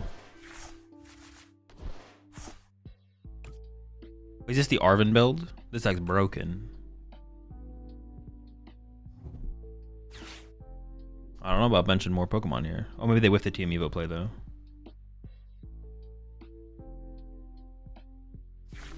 Secret Box, yeah, Secret Box is a super mid. It gets you, it's just so low value. It was different when you had 4 Seal Stone. Like the value was so high. Like a Secret Box turn was just insane. You just got so much. Oh, it's Charizard Dragapult. What the cringe? What the cringe? You're playing this cringe? What the heck? I guess we don't need Pikachu, right?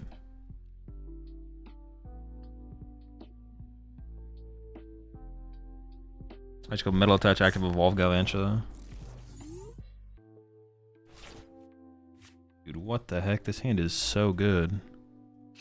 Oh, do I even want Tynamo right now, though? I don't really want to put Tynamo in play yet. But I might end up with it in play. Dude, why is this hand so good? What the heck?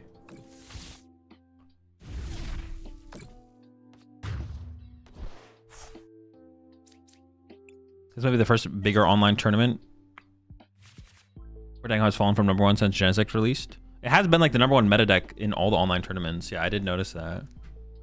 Or most of them.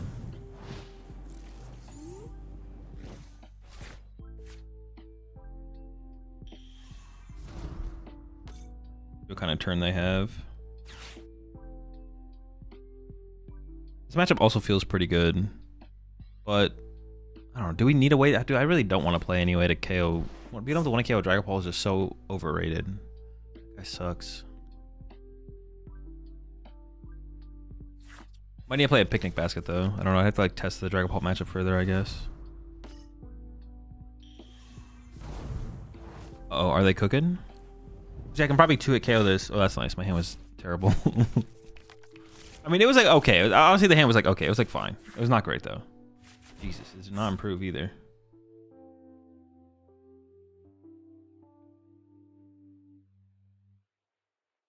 Wonder if I ever no, because I could have gone Halucha, Tynamo, plus that. No, I definitely never do that. Never do that.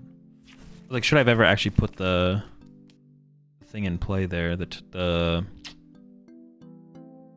what's it called? Tynamo? Not Tynamo. Yeah, Tynamo. Should I ever put Tynamo in play? I don't think so. If I had Bravery Charm to put on it, then yes. But I didn't have Bravery Charm to put on it, so I'm sure it's incorrect to have put it into play. It's looking pretty good here. As long as I can set up a secondary attacker, we should be. Oh, they're gonna. Are they gonna? They. What are you getting here? A Charmeleon? I feel like the 70 damage is worth more there. I don't know.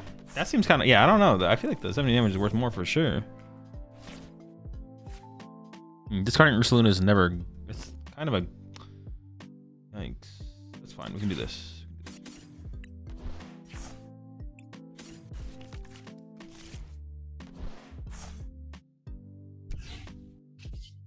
I don't want to bench the Ursaluna. Maybe I could have benched it though. Maybe it was fine to bench it there actually.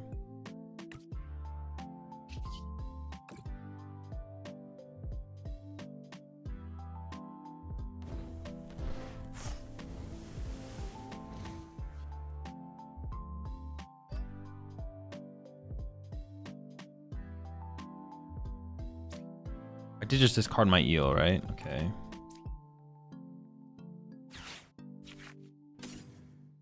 Grab Pokegear.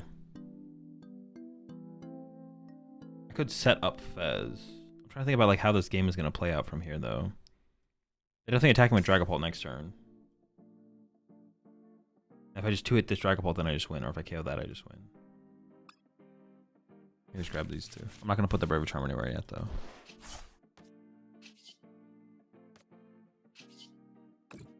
No point in going for Tynamo anymore at this point. Yeah, Pikachu could be fine, but not for a while, so I'm not going to worry about it. Just amp. I could have Brave Charm the active, but I don't need to do that yet, I don't think. I mean, they have to attack with Dragapult this turn, and then, yeah, we're just in a really good spot. Now we even have a better odds at the Prime.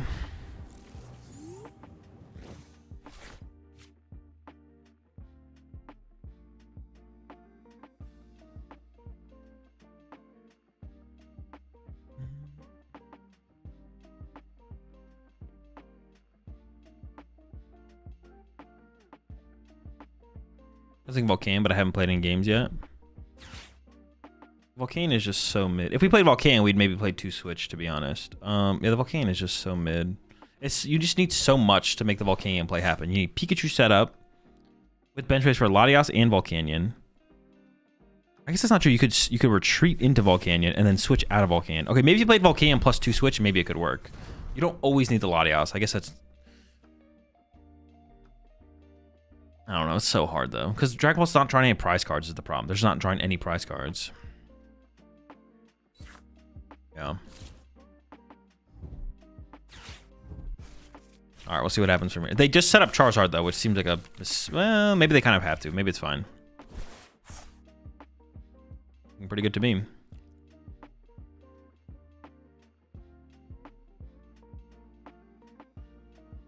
I mean, if they don't evolve the Dreepy, we always have an out. Otherwise, they could go KO Galvantula. And then I can't... If they go KO Galvantula plus evolve to Dragapult, I can't directly win this turn, but...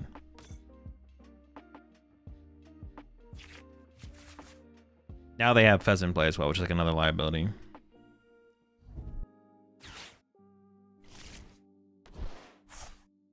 Is it X2 to make next round? It is, yeah. Or I think it's even less than X2. It's like, I don't know, X1, 2 or something like that, I think progresses. It says on the details of the tournament page.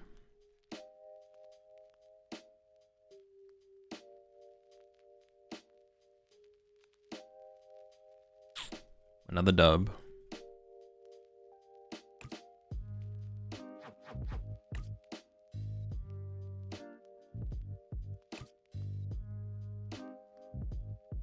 The HP share has actually been like okay. I've had some more games now recently where it's actually like been I guess been more impactful. Nothing crazy, but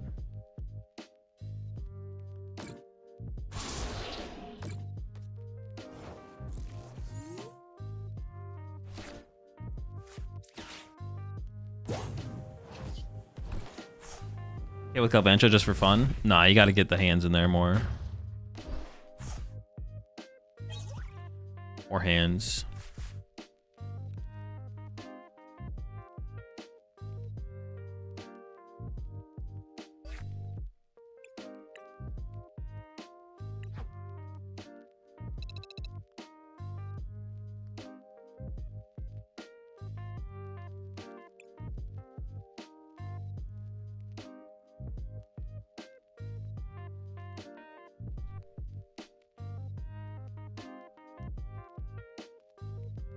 There really isn't much I want to change about the deck.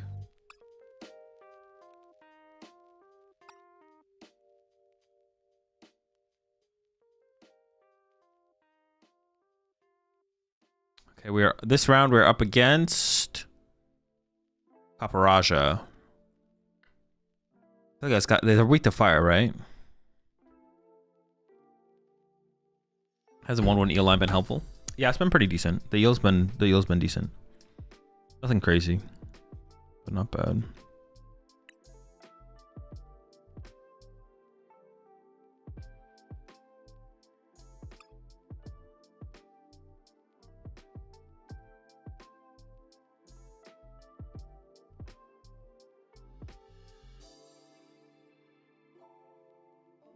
Yeah, I think the Paparaja has got to be a dub.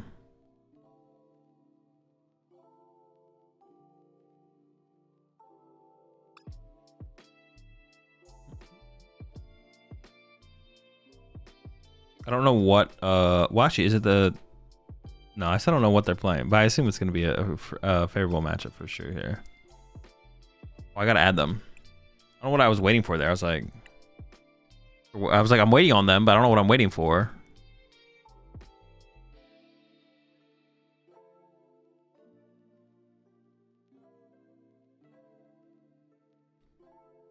Reminder Prism doesn't fire off on stage ones. All right, good to know. Appreciate it.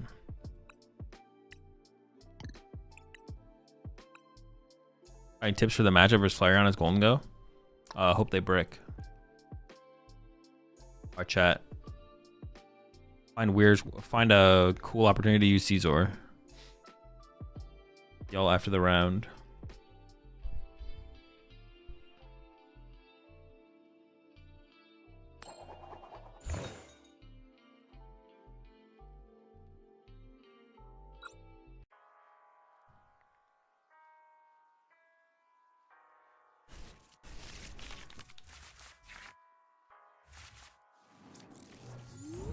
Yeah, Reshiram's got to be the better starter between these two, I feel like. Alright, there's a coup font. This has got to be favorable. This has to be favorable. This is not allowed to be an unfavorable matchup.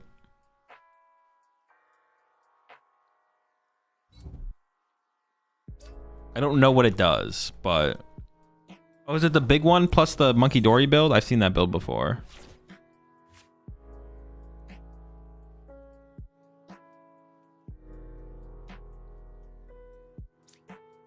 Chiyu, I don't know if Chiyu does enough damage, actually. I'm just gonna get rid of these two. I'll have access them through Night Treacher, that's fine. I don't love discarding energy. I'm almost favoring getting a Ho-Oh over getting a Charcadet here. I did price 2 Armarouge. That could be a way to lose, I guess. Price Water Pawn. Price an Iono. Price a Fire, Iono, Prism. Okay. I didn't even grab Pokemon. Yeah, I don't know if I want Ho-Oh or... I could just attack with Ho-Oh this game. Possibly. I'm just gonna set up a Ho-Oh here.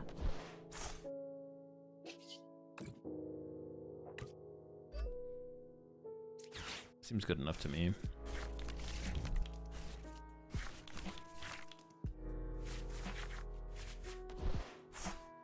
Ourselves a cadet.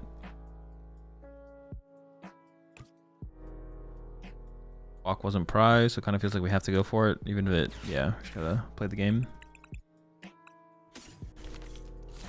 Fine. Oh, I already used Golden Flame. I could attach. Sure. I'm just gonna go ahead and grab the little guy here. At this point, it seems fine. I just want to preserve the Ultra. I think I found the Ultra Ball and the Night Treacher higher at the previous hand, so.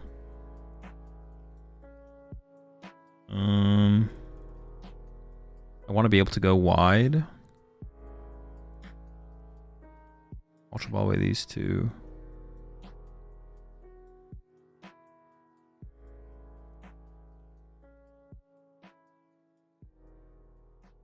The hand's weird. I think I'm just gonna pass.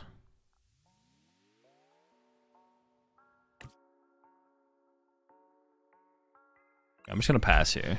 The hand's weird because I can't get. I want to go wide, but I also want to get Mew. I can go wide and get Mew next turn, but then I'm not getting Armarouge. So I think I should just wait and see what they do and then decide from there. Because I don't need Mew for draw power, depending on what they do.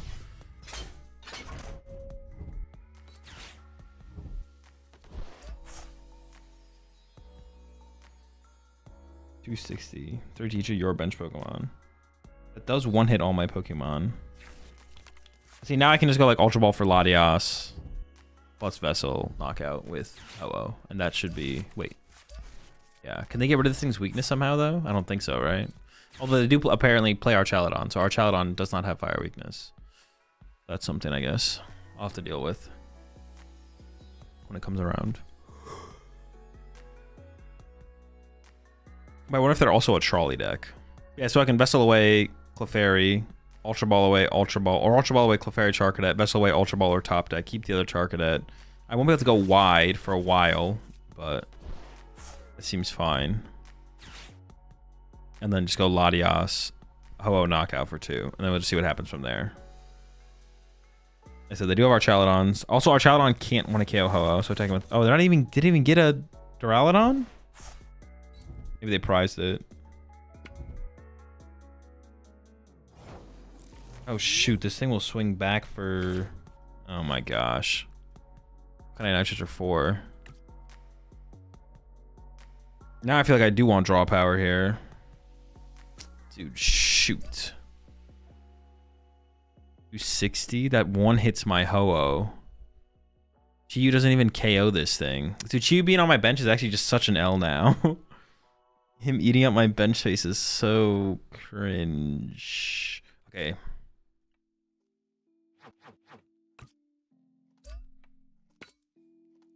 I guess I could Flare Bringer for a turn. Possibly. Flare Bringer and chill. Sure. Maybe I can just get rid of both cadets, actually. Get the Latios and knockout. Maybe that's fine, actually.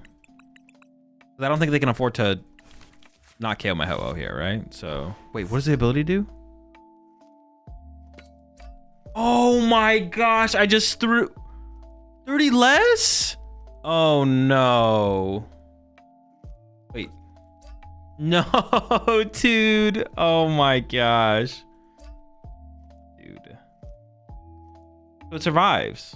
It survives my Ho-Oh hit. Actually, I don't have a way to initially one-hit KO this thing at all. Dude, that's so bad.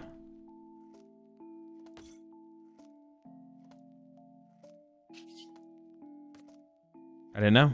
I didn't know.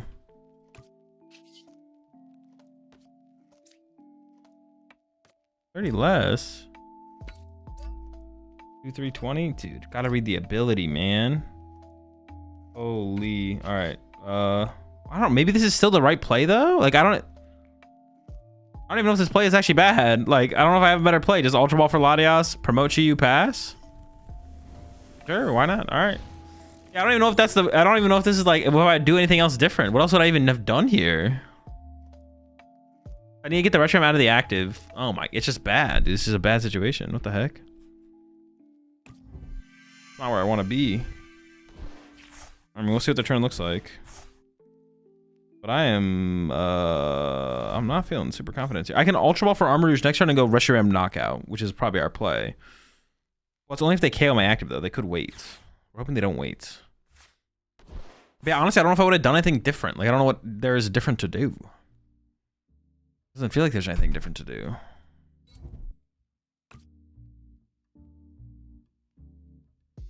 They are doing this, which is good for us. I would really like to Ultra Ball for Mew or Fez. I'm hoping we top deck Nest Ball for Fez here. That's what we're hoping our top deck is. Is Fez or Nest Ball for Fez? Or a Draw Supporter. I'll take a Draw Supporter at this point as well. I wouldn't hate a Draw Supporter here.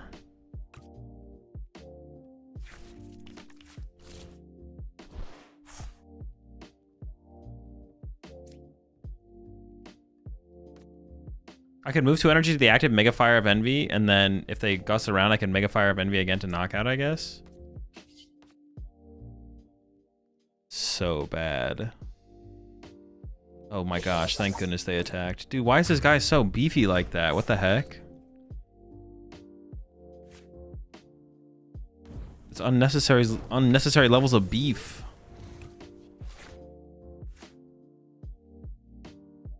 Energy top deck's not great.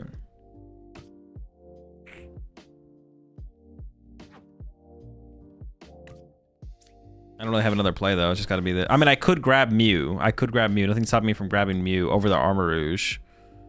But I only have one Ultra Ball, one Armarouge in deck, so the chance that I find another Armarouge is like pretty low. I think I just have to go for the swing. Which... Oh, dude, this feels so bad too. I don't know. Maybe I should have been more aggressive actually. The more that I think about it, actually, the more I think I actually should have grabbed Mew and just drawn with Mew. Or, I mean, I guess because I have a 0 card hand, I always go for Mew there, but... The chance for me to get another knockout on this is like, it's pretty low. Or I can knock out next turn with where I'm coming from. If I get the Iono off the prize cards, like my best 2 prize cards are Iono plus energy here. Nope. Energy's still decent though, but gosh, it does not feel great. What did this guy do for an attack? Will-O-Wisp? Could I have Will-O-Wisp on the previous turn for 10 damage? I maybe should just commit to the Mew there. But then I couldn't even go wide. I don't even have a Terra Pokemon to play to go wide with. Like... Praying for a top deck here. And Reshiram's the only way to one-hit KO these things. So I need a Reshiram next turn. I need to get Nitro for Reshiram plus enough energy to knock out. So I need a top deck a supporter or an out to Mew or... out to Mew or... Fez. I mean, we have a lot of outs, but... I don't know if this damage is ever going to matter. I guess I could. They do just kind of keep moving it over to my side of the field.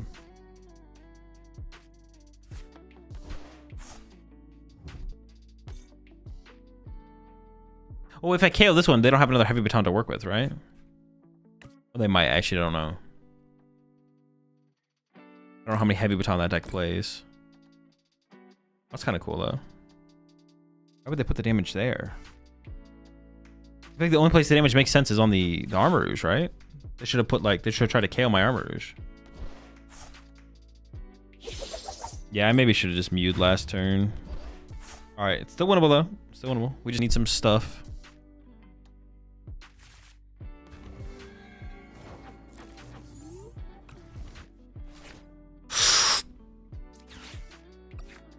The question is, do I go for the Mew or do I go for the Fez? The Mew draws me one less card, but the time to draw with Mew is now. Because I can Ho the energy into play and then draw 2 with Mew. I'm just going to go for the Fez. Let's go for the Fez. I might regret this, though. Definitely could be better to have gone for Mew here. Hold up, hold up.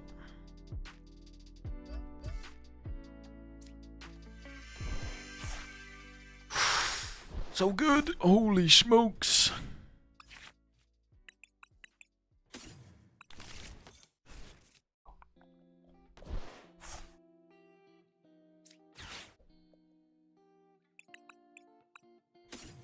I am like out of fire energy though.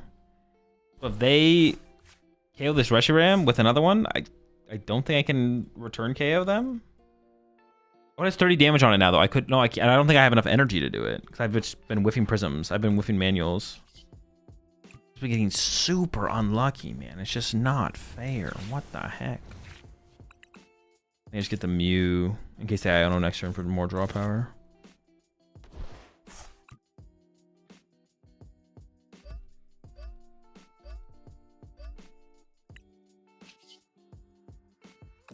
Just so unlucky, man. What the heck?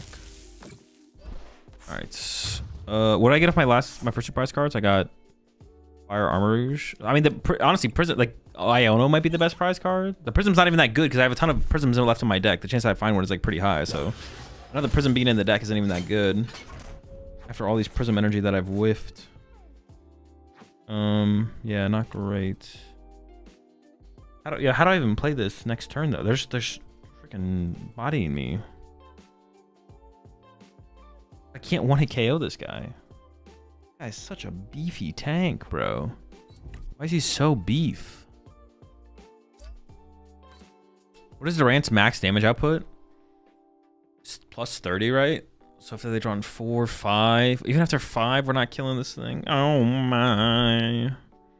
2 heavies? Okay, they're not drawing it. They're not drawing. No, okay, we're good for a turn. We're good for a turn here. Confirmed. Gotta be good.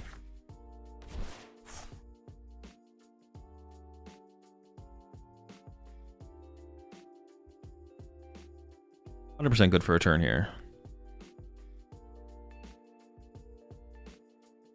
Dude, this guy is ridiculous though, bro. Oh, Heavy Baton works on... Wait, no, Heavy Baton's 4. Oh, it only has 3. Damn. There's not a Kufan with 4, right? Oh, chill! What? I gotta worry about this guy? No, that's fine, that's fine, that's fine. We can make this work. I can KO this with Terapagos. Yo, chill, Urs. I don't really want to Iono them if that was their... Well, Ionoing them doesn't hurt too much, though. I can just put this wherever, right? I definitely want to KO the active for as few energy in play as possible. Oh, I win with Water Pond. Oh, Water Pond's prized.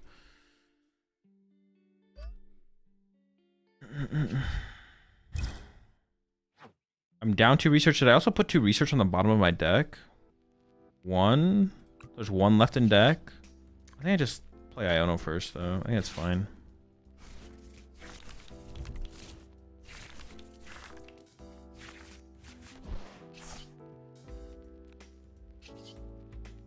Oh, Iron Hands will win me the game. I didn't even think about Iron Hands.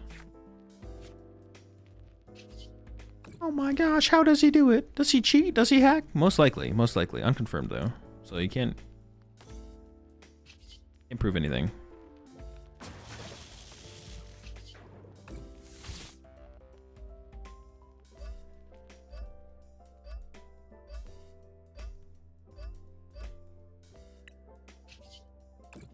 Got him.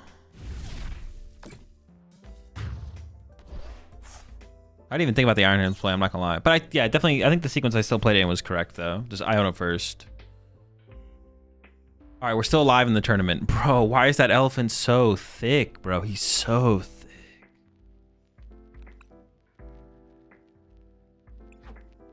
Just unreasonably, just an unreasonable amount of HP.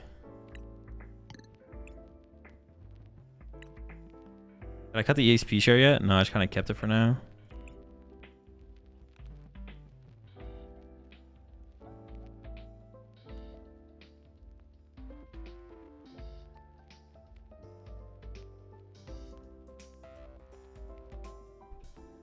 Anywhere except armor. True. Anywhere except Armarouge. I just can't put on the Armarouge. Made that mistake too many times. Oh, hang on. I'm gonna go some more. I'm hungry again. I'm gonna go make some more food real fast. I'll be right back. Between rounds. Yeah, be right back. Food break. Are you 1 and 2? My record is above my head. Be right back.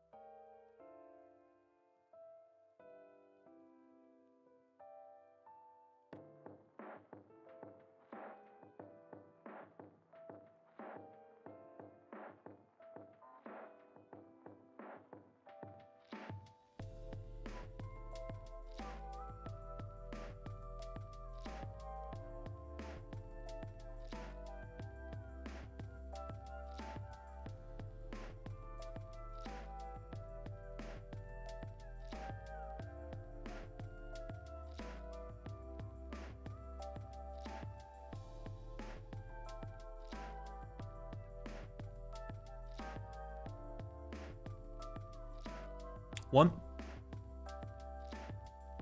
thing I thought I had with the boss discussion, honestly, is I think a lot of people don't like Pokemon is like so fun and enjoyable right now, and so many people are like so new to the game. And also most players just did not play without bosses orders.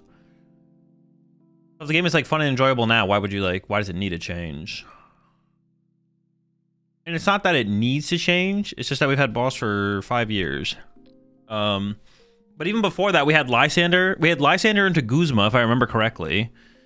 And then we had a break where we had Custom Catcher, Great Catcher. And then boss came out. If I remember correctly. I don't know if that's 100% correct. But yeah. I think a big part of like the discussion and opinions from people is a lot of people just didn't play when the a lot of people just didn't play when boss was not a card, so they don't have any idea of what the game was like, or that the game can still be like really fun and enjoyable without it. And it even gets, I don't know, I would say on average formats without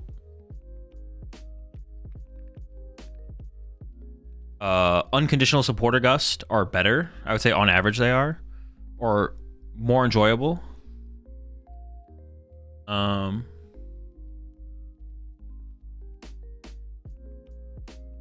Unless it's Pokemon Catcher.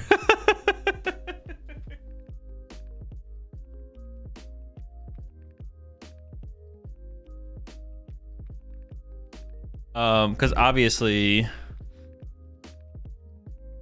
Pokemon Catcher was a whole different beast. That was worse.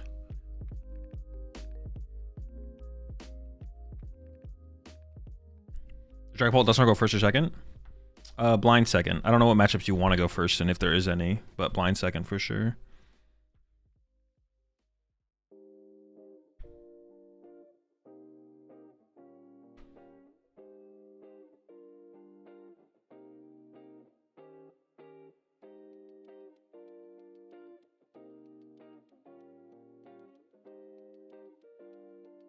Were control decks all over the place when there was no unconditional gust?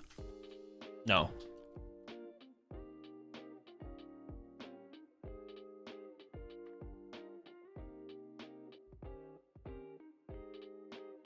Also, the best control deck that I can think of back then in that time period was Pidgeot Control, and that deck fully handlocked you. So I don't even know if your opponent had Gust if that deck still just wouldn't be good, even if your opponent could Gust. Does one go first or second? I've been choosing second, but there's definitely some matches where you want to go first, I think.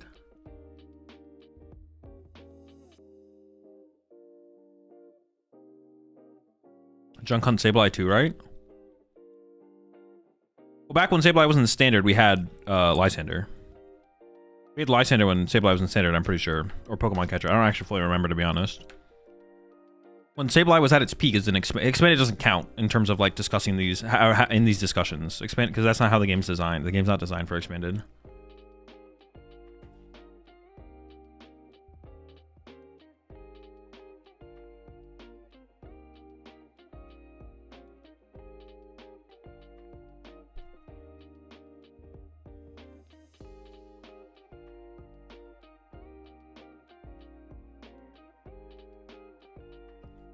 Gust doesn't counter control decks.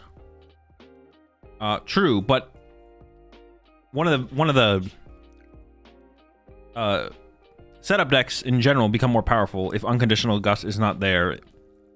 Now there could be some kind of Gust that would like give you some way to be aggressive against more setup based decks, and control decks are like some of the biggest setup decks potentially ever. So a lack of Gust in the format definitely like on average favors control decks. Because you're either doing like some big setup or you're trying to get like a big combo setup, which means it can usually be disrupted by Gust. So if you take Gust away, on average, it is better for control for the Gust to not exist. All right, we hit Raging Bolt. I did not tech for Raging Bolt. I could have included the Dew, but I chose not to. See how it goes.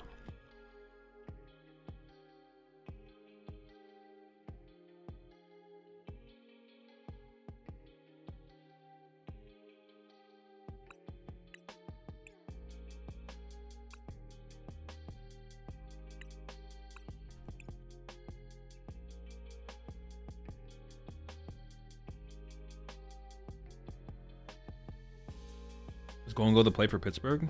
Who knows? There's like Worlds 2 months and 2 major tournaments before it. Maybe 1 major tournament. I think 2, but the major tournaments might be the week before. There's 2 months Worlds and 2 major tournaments that happened before it. But if you're gonna play Golden Go to Pittsburgh, you should probably pick it before the week before, because I'm pretty sure the 2 major tournaments before Pittsburgh are literally the week before. I actually don't remember. This is, what is it? Merida or Monterey plus Frankfurt and Monterey? Yeah. I'm gonna try and register for Monterey on the second wave. I missed the first wave registration. But if I miss second wave, I actually might try and stream it. If I'll have to like find a way to reach out to the TO to see if I can stream it.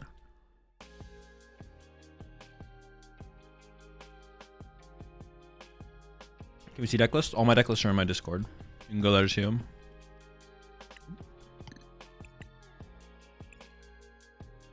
Alright, I'll see you after the match. You know when registration opens? It'll say on Arcanine on the tournament before registration goes live, and then follow the organizers and Arcanine on Twitter. Tournament organizers for the tournaments.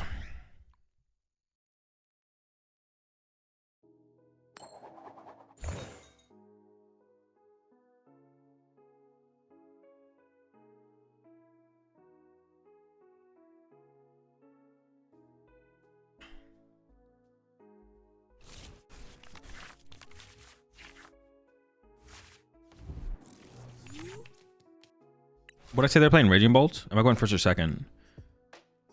They decided to go second. Very chill, very chill.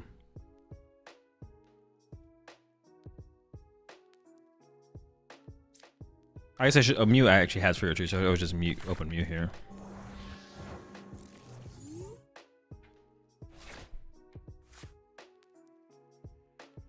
Bro, this start is just so weak.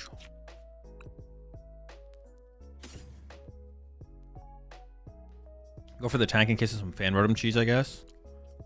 No energy, dude. All I wanted, like literally all I wanted, was an energy attachment for a turn. That's all. I would have been fine with that.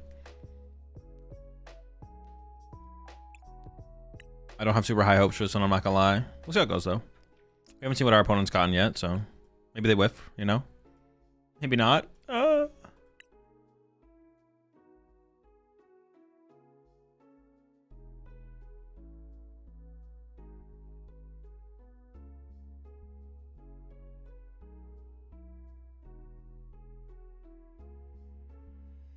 Probably some Pokemon. I mean, what Pokemon is it? I have no clue. I'm gonna bench Latias or treat to Latias here. If they do get the turn one knock on my Latias, then I have Mew as my pivot. After that, I guess they could Maractus it if they play. Does Raging Ball play Maractus? I hope not. What the heck? All right, we'll see.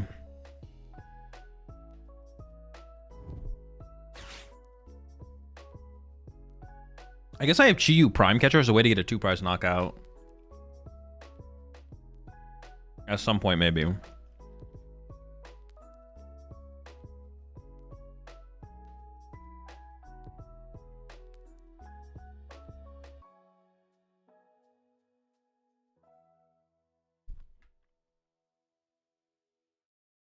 Setting up still feels like the biggest hurdle with this deck. I don't know how to make it that much better than what we have going on in the current build.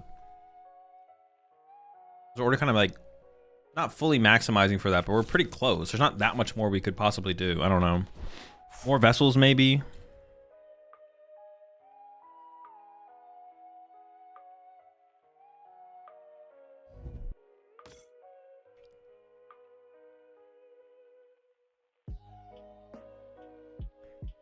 Maybe I'm underrating the Legacy energy a little bit. Like Legacy plus Iono is like a pretty powerful combo.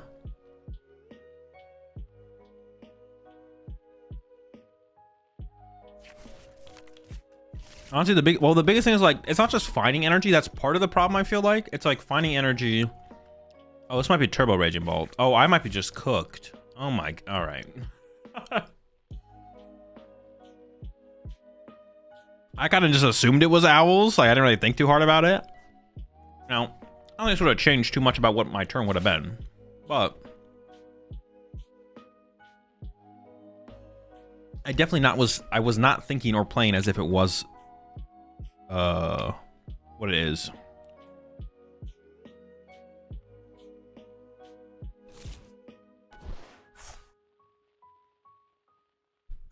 Maybe cutting Latios for another vessel. Yeah, honestly, maybe doing that. Because if I can have more energy in play, it's not as good as having Latios sometimes, but it can be as good. And then if I do have Latios or another way to move, then it's like fine. Also, maybe cutting Reshiram. I don't know. How's it going over here? No energy in the discard pile? Bro, what are we doing, man? Wait, how did this end up like this? What the heck? How did we Earthen Vessel away an Ultra Ball without having a Lightning or a Fighting in our discard pile? Oh, we haven't even Squawk and Seized yet. Okay. No way, that still feels incorrect. There's some misplay in the sequence for sure, right? How do we discard Ultra Ball a Vessel there when we have a Lightning in our hand or a Baby Bolt in our hand that could have been discarded off the Vessel instead? A little bit of trolling going on here. I fear and I feel.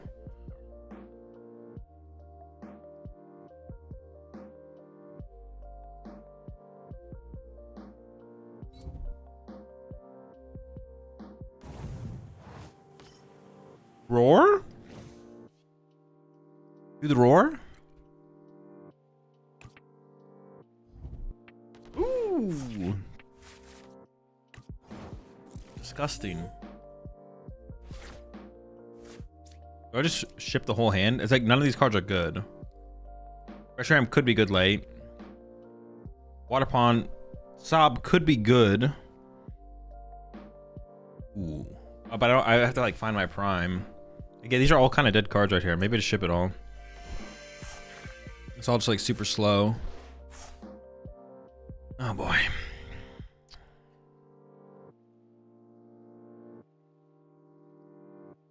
Okay. Okay. I can retreat to Charcadet. Bench Clefairy. Attach Clefairy. If they KO my Clefairy, I keep my Charcadet. If they KO my Charcadet, I keep my Clefairy. And then pass.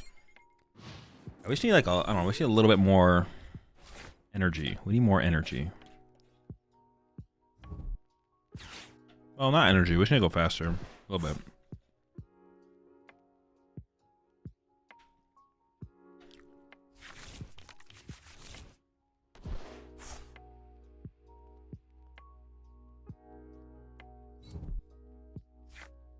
I think the ceiling for the deck is a little bit higher, but I don't know where not sure where it is.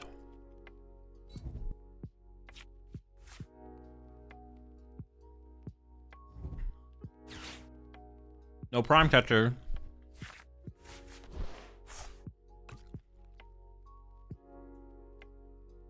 No prime, no prime. Prime is a crime. You want to go jail, do you?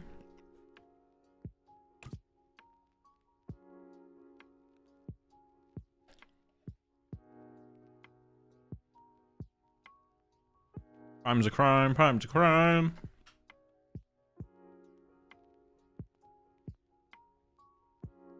My best top deck is like Ultra Ball, so I can get rid of Squawk plus Moon here. Oh my gosh, let's go. We're getting so fortunate. Shooting over half their deck.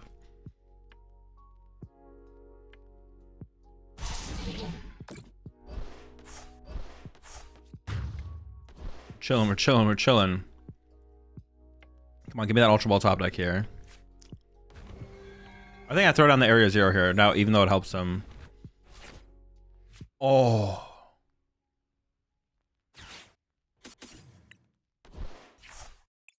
Insane. It just sees me more cards. Maybe I just go for Fez. What do I even want this turn? Char Cadet? Ho-Oh with energy? I'm just gonna get the Fez.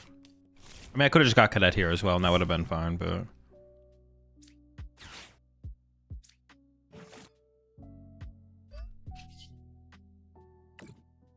Oh, I also need like a Terra, though. Let's flip now, because I want to be able to play this Ultra Ball, maybe.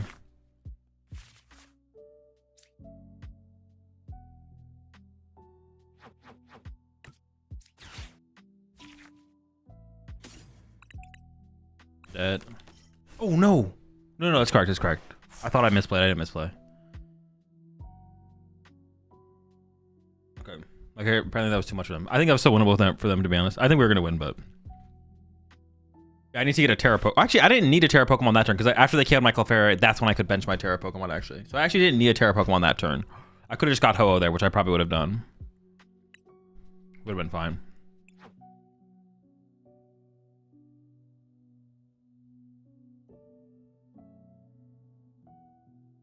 I thought I took the wrong thing, though.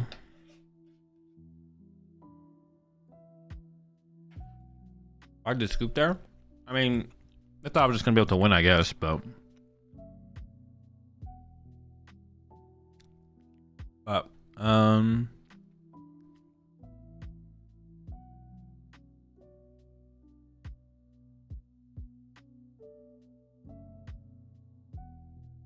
it's fine.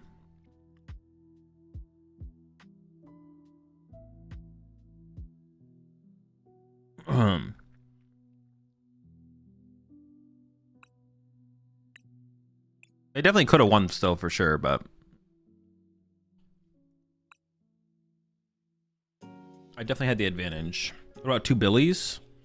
No, that doesn't feel like that's not something I'm like lacking. Like sometimes we use Billy, sometimes we don't. That wouldn't help us. I think I just need more outs. More outs with Pokemon, so maybe like a single Great Ball. I think I probably undervalued the Legacy. We should put the Legacy back in. The Legacy, put Legacy back in. Cut a Latios for another Vessel, just like fine, but also like finding Ho-Oh. Maybe a Great Ball is better. I don't know. A Brox. What about a Brox? Would Brox ever be a move? Gotta be Dusk Ball. Why Dusk Ball?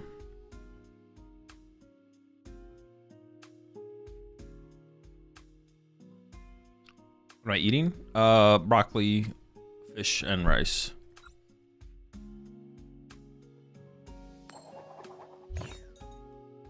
Hilda? No. We'd never play Hilda. We'd always play Brox before Hilda. I could see a Brox. Maybe Brox is better than playing more aggressive item. Brox could be okay, to be honest. We could try a Brox. I'm down to try a Brox.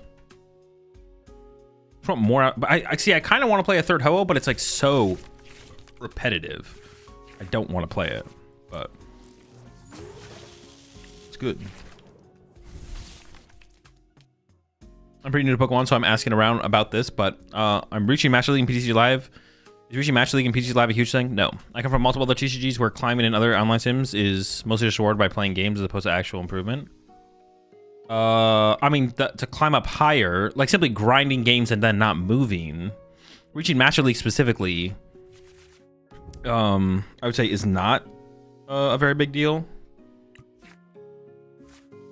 But climbing up higher in the ranks, I would say, is. I just set up. Was this just another Pikachu matchup? Did I set up 2 Pikachus? It feels like it, right?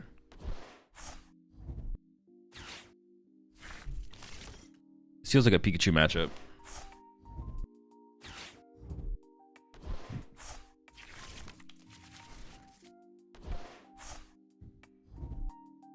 And if they like boss punch my Pikachu with like Will-O-Wisp, then I just use Galvantula, right?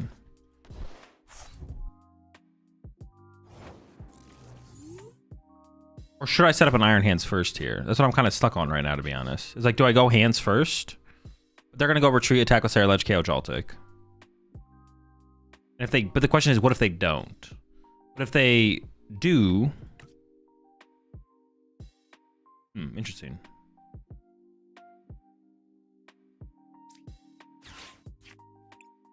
I guess like one thing to check here is, do I even have I do have 2 Pikachus. Okay. I actually don't know for sure. I think I am gonna go just double peek though. Sure, let's just go double peek here and see how it goes.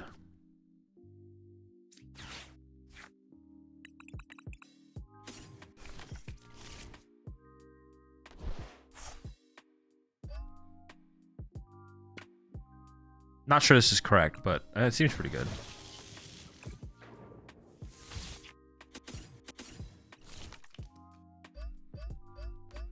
Dude, like that's, dude, I wish every energy place, like Jolting Charge is so smooth. That's what everything needs to feel like. Did you see how like how Jolting Charge just went? That's what everything needs to feel like. That was so smooth. Like everything just needs to feel like Jolting Charge. But it doesn't. Only Jolting Charge feels like Jolting Charge. Everything else feels terrible.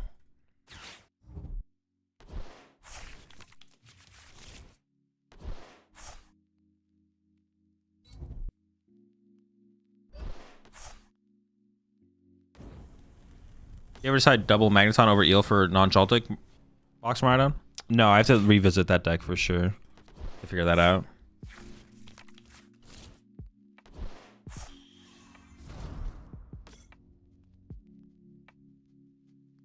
I think you definitely need okay,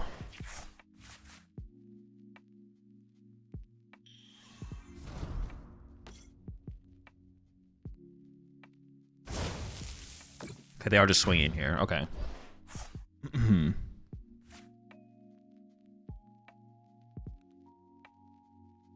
Wait, can they briar me somehow?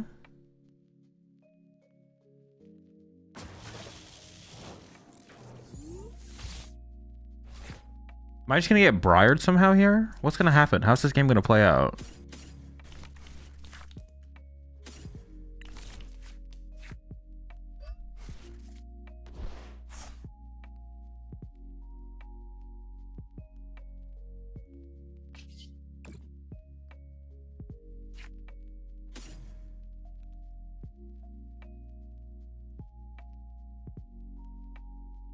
Do I want to put Dynamo in play?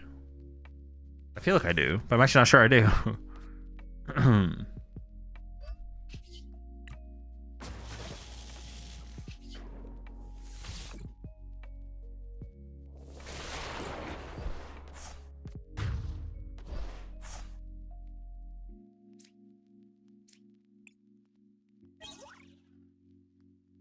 no, because they can't KO my Pikachu, right? So we should be fine. We should be fine.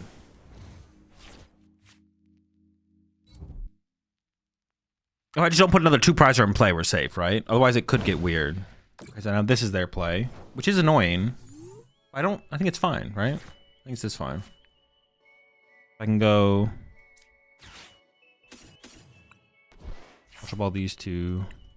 Wait, what the fuck is that? Okay, that's not fine. What the heck? What is that? They're not allowed to play that. Oh, my electric is prized. That's so bad. Heal here is so good. This legacy is such a scam. Dude, what the heck do I do?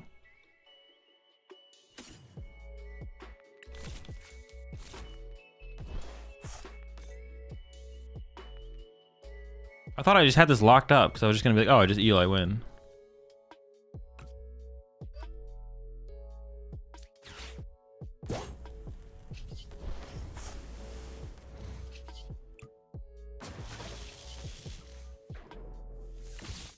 Alright, whatever. We're doing this. We'll figure it out. Maybe we should bench Joltik this turn, to be honest, to be able to use the Galvantula. I thought I had Eel there. A little bit late there, buddy.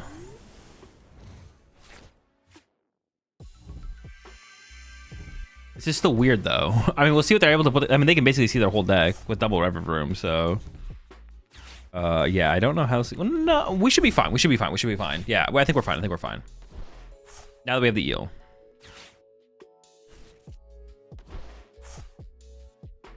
I thought I was kind of scared, but... I think we're okay now, though.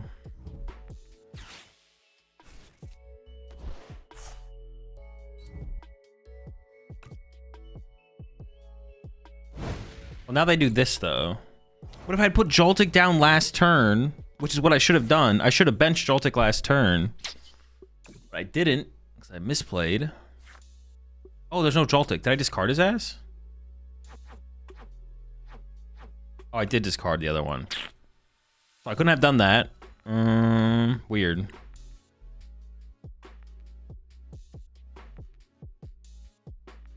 We're still in an advantageous position. We just need to set up some threats.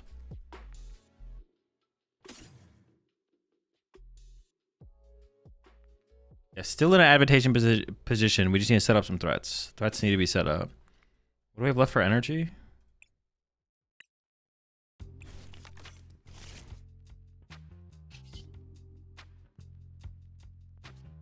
Wait, no, because what if they go Briar next turn? Oh my gosh. Yeah, what if they Briar next turn?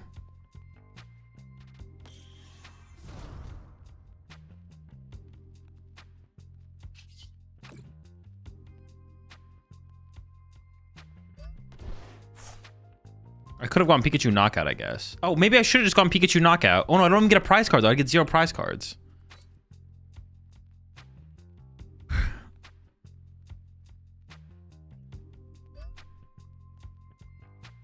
I guess I didn't need to get the second Maridon. I should have left my bench space a little bit more open, to be honest. They discard a lot of Jet, though. How many Jet are they down? Oh, only 2. Yeah, I shouldn't have got second Maridon here. That was a misplay. All right, well, I've pieced things together a little bit. We're fine.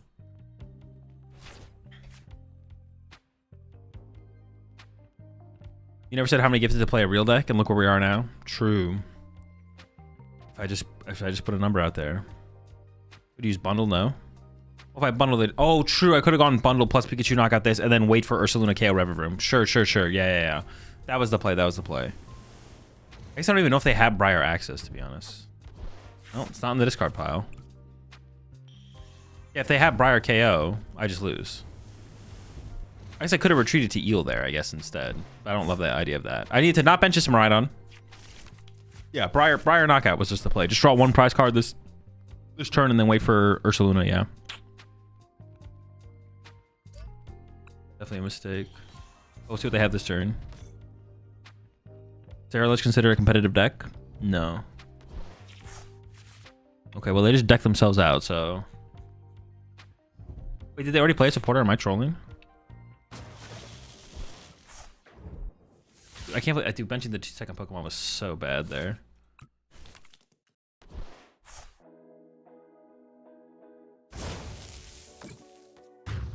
What if they play Turo, though?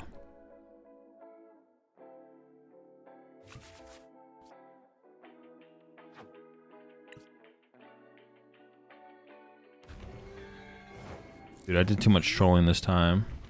Deck out? Maybe.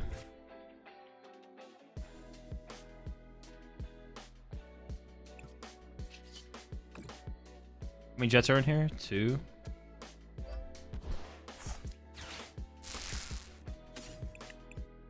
Many mistakes, man. Palpad got Research Iono, I believe, or Boss something. Is that Prime? I do.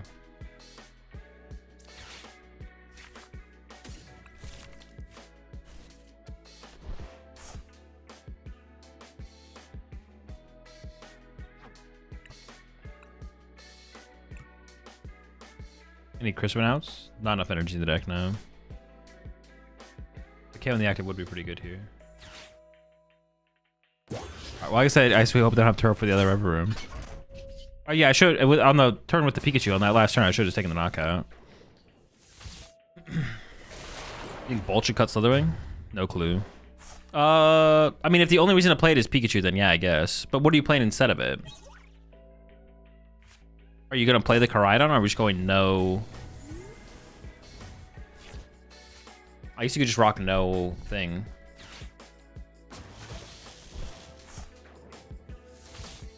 Wait, why are they going after my Pikachu? Alright, well, that's trolling. I gotta check. I actually have to check to make sure I have the prime in there. I think it is, but you don't know for sure.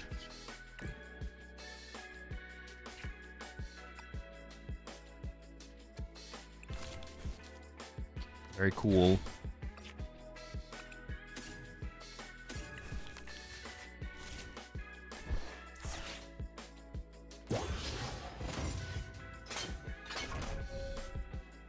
So my friends were literally feeling like playing Armarouge Box Ho, and then you made a live about it. That's pretty cool. Pretty chill. 2 baby balls, could that be a thing instead of slithering? No, you don't really need 2 baby balls. 1 is more than enough, I think. It would just be whether or not you want to play a Koraidon or a Slitherwing. The thing is, though, Slitherwing becomes less useful. Like, if you're... Slitherwing is, like... One of the reasons to play Slitherwing is the mirror match. But if you're playing... Yeah, one of the reasons to play Slitherwing is the mirror match. But if you're running...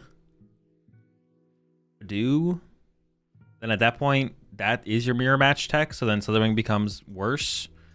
If Joltik Box becomes popular, though, then you want Slitherwing. So then that becomes your mirror tech / other thing. But... Slitherwing overall is like a pretty weak card if you're not trying to deal with Pikachu. Like I said, there is some value to it in mirror match, but they should have knocked out Miraidon, yeah.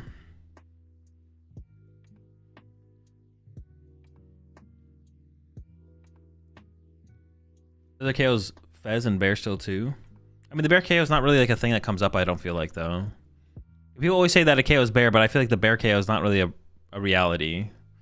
Like, if you can KO the Bear with Slitherwing, you can usually KO with a Raging Ball. It's like this, you're usually gonna have the other play. If you have one, you have the other, basically. KOing Fez, but KOing Fez with Slitherwing only matters in, like, aggressive matchups. So it's, like, only matters in, like, mirror match. Or... maybe Golden Go. Like, it could come up against Golden Go, I guess, to try and throw off their prize trade. Why is Slitherwing good in mirror? Because it can take a 2-prize knockout as a 1-prizer. So you KO their... yeah, you basically you get a 2-prize KO as a 1-prizer. That's basically it. Also KO's Peak. Well, yeah, but yeah, so Peak is like the big question for sure. Man, when I start Bear multiple times in a set, that Slitherwing is gonna seem super clutch. KO Bear doesn't trigger Fez unless it's, which is kind of good. It's okay when we're discussing whether or not to add a card to the deck. We want to come up with situations that actually happen. Slitherwing KO Ursaluna it's like not a thing that ever happens. Basically, that's what I'm saying. When it's not, that's why we don't want to use it as a reason to play a card. Like everything you're saying, everything you guys are saying is real. I don't know. I haven't played Raging Ball in a while, but whenever I played Raging Ball with Slitherwing, you just KOing Ursaluna with Slitherwing is just not a thing that ever happened. And if it did happen, you also could have just used your Raging Ball to it.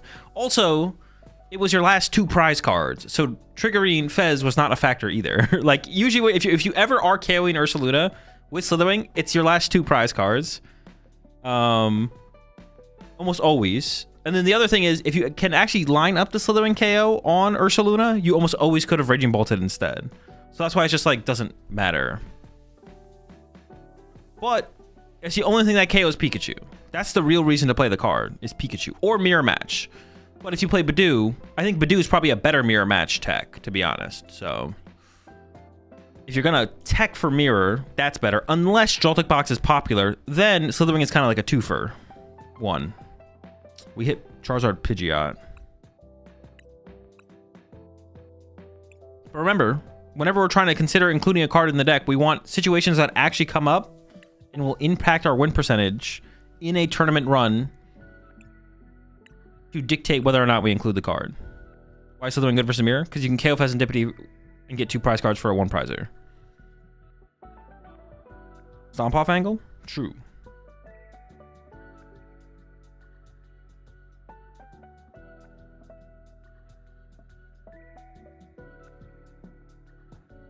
I think the mirror match thing is valid for Slitherwing. Like that, when you fall behind, that's literally your play. Like if your opponent gets the first 2 prize knock on the mirror match, your play is literally Slitherwing KO Fez, or force Fez into play by going KO a 2-prizer, force him to need to draw more cards, and then you go Slitherwing. And if you play Iono, you can go like Slitherwing Iono Prime or Countercatcher Iono, knock out their Fez, pray.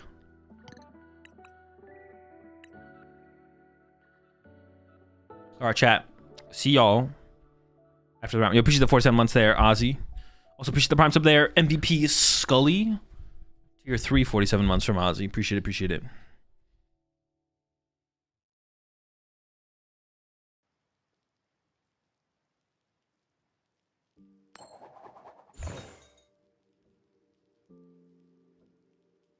No. I would like to go second, please.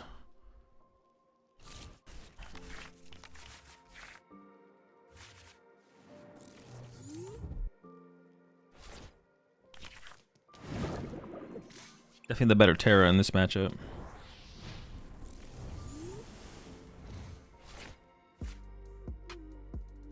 So usually I like ending up with like one... Usually I like to end up with like one fire energy in the discard pile so we can like Night Stretcher for it later. But I have 2 Night Stretcher in my hand, so I don't think I'm going to be doing that.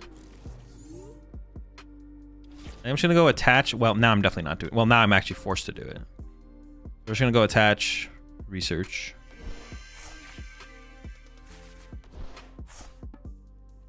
Holy... What is this? This is all of my Night Stretchers in the cycle of 2 hands, and I got nothing else. Dude, what is this? This is so... It's good, man. It's a really good draw. I would draw this again if I could. Holy shit.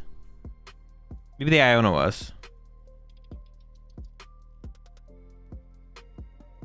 If they have Arven for Candy Zard...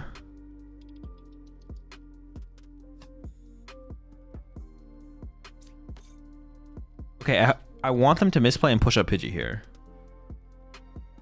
If they have Candy Zard Maximum Belt, we just lose. I'm not going to bench Ant to play around that, I don't think. I don't want to retreat to Iron Bundle either. It doesn't really change anything.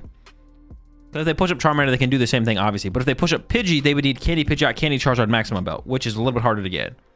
So if they push Pidgey here, we can sob the Pidgey, and they would need more. If they push Charmander... Maybe their prize cards are really bad and all the energy's in their hand. So then this energy actually matters. So even if they push Charmander, it decreases the odds a little bit. Dude, holy smokes, bro. This is insanely good. Let me get a little bit of that sob action. Yeah.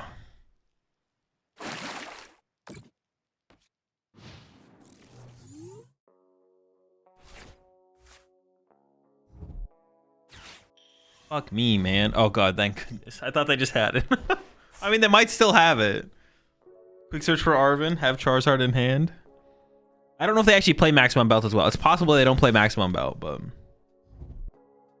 Oh my goodness. Oh. They're just kidding. Dude, this is not real, bro. All right, maybe they don't have the energy. Maybe they don't have the energy. That's my only hope. They didn't check their prize cards. They prize like 4 fires.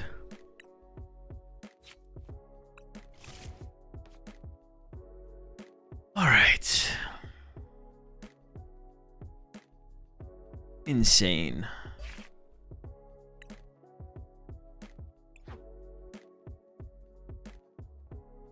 We just saw no Ultra Balls, no Nest Balls. We saw nothing. Okay, so here are the changes I would make to the deck. No. Cut this. I do like the double Latios, but I would cut it. We need more outs too. Oh my gosh. Dude, they need to change it. I need to be able to search for any card in any field.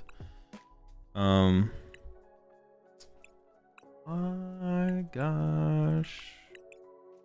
So clunky. All right, I'm getting tilted.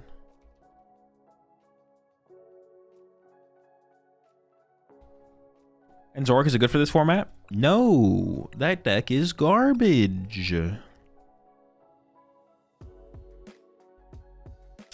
Well, yeah, I guess I'm gonna drop from the tournament then. XN3 is not. Let me make sure. If we can progress to the next round, I'll stick it out, but I don't think we can. Phase 1, 8 rounds of Swiss. Players with 16 points or more advance to the next phase. Oh, we're coming up at least a point short on that, so I will be dropping. I think. Yep.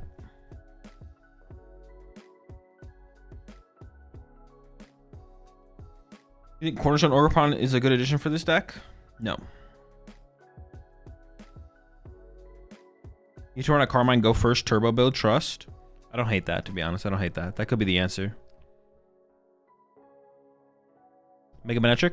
I did see the Mega Manetric, yeah.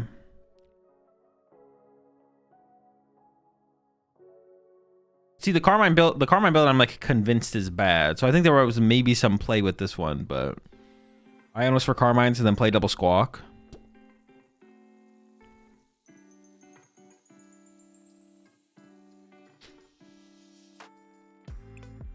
I'm just gonna play one ladder game here.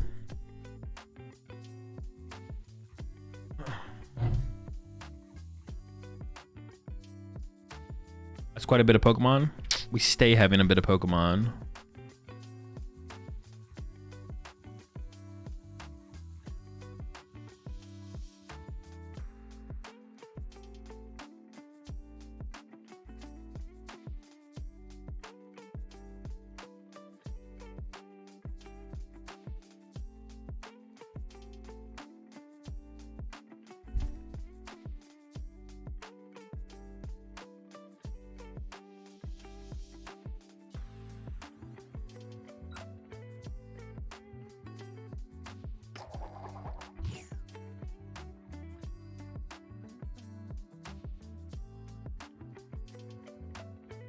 Before Zork wins World somehow. Broken deck. Zoro beats Snarl, Guardy, Dango, and Bolt. Zoro loses to Snarl, Dango. I think you maybe just lose to Guardy now as well, that you don't even play Heavy Darmanitan. But actually, no, you're probably still favored against Guardy. But you lose to Snarl, Dango. Wait. And Bolt. But you said Bolt's not really relevant. But you lose to two of the decks that you said you beat. You definitely do not beat those decks. Why are you lying?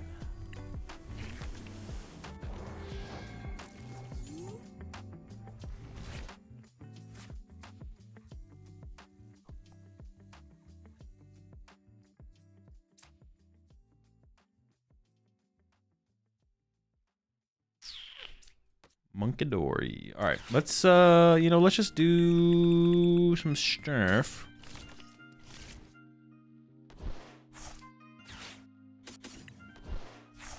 Let's get some stuff out here. Let's do some things. No idea what deck they are playing, but Zork has a rather favorable Snarl matchup, and his Guardian matchup has been fairly good for a while. The Dango matchup is usually based on. We're gonna have to agree to disagree on that one. I think Snarl bodies Zork. I think all you have to do is literally just not attack until you kill stuff and the game's just over. Agree to disagree. Dude, even this hand is cooked. Alright, we win these.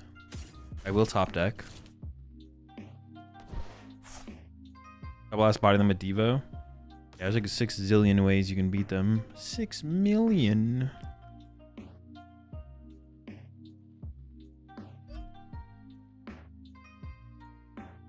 I just want to be able to discard my Squawk if they replace my Stadium, I guess. Alright, pray for a top deck.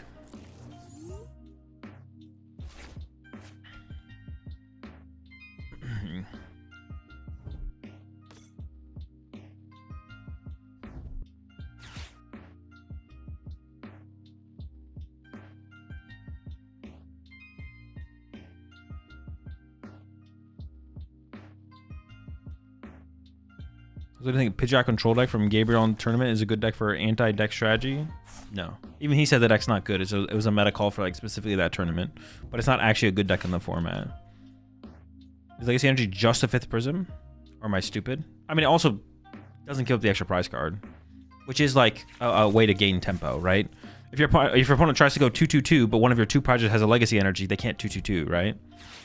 Now they could gust around you. We obviously always have plenty of 2 prizes on our bench, but sometimes it's not that easy. Are you holding cheese? No, it's Post-its. I just have a stack of slices of cheese.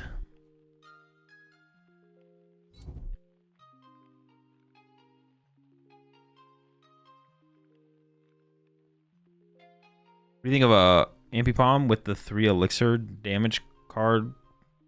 I have no idea. I have no idea what the card does. I have no idea what the elixir damage per card in hand. I mean, it's definitely bad. But besides that, I got nothing. How you feel about Slow King? I mean, it's not competitive. That's when I like. If I that's when I stop rating a deck. If I think a deck is competitive, then I think it's bad, fine, or good. If I think a deck is uncompetitive, then that's just where it stops. In the tier list of uncompetitive decks, there's no tier list. They're all uncompetitive. We go next.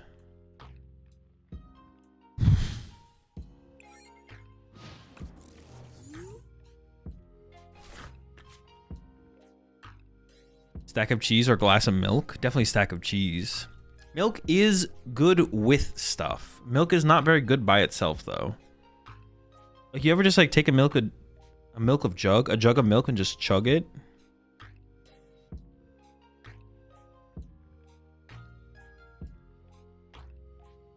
You see the Pokemon trainer went and I see VOD. He filmed in a coffee shop and saw you.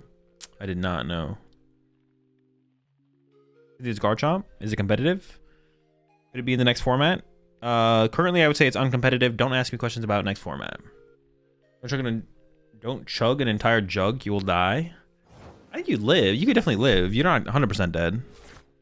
Not 100% KO rate, for sure.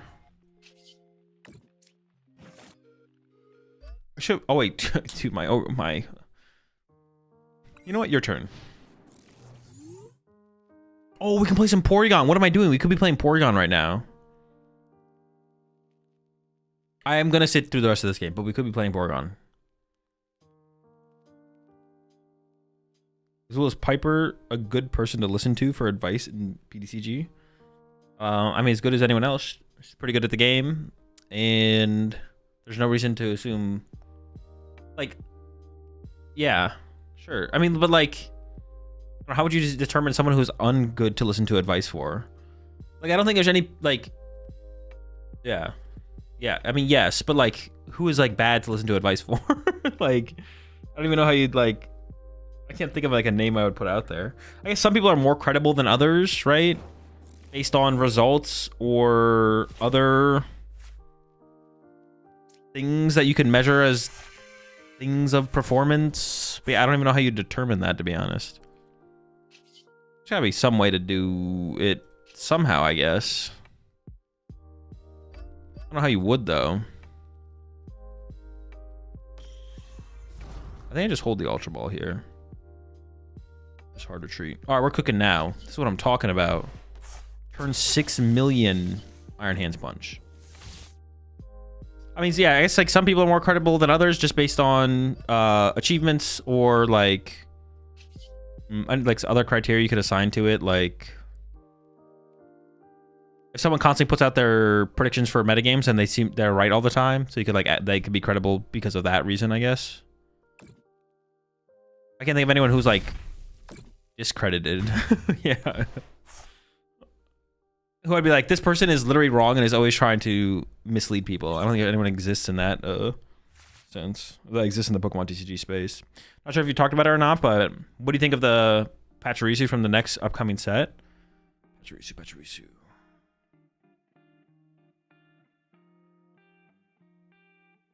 Is this thing just actual garbage? During your opponent's next turn, whenever your opponent attaches energy from their hand to the defending Pokemon, put 8 damage counters on that Pokemon. I mean, it's like a super matchup specific tech. I guess it's not like truly terrible, but it seems pretty terrible. Yeah, it's bad. It's just bad. Piper says Zoro's an A-tier deck. What do you think? That's why I think Zoro's decent. Oh, I don't think it's an A-tier deck. Might be something I haven't played with Zoro in a while, but yeah, I think Zoro's like tier 3, tier 4 probably. Good against Guardy. Bad against Grim, bad against the Raging Ball, bad against Golden Go. Dude, this deck's getting cooked, bro. If you're running a thick Darmanitan line,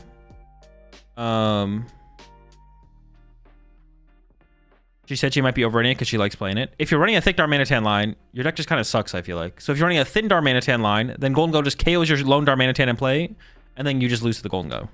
You never have a way to like beat them. Yeah, you have it's too many bad matchups.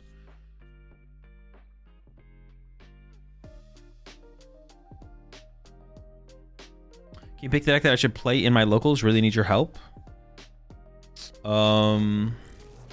Just based on that information, I assume you're trying to be as competitive as possible. So with that information in mind,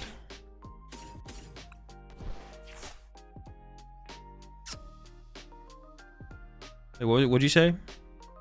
Pick a deck for you to play locally. World. There had to be a better thing to discard than the Terrapagos here, I think.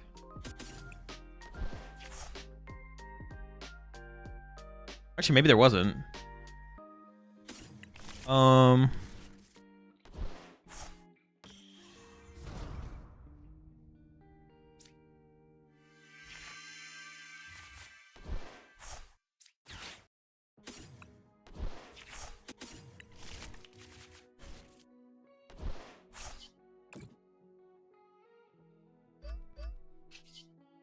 If I Iron Bundle here, Iron Bundle, KOing all these Pokemon is better than KOing the active, right? If I KO this, they can't Charizard. If I KO this, then I can use Water Pond. Okay, they conceded. All right, if I was gonna go to a tournament tomorrow and try and win, which meta deck would I play? Hang on, let me like maximize win percentage. Here, let me look at meta decks. Grimmsnarl. Honestly, maybe Joltik Box, bro. The deck felt pretty good today. Like, what? Like, why not Joltik Box? Why not Joltik Box? Yeah, Grimmsnarl or Joltik Box. So whichever one you're more comfortable with at that point would be if we're picking between those two. But you should probably just go with the meta deck that you just know the most. Like, you should just play the meta deck that you just know the best.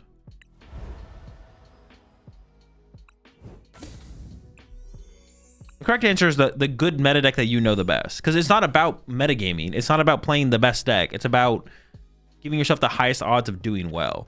And the highest odds of doing well doesn't mean playing the best 60 cards you can. It's a combination of playing the best 60 cards you can that you can also play well. So, like, it sounds like you're trying to be as competitive as possible. So it needs to be a mix of those two things. Now, if the deck you know the best is unfavored against the local meta, then, like, what is the deck you know the second best? How does that fare into the local meta? And if that still seems like it fares pretty poorly, what about the third best? Can you tech for the local meta? Like, add all those questions into your deck choice there to determine if you're not... Wait, where's my Porygon deck? Oh, I have to go to my other account. Okay. Wait, no, I can get it out of the Discord. I'm not going to switch accounts.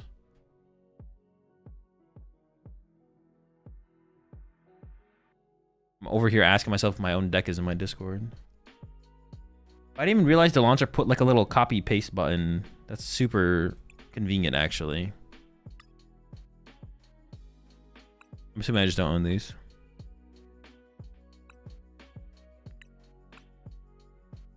Yo, I was playing that Armarouge deck. Thoughts on the deck? I mean, it's not competitive. That's where my thought process of deck stops, though. If the deck is competitive, I'll think about it a little more. But if it's not competitive, then that's like all I think about. Thank you, man, for answering my question. Of course, no problem.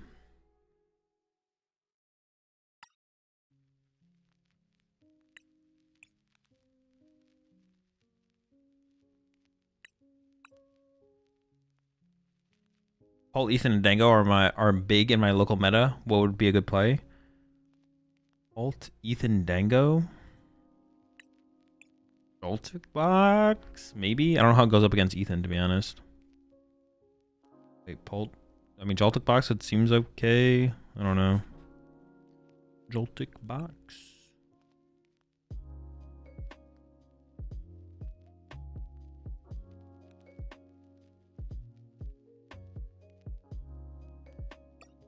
Dude, I kind of want like a little bit more of Rare Candy and Night Stretcher. Specifically Rare Candy. Being able to go from this to this is just really nice. Combination, though. Maybe I do something like this. Maybe this is the answer. The counter catcher was kind of chill, though. I didn't mind the counter catcher. 4 Night Stretcher, 4 or 3 Rare Candy. Maybe that's the play. So I think I should be running Cheryl in my Urshifu Inteleon deck. For sure. That's a broken ass card right there. Lock in.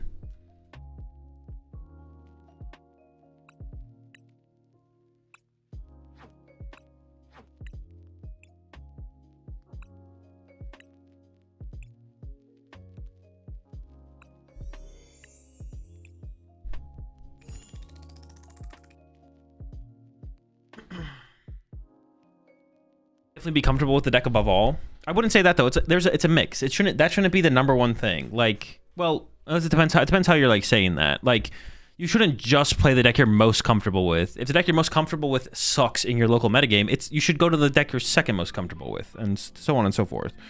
Or adapt your deck list, change the 60 cards. You know, tech for the local meta, whatever it might be. You don't want a tunnel vision on playing the perfect 60. You don't want a tunnel vision on being the most only playing the deck you're most comfortable with. You should be you want to be a little bit flexible with it. But you just want to understand the questions you should be at. Well, the important thing to know is the questions you should be asking and the rules you should be following to determine what deck you should be playing. That's the important part. Should I bring Sable Donk to my pack per win tomorrow? You should. You should do it, but now you have to do it because you asked me the question. You have to do it. If you don't do it, you'll probably get banned from Pokemon. Should I play Sacred Ash in my Haymaker deck? Seems a little overkill. Opinions on Terrorbox when local's not using Shaman? Probably pretty solid at that point, to be honest.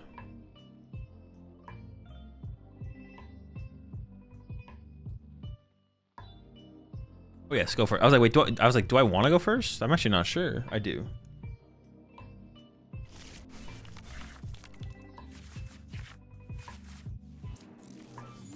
What's your current top 3 in the black and white format?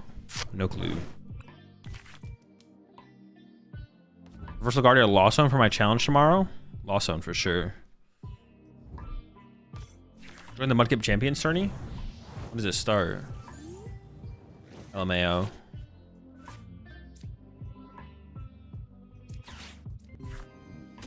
Dude, how do I always prize one of these little fuckers, bro?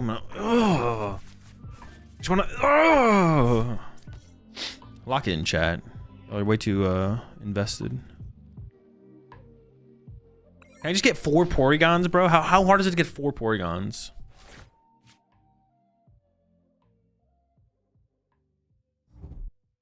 When is Pittsburgh registration? Usually 6 to 8 weeks before the tournament starts is when registrations go up.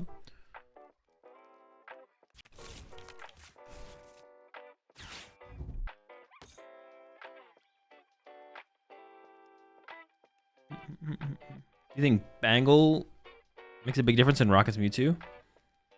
Not sure. It definitely is. Actually, we could work on that deck to be honest. Actually, it is a good card in the deck. How good? I don't know.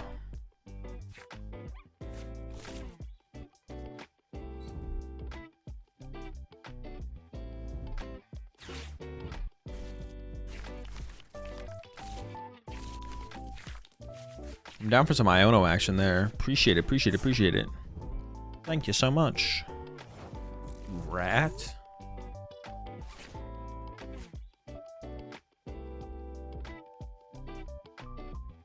But we could do something kind of cringe. Actually, I kind of have to do the cringe thing because I'm just kind of stuck. I don't.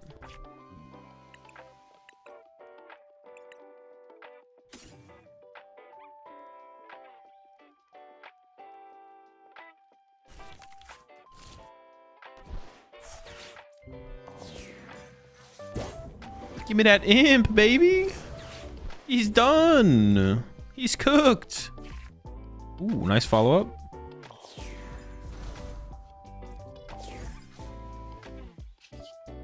Popping imps.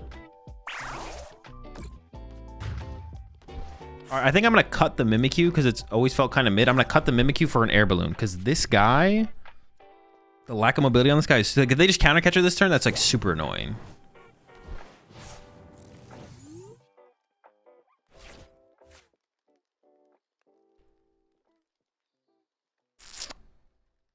I was on Doxbun and Crustle for the Ethan's matchup. I have no. Oh, I see what you're cooking over there. No, because they should attack you with Fez, right? Seems bad. I was like, dude, I have like Doxbun EX. I thought you were talking about Doxbun EX. I know which one you're talking about though. That hot body one.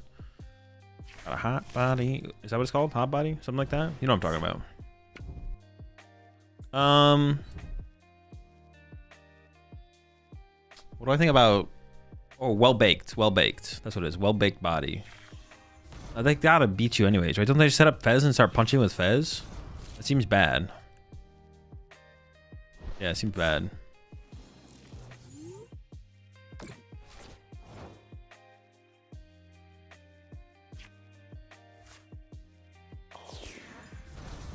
Dude, do I get cooked in this matchup?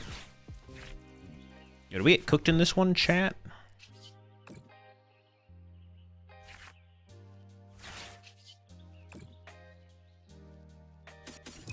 What do we think, chat? Are we cooked?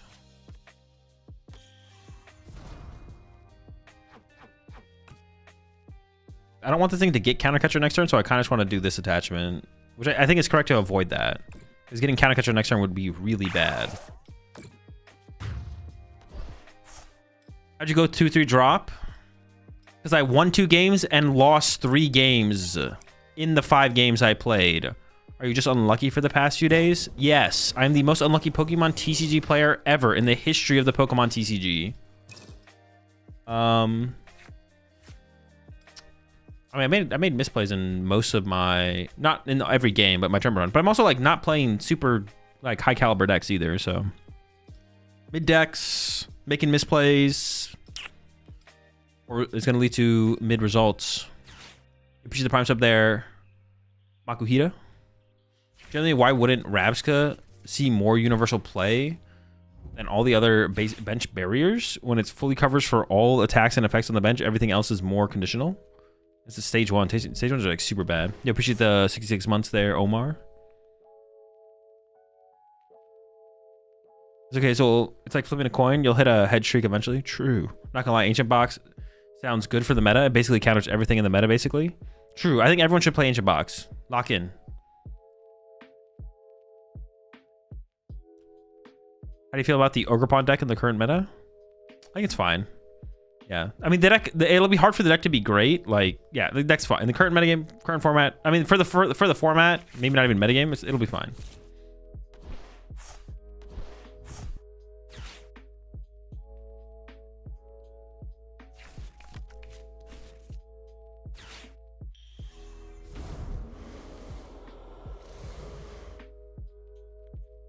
Oh my, dude, these guys get roasted in this matchup, dude. That's, oh, dude.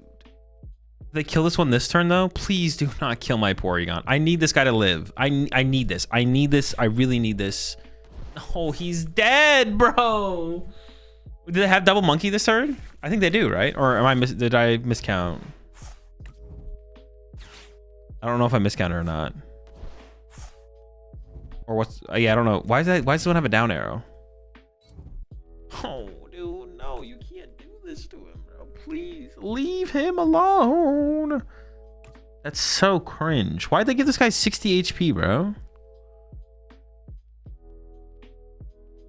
Maybe they think it's not correct to KO. Dude, no. Just let him live. Just let him live. Please, please, please, please, please. I'll pay you off. Anything. Just give me a number. Give me a number. God damn it.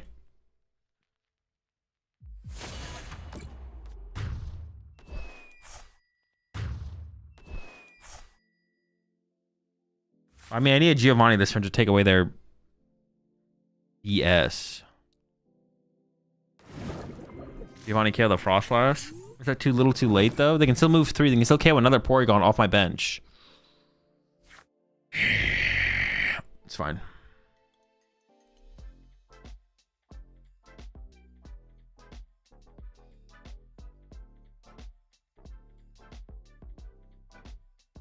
And they got rid of my stadium? What the heck? So freaking rude. Okay.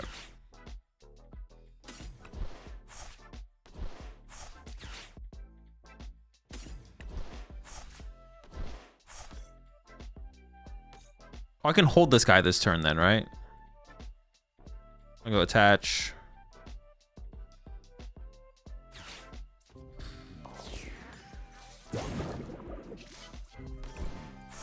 Sure.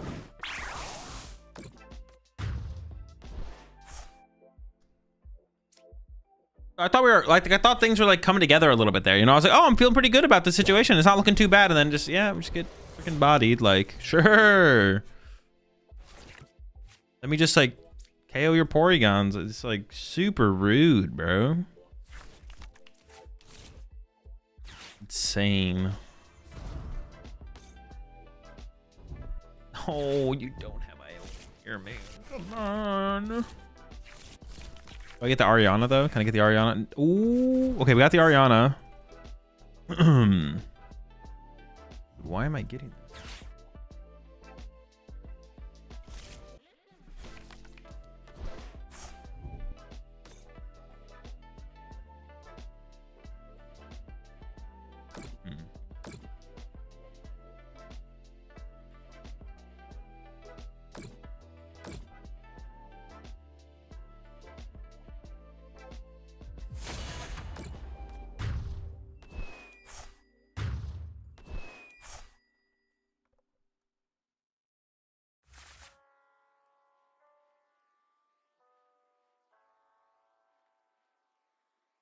All right.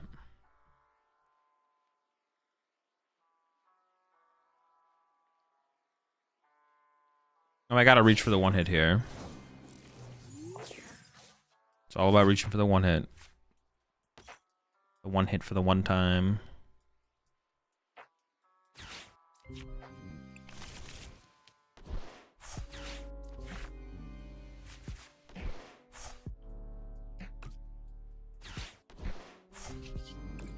I don't think we're quite cutting it. I also need an energy. How much damage are we doing? 180! 180, bro! That is not enough! We are cooked! Holy smokes. Alright, pack it up. We go next. Dude, freaking... I got nothing. Unlucky. Dude, every time things seem to be going okay, it just falls apart every time. Get this guy out of here, bro. Little scumbag. Although he is pretty good against Dragapult. He's pretty good against Dragapult.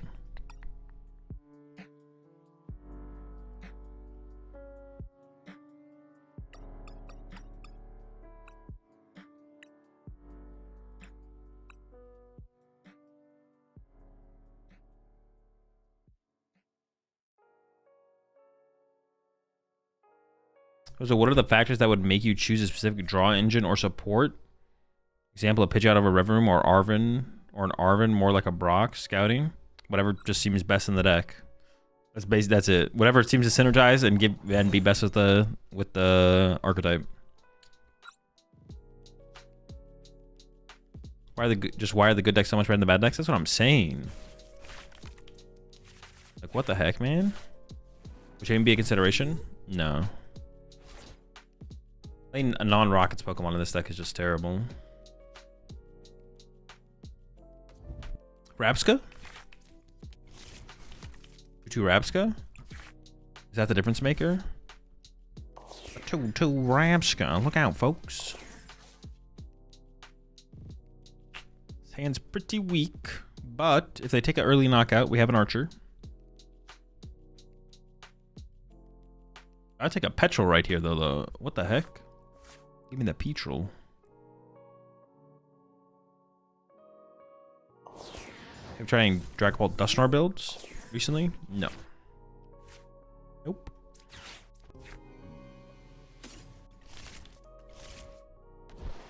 Alright, dude. I'm literally playing up against a deck with the Dunsparce. If I don't win this game, like, come on. Actually, it could be Mill. Maybe should not be going so wide here. It could be, what is it? What's the deck called? Something Mill. Dude, literally friendless. What the heck?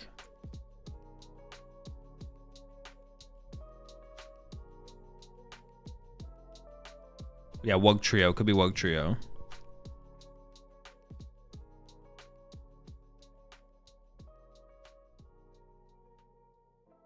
Probably Hydrapple. Gimme Ghoul. Holy smokes. It's the Gimme Ghoul. I literally don't even have game in hand. I don't even. Oh, I could get there. I could get there.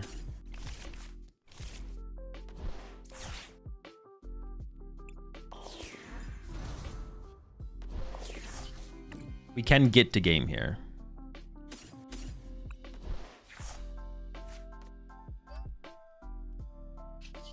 $40 damage. Dude. Come on. Are you gonna make a video updating Ethan's cargo? Maybe. I don't know.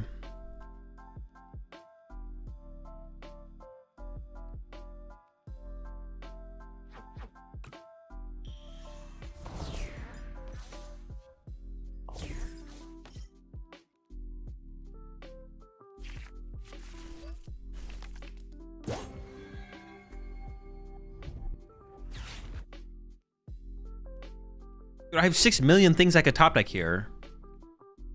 Like, or I could have had in my, like, Petrol, Ariana, Team Rockets thing, a stadium to go with either of the Rocket supporters, or the first Rocket supporter I played, I guess. Like, come on, bro. Come on.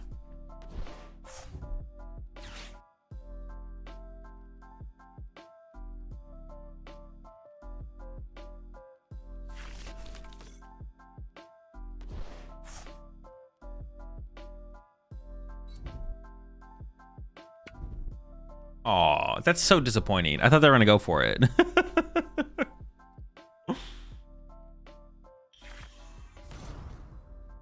I thought they were gonna go for it. We should 28 months there, Snoopy. Give me that coin toss.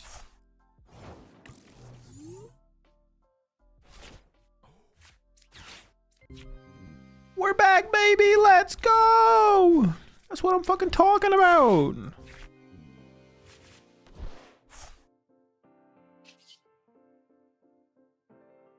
Radio.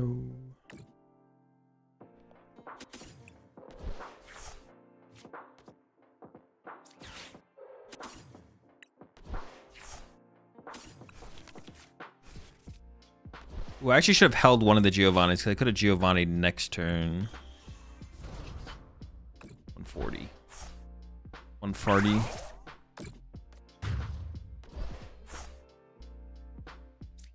It's fine. We're just gonna push up a little guy, and then we'll just go from there. Oh, now I guess I could Gus this turn. I think I'm just gonna push up Porygon and Ariana though.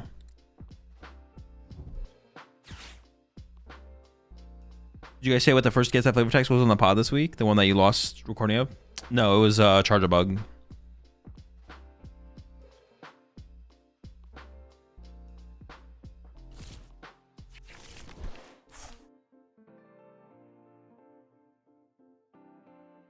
I don't think we ever get to the one-hit KO on this thing, but I guess it is possible depending on how we draw. Nothing's impossible, but we'll probably won't KO this. We'll probably just like continue, set up our backline and go for the one-hit on the next turn. No, dude.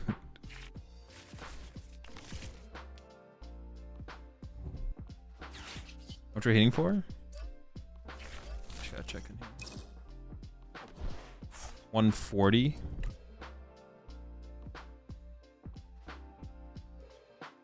We only need 3 more.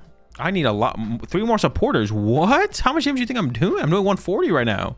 I do 120 more damage. That's 6 more supporters. It is possible to do though.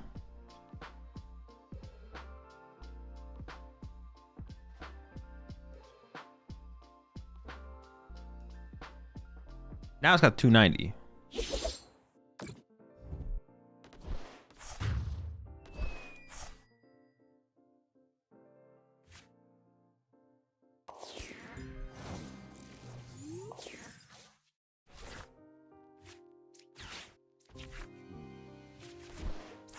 Dude, this is what I'm talking about, bro. Give me those cards, man. Yeah, baby. Wait, it's not even that good. Where are my Pokemons? Dude, we're always like missing something. Dude. No, I play 4 Nitro. I did discard one earlier. No Ultra Balls. Like, dude. All right, you know, it's fine. I'm gonna pass.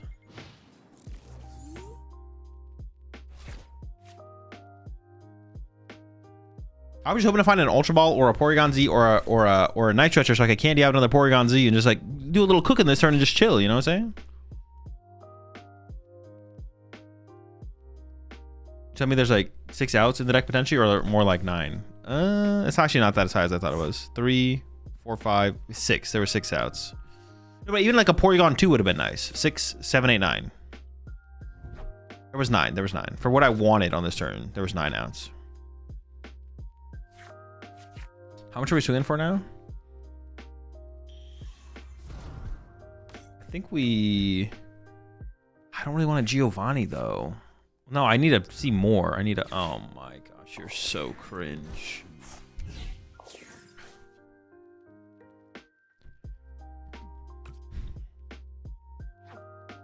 We're doing 180.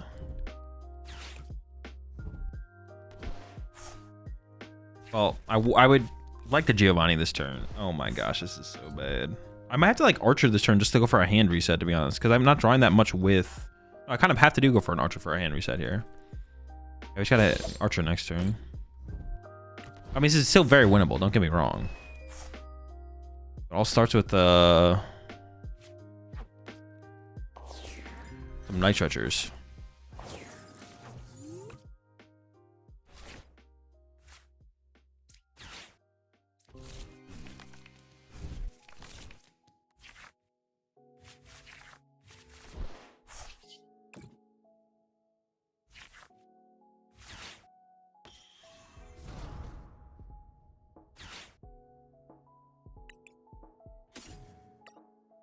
Knowing my prize cards right here would be really nice, to be honest.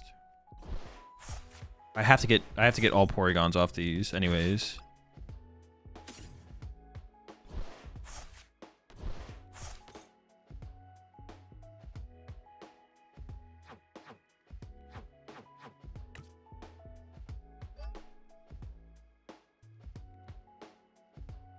All right, pass.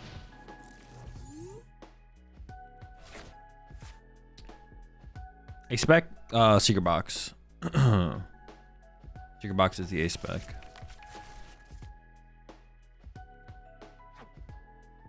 $100, $200. We're doing 200. This turn we should be able to reach for a 1K on the active.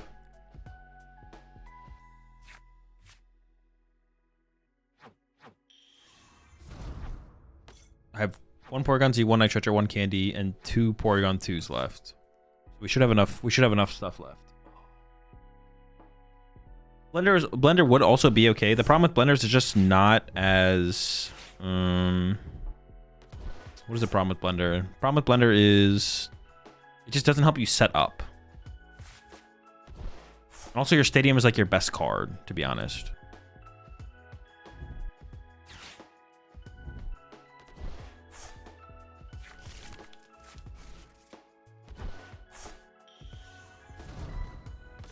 I have not seen a single petrol this game so far. What the heck? Okay, this is it. This is the comeback. This is the win. This is the dub. This is it. Don't talk to me ever again after this one.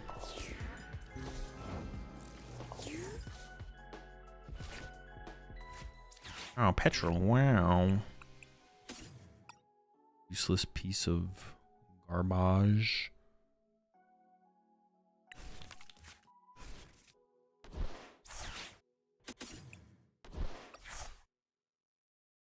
I could evolve the active to a Porygon Z so I could use any energy.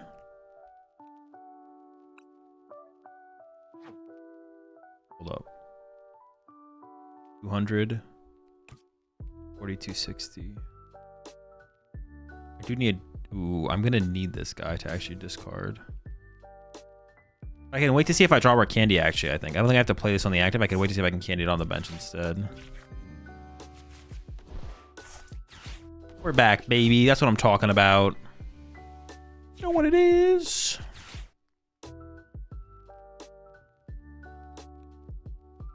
How much is this guy swinging for? 230. So I have to put both of the... Oh, my... Okay, sure. Whatever. Whatever, man.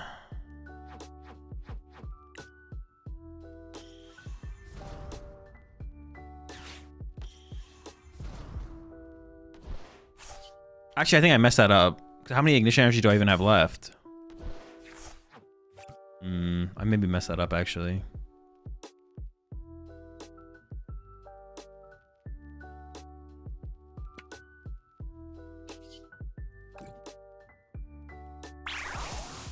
I should have maybe candy this one and evolve this one instead, because that opens up my possibilities of having more outs, I feel like, on the next turn.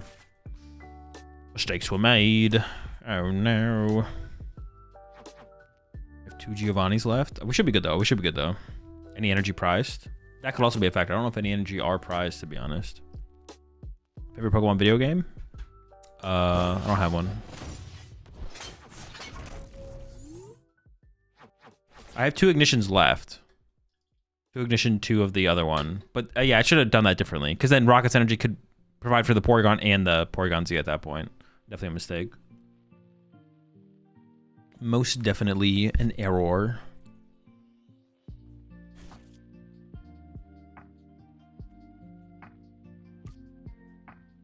Overall, I think we're still in a pretty good spot, though. Okay, that's good. That's not Gust. Yeah, we should have this one locked up now for sure. We should have this locked up.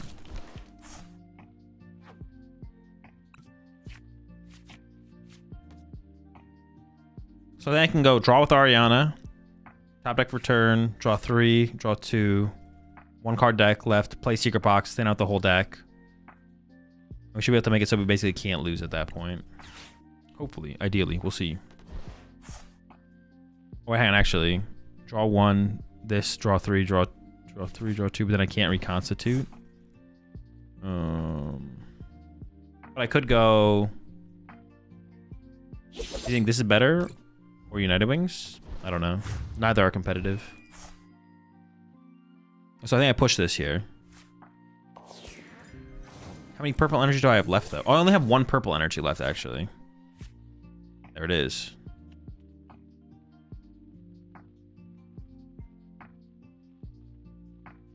Oh, but I could get my Night Stretcher.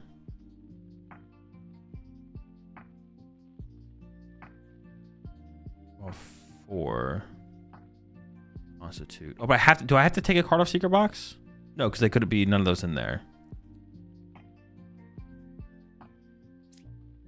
If I go attach here, draw 4.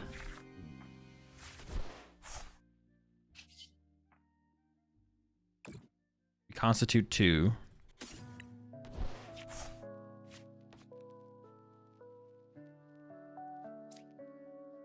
Secret Box 3.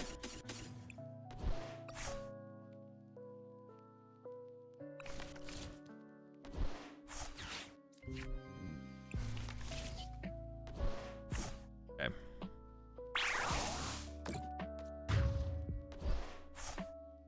I guess I should have benched Articuno at some point and put the air balloon on it, because actually at the end of the game here, I still need, if I want to use that to then draw cards. Interesting. Yeah, if I want to use that to then draw cards, I would actually need a Rockets Pokemon on my bench to go into. So I should always bench the Articuno. I should never discard it. I should always bench it, put the air balloon on it, so I can always Giovanni into it at the end of games.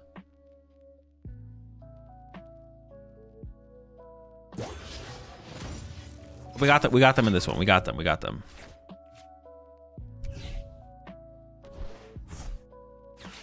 Well, actually, they could Iono us and we could lose. I take it back. We don't actually have them for sure. Actually... Ooh. Yeah, we could definitely lose this, actually.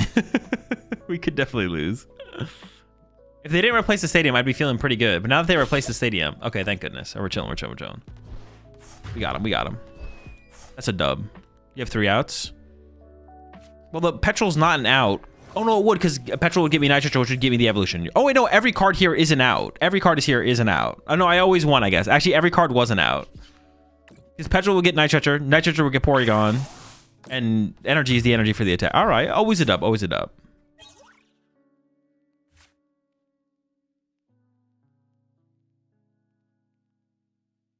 That's what I'm talking about. Okay, the deck is coming together a little bit better. The more I play with it, the better it becomes. Who knew?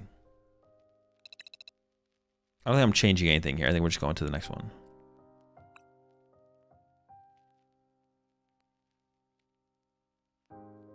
We might still want to put the Mimikyu back in the deck, because honestly, the Mimikyu is pretty good against Dragapult. But besides that... Which was just Skyla? Yeah, literally just Skyla.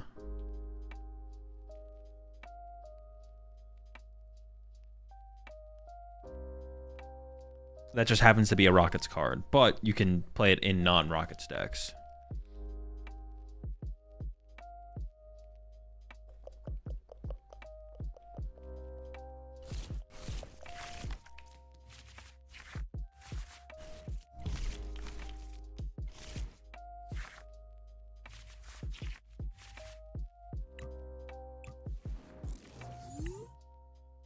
Probably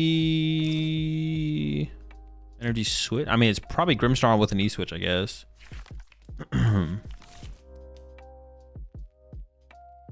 Chill. Dude, they didn't even give me the card either. All that work, nothing. The heck.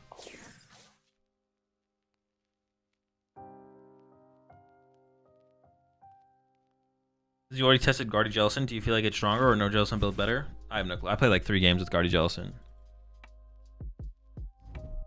I would not say I play tested. I would not say I play tested the deck at all.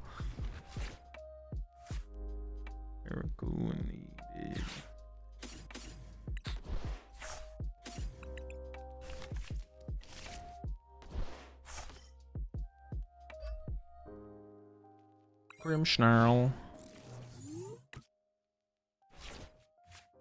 How was the tournament? Did not go great, not gonna lie.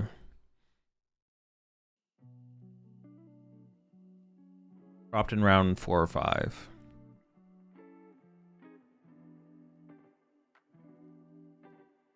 Watching any series that's anime right now?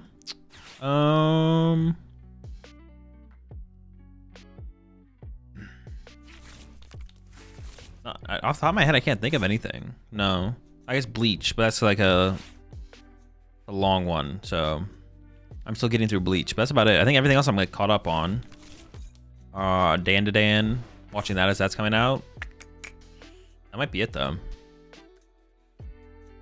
It's looking intriguing, but it looks like it misses a little bit of damage, like a 3/3/3/2 bat. No, what the heck? There's no room for that. No. That is super inefficient.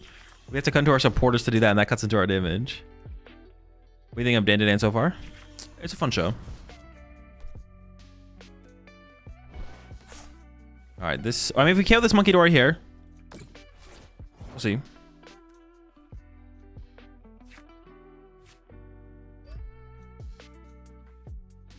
Stadium. Oh, I need a little bit more than just a stadium. Come on, give me something.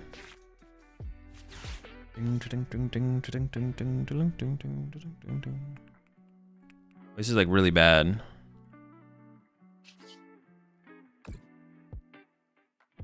Yeah, dude, we're just cooked.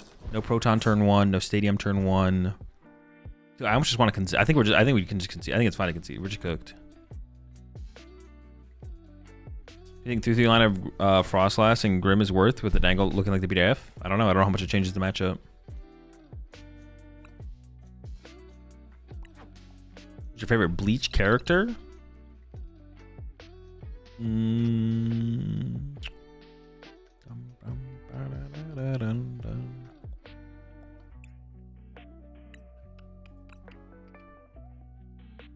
Well, it was Chad. I'm listening to the. I'm watching the dub version. It was Chad until they changed his voice actor, and I don't even know what season they changed it.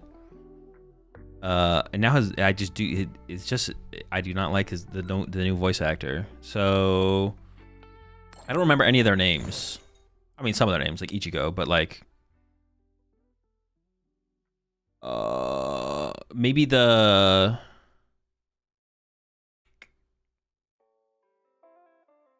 Squad leader, the kid, the ice dragon.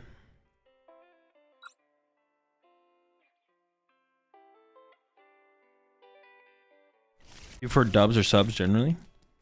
Toshiro? Yeah, Toshiro. I just cannot keep up with their names at all in animes. I cannot keep up with their names at all. They're just too different. They're just too different.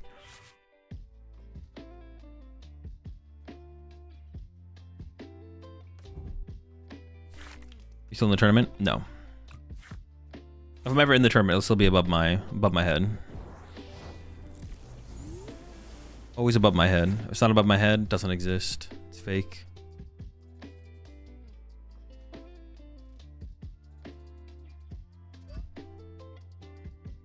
I gotta get some stuff out of my hands here.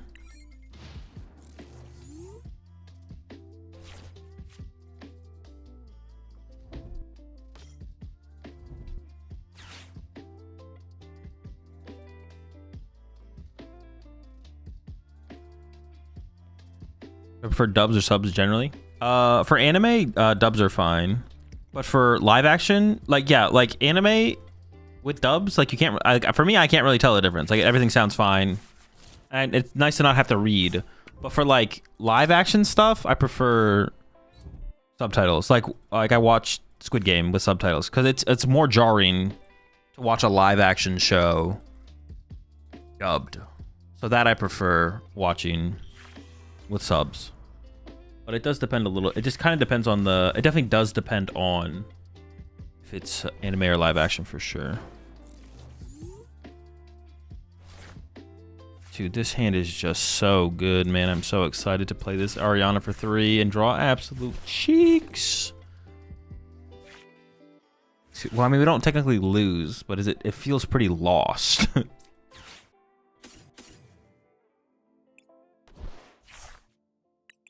No, the comeback is real. Oh yeah, not getting turn 1 Proton.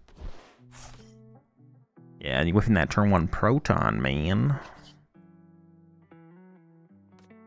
It is still technically winnable though. We can win this game. This game is winnable. You gotta play for the dub.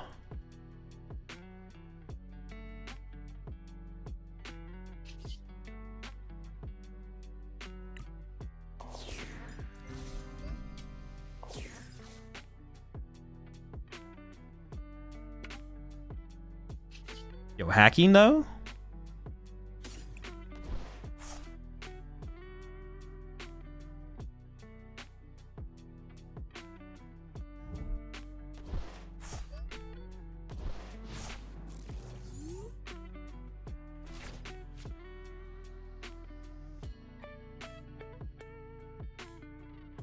If you like Squid Game, you gotta watch Alice in Borderland. I've heard of that show before. I might check that one out. I haven't checked that one out yet, but I've heard good things. Good things. Yeah, very winnable game. We just gotta lock in, get the dub, spam some archers, stuff like that. Should be free. Honestly, free dub coming up here. Not be more free. How much are we hitting for right now? 80 damage? Gosh darn it, bro. We're just gonna get bodied. We just lose. What the heck is going on, man? It's not fair. We need top deck Porygon Z, Candy Porygon Z, Night Toucher Porygon, Ariana for 7, draw 2, cycle 2 more. And we'll need some kind of Ultra Ball action as well to KO this. And then from there, we need to chain archers to disrupt them and hope they break their chain at some point. How many Ethans are they through? 2 Ethans? 2 Ethans left? Okay. It's not too important to start hand disrupting them until they're out of Ethans, and that's where it becomes most important. All right, it's terrible top deck. I hate it here. All right, here we go.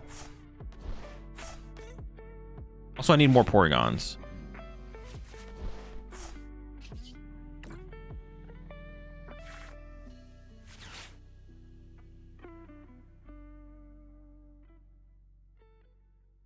$100.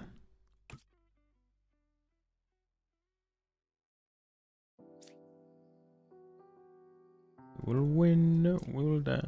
It's not over till it's over.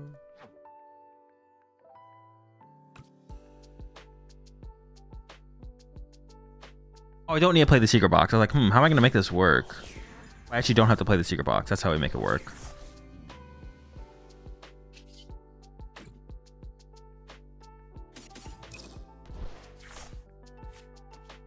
Wait, do I? Should I have? 100. No. Oh, this is still so bad, though.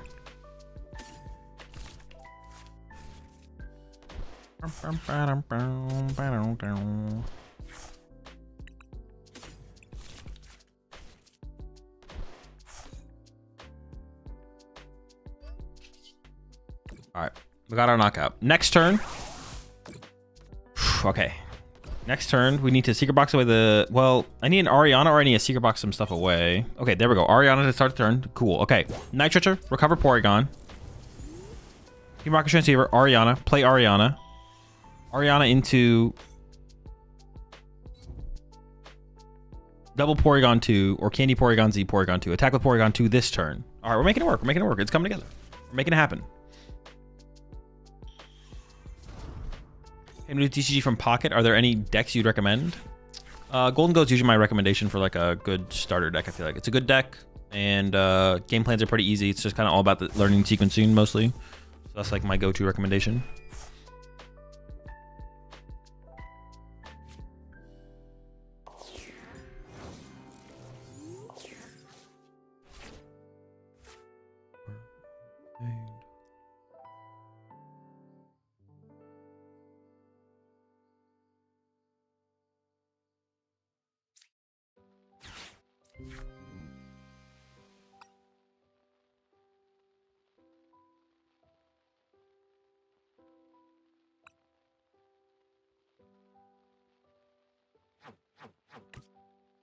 I kind of want to hold on to the Ultra Ball here, right?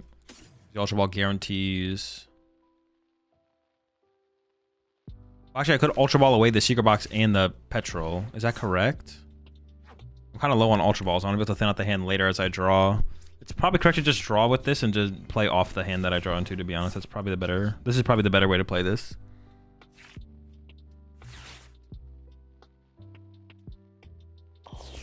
It's coming together, folks. It's coming together. Oh my gosh.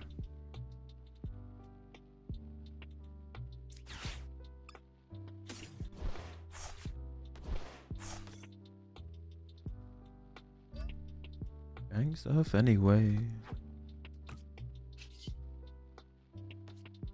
All right, how many more attackers do I need?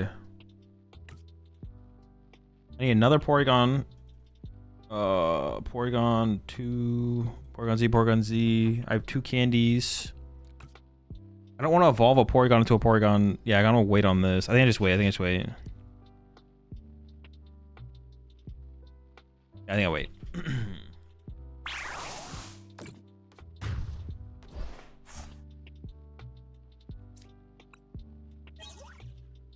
Nice. That's pretty sick. How many energy do I have left is a question, though. Because, like, we have to win the game. Like, I maybe have to attack with the Team Rocket's energy this turn. 2 Ignition and a Team Rockets. 4 energy left, 4 prize cards. But if I use an Ignition and then they boss KO a Porygon with this energy, I could be in trouble. So I think I should just attack with this energy next turn.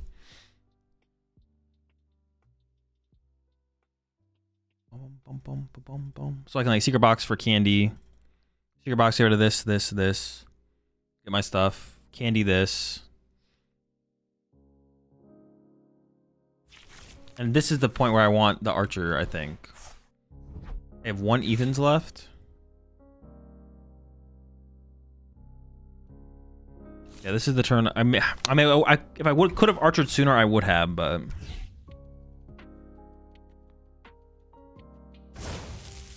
archering this one doesn't even seem that good, to be honest. What if I actually Gust KO'd the Quilava off the bench so they can't find the Ethans, and then I archered next turn? I get Candy plus that. I could do that, actually. Let's go for that. That sounds kind of cool. KOing the Quilava so they can't find their last Ethans, then archer them next turn. Maybe I'm like overcooking there.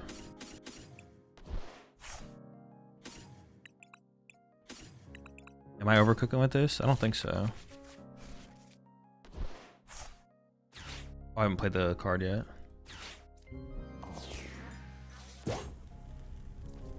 Or if they don't use it this turn, they won't have a way to find it next turn, I guess. Same difference.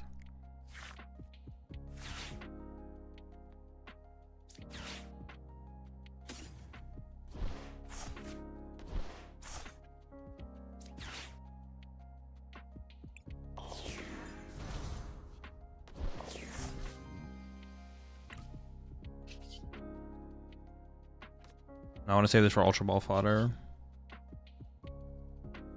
Back knockout seems fine. And now they bring up Typhlosion, knockout. We'll see how they... What else they have, though? Do I have any Ariana left? 1 Ariana. Team Rocket Transceiver. Alright, I think we're doing okay here. I think we're doing okay. Can I make a Dude submission, or are they closed until day of? Closing. Well, they're closed until I reset it. Once I reset it, you can, but I haven't reset it for this format yet. I'm not gonna reset it until after Worlds. So don't worry about it until I put the message out in the Discord. Okay, last of the Ethan's used. That's good. There's gonna be a lot of Cyndaquils. I got Quilava Typhlosion actually. Interesting.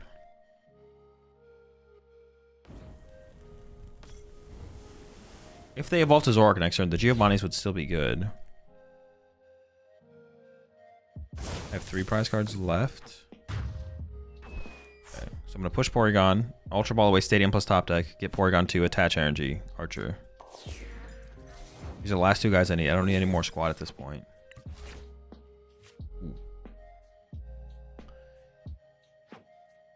I'm out of, that's my last candy. I have another Giovanni's left. I do have a Giovanni's left, so I could do this instead. But I don't think it's in the deck. It is not in the deck. It is prized. Okay. Well, that could be a mistake. All right.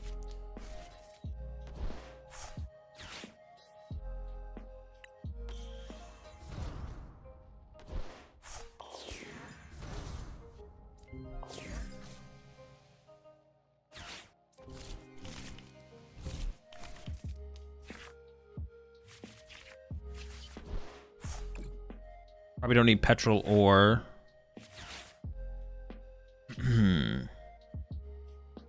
I assume Petrol or Ariana are going to be the worst 2 here.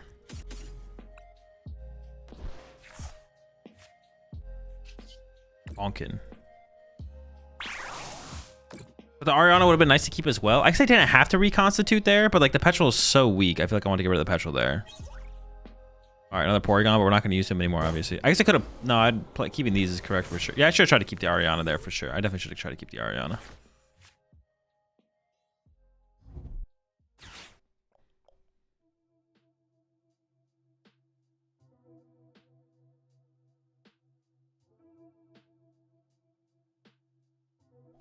So is the reason you like playing this satirical? Yeah, that's exactly why I play this deck. Or is there some competitive strategy practice involved? This deck is not competitive, no.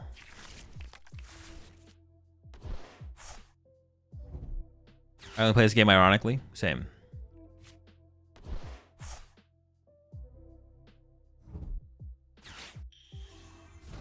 Dude, off the... Dude, they just got the candy. Wait, what was that draw? I mean, it's a little absurd. It's a little cringe, right? It's a little cringe right here. No one draws like that in real life. If we were playing IRL right now, they would not have drawn like that. What the heck, man?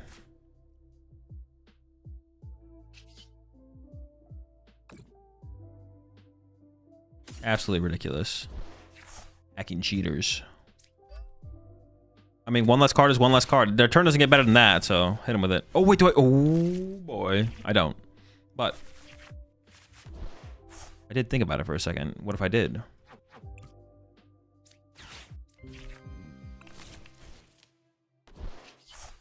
All right, we're swinging.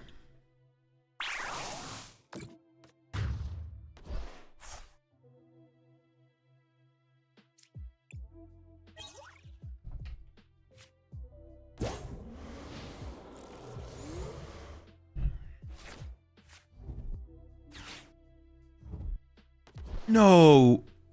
God. Dude, come on, bro. There's no way, bro. They just get the nuts off the thing every time. I was like, wait, no, they have Ursaluna. God damn it.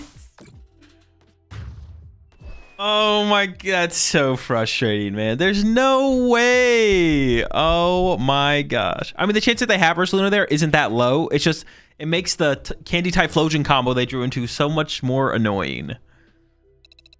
Oh.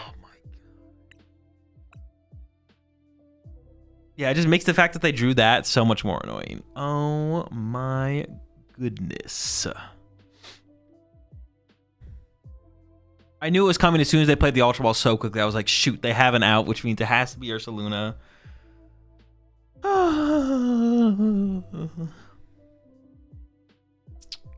Unlucky, man.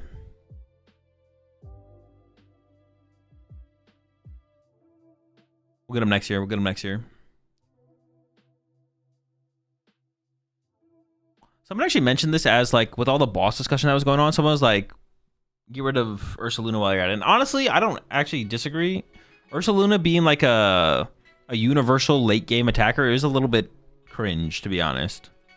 Like Ursaluna's kind of cringe as like card design. Like every deck can just have something that KOs Fez, basically. Dot card, which is, yeah, a little cringe. It's like boss's orders basically in Pokemon form. Just like super efficient late game attack. Like every deck becomes the same. The problem is, the way to think about it is like every deck is becoming the same deck. Every deck can win with boss knockout. Every deck can win with every deck has boss KO as a win condition. Every deck has late game Ursaluna as a win condition. Just gets really boring really quickly.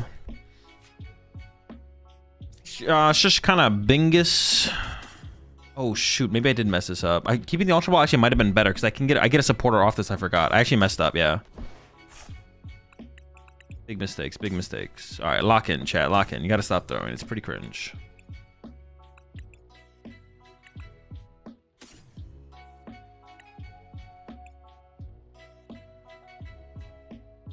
Yeah, see, I could have used this to grab a dead supporter. Definitely a mistake. Definitely a mistake. Holy smokes. Lock in. Lock in.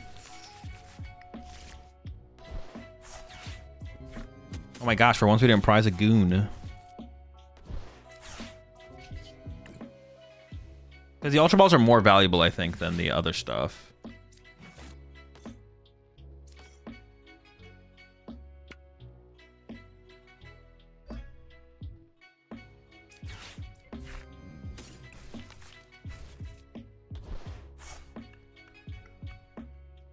So this should have been an Ultra Ball in my hand. Shoot. Do I want to play this ever? I don't think so, right? I just hold that. Even if I'm going to get Badooed here, I think it's better to hold it. Also, I'm Briar in the Ogre Pond deck. Guardian matchup feels bad. The Guardian matchup's bad. Oh, I was going to say Briar's not going to solve it. I mean, finding the Briar is just like super tough. It probably does not solve it, no. It's just a bad matchup.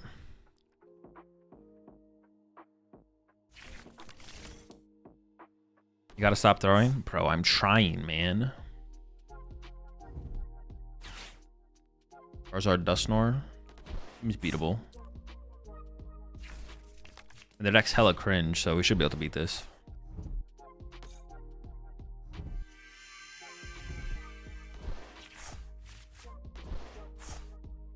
Yeah, oof. Our hand would have been, yeah, our hand would have been better. It would have been the better options. Whatever, though. We'll make it work.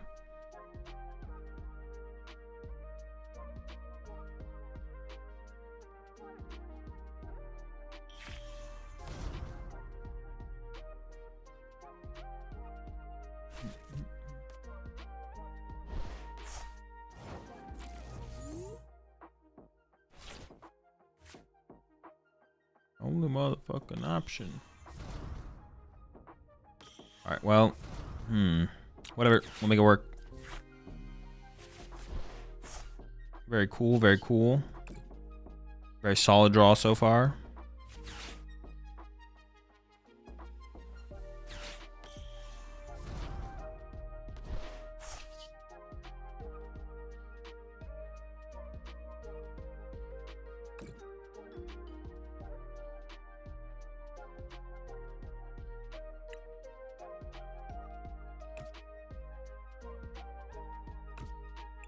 I feel like these two are correct, but I could also do it like these two. No, but I think it would be Gusting or Ariana-ing. But I don't know how many stadiums they play. So I kind of want to hold the stadium here. Interesting. I could just put the Ignition Energy here and then punch with this Porygon. Or I could attach a Team Rocket's Energy here. And I think I want to protect my Porygon Z here, right? Yeah, I think that's got to be the schmoove. Yeah, we're only hitting for 120 here, so using the Giovanni next turn wouldn't be terrible. Especially if it's like to KO their lone Duskull in play. But man, yeah, having an Ultra Ball there would have been so much better. If I just had an Ultra, that would have been so much better to like play towards. Oh well, it's fine. I have so many energy in my hand. That's kind of annoying. Maybe I should have held the... Yeah, maybe like an Archer here was actually the play going into this next turn. So I should have got rid of this. And just go for a 2-hit on the Zard maybe instead. I don't actually know, to be honest. I have a Night Switcher here, which is pretty good. So now I can go like Ignition, Stretcher, little guy. I can go KO this Duskull off their bench. Just remove that from play. Because that guy sounds super annoying to have to deal with.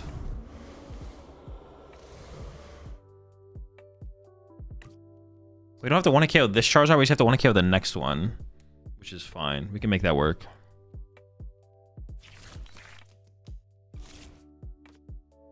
Is Rockets and Mewtwo a more consistent deck?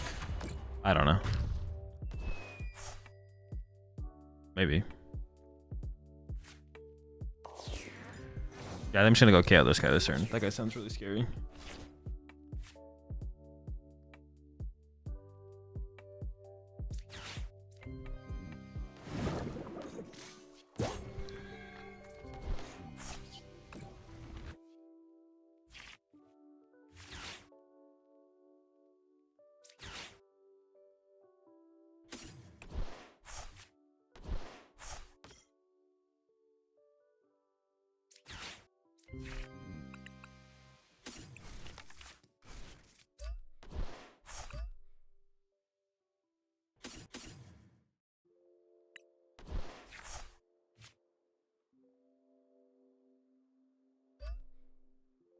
Our next turn is actually kind of bonkers if we don't get Ionode. Yeah, our next turn could actually go insano. What's the difference between Ignition Energy and Triple Acceleration?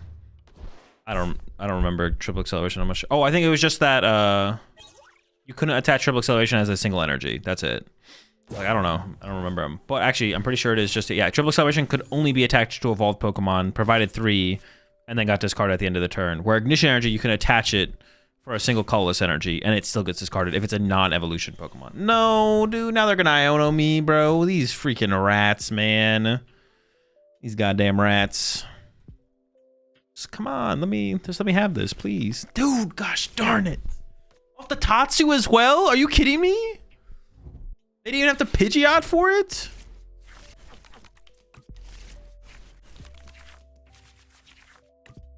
We got back into the Ariana, but the rest of the hand is kind of cheeks.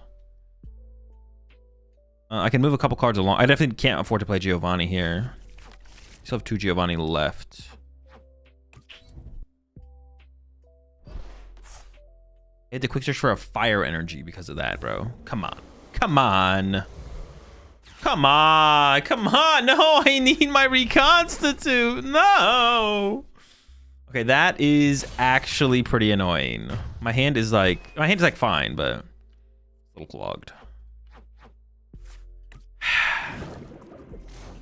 Insane rat behavior.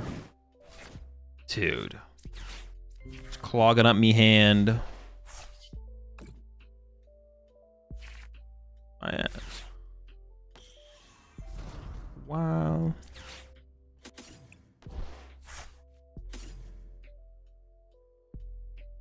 Wait, can I evolve this one? I think I can, right? How many do I have left? I have 2 Night Stretcher, 2 Candy. I don't think I can afford that. I have to grab this.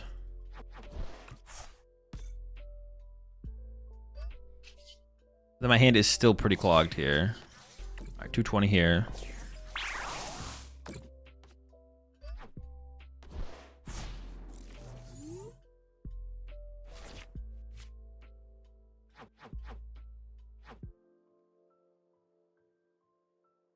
Yeah. Then I create 3 more dudes. Yeah, I think I have to candy one of these out to actually get to the whole squad. Yeah. Based on feel, how does the Rocket engine feel versus normal support lines of research boss and those? Like, is the A-spec quality that much better? A-spec quality? What do you mean A-spec quality? How does it feel? I mean, I don't know. The decks are worse. That's about all I got. There's no good Rockets decks. There's no good Rockets decks, so the decks are worse.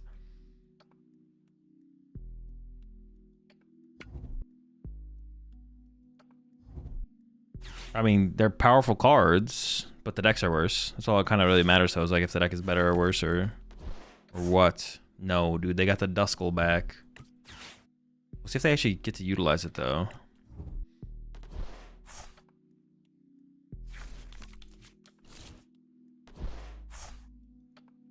Alright, Alright, this is getting really scary. I don't think I can. I'm not gonna be able to one hit. Am I? I could one hit KO it. I could get there. I'm like, I don't think I'm gonna be able to, but we could get there. We get the one hit KO here. Also, Miraidon Eels. I think it's just worse than Miraidon Magneton. Miraidon Magneton seems like the better deck. How do you fit both Pidgeot and Dusk and Zard? I mean, pretty easily, to be honest. That's the way Zard was like originally built when Dusknoir dropped. It's not that. That's usually that's been the go-to in the past.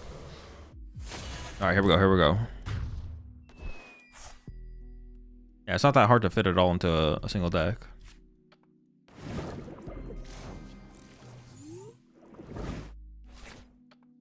Okay, so I need to bring back one little guy. Or do I commit this to a big guy now? Oh, what the heck? I have my second Night Stretcher? I need to get the other big guys too. Ugh.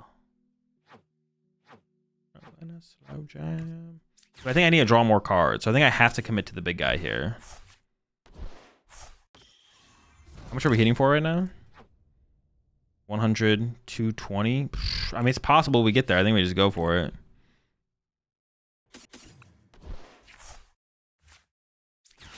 Pretty weak. What do we have left, though?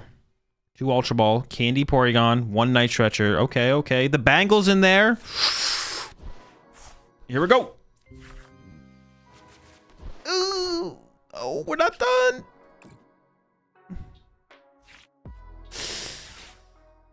What are we hitting for? Some amount of damage?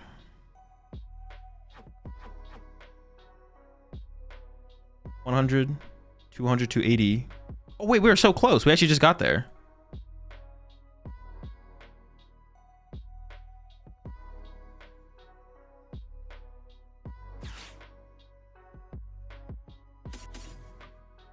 Wait.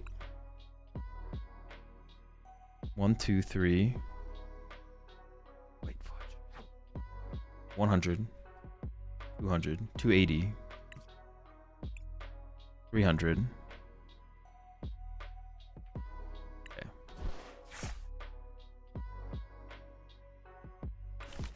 If I miscounted here, I'm gonna be so sad, but I don't think I did. If they have Candy Dusknoir, though, I need another little guy.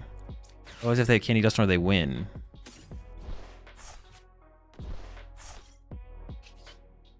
I actually could have just retreated to this and then checked it. Okay, 330.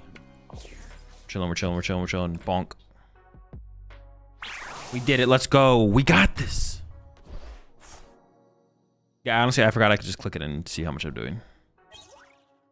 Those Enzork washed. It was never good enough to be washed. It is currently bad.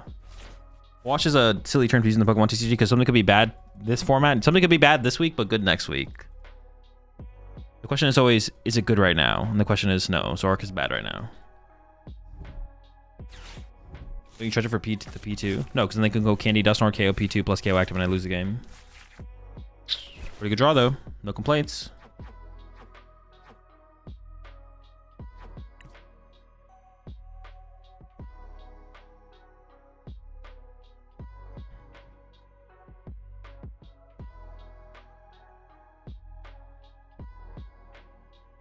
It's usually not to like super extremes very often. And if something like becomes good, the meta shifts so much so quickly. I don't think it shifts that much that quickly. Like what I said was not wrong. Like this week something could be a tier 1 deck. Next week it could be a terrible play, like just unplayable in the metagame. That is true, but it doesn't shift like that quickly that often. Like good decks are good decks usually. They become better and worse plays. The biggest thing is to figure out the new innovation to make the deck good again, basically. But yeah. You guarantee going with Ariana, right? I think so, yeah. I think we have it basically guaranteed.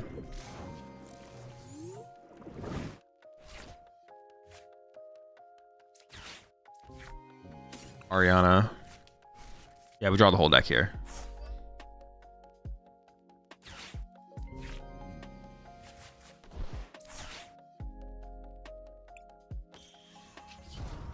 That's a dub, baby. Let's get it. Oh, hold up. Oh, wait, no, he is weak. Oh, he's already damaged. I was like, oh, shoot.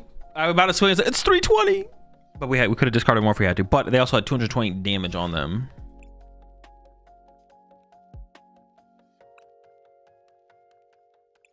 Currently 5-2 in the tournament you were playing in earlier. Next round should be the last round for phase 1, and I'm at 15 points. Should I ask my opponent to tie? If I was in your situation, I would play it out, but it's up to you.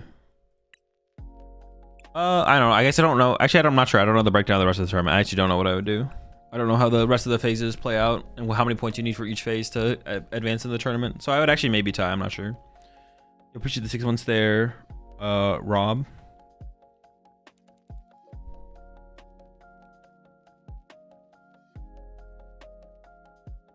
This deck doesn't really seem that bad. Yeah, it's a cool meme deck. It's a good meme deck for sure. Solid memeing.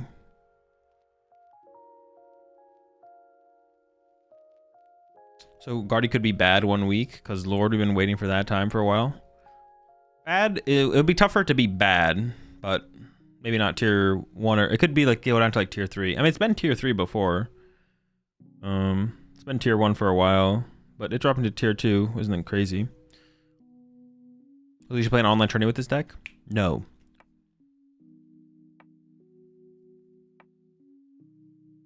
How do you play Glaceon X with Monkey Frostlass? I have not known.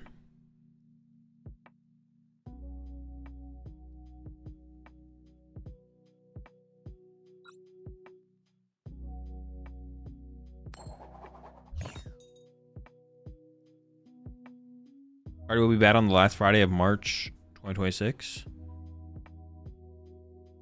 I don't know. Mega Guardy could be pretty good. We don't even know for sure. They could actually print another Guard where like synergizes with Mega Guardy that comes out in the set when rotation hits, and it might be better than ever. Who knows? I'm scared, man. It could happen. Help. Sam would have been okay. Had Proton. That's the important part. Proton is the important part. This deck honestly just needs... I need like 1 or 2 more discard cards, but there's no good discard cards. Dude, no Proton? Are you kidding me, man? Come on. Dude, I have 9 outs to turn 1 Proton. And you give me this garbage? Are you kidding me? I'm mulliganed twice for this? Come on, money. Yes! Let's go! Proton, baby! Give me the Proton.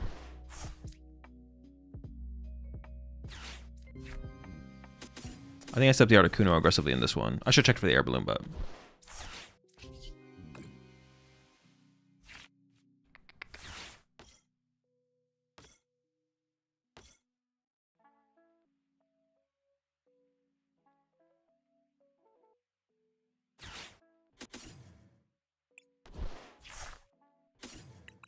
Actually, I already have a Porygon 2 for my active here. I almost want to just get like another... Because developing these guys is like the really, really important part.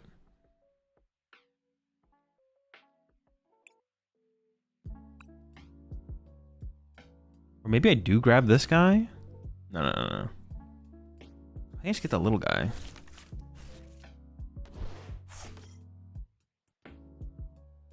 I'm attached to the bench. I'm evolve the active and look for a ignition next turn, I think.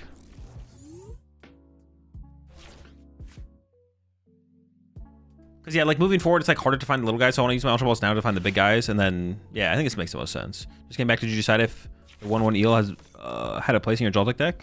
Yeah, it felt pretty good, to be honest. I think I'd keep it for now, for sure. Definitely felt solid. Dude, Dusknor, are you cringe? What the heck is this, bro? Why are you being cringe? This is insane.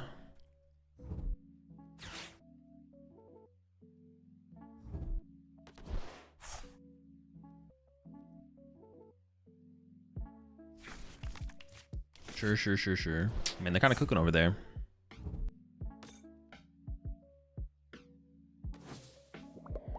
They just print Guardian, but on a new Guardi X instead, so it's new but not.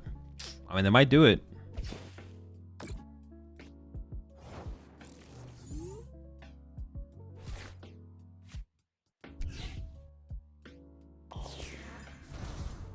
I am drawing hella cards here.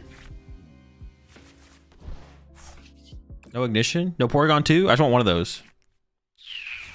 Porygon Z is not what I wanted.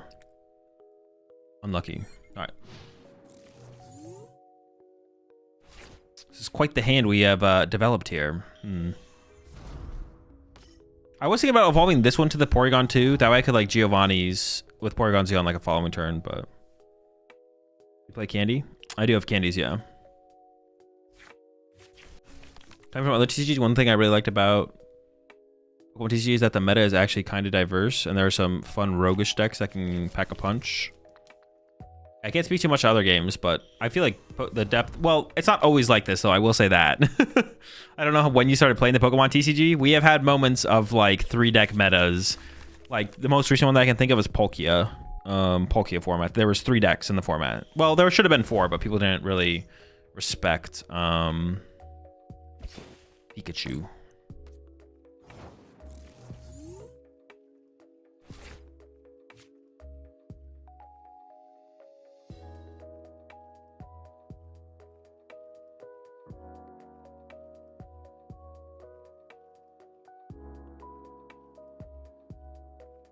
I kind of honestly just want to bring this up.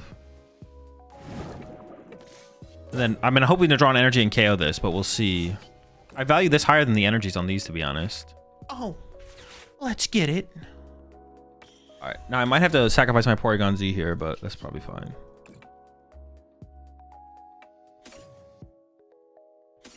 Ultra Balls are too important. Now or never. Wait, if I'm not KOing this, I actually didn't know how much damage I was doing there. Holy smokes.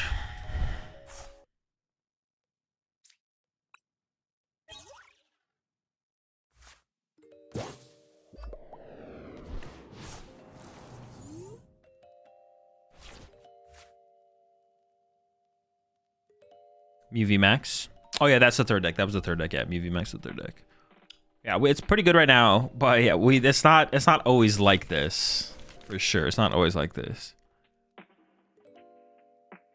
Broken Lugia format, ADPization format, Palkia format.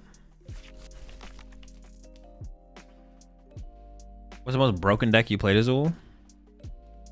I don't know, there's been some moments. Probably Yveltal Garb before anyone knew about it. I was the originator of the Yveltal Garb.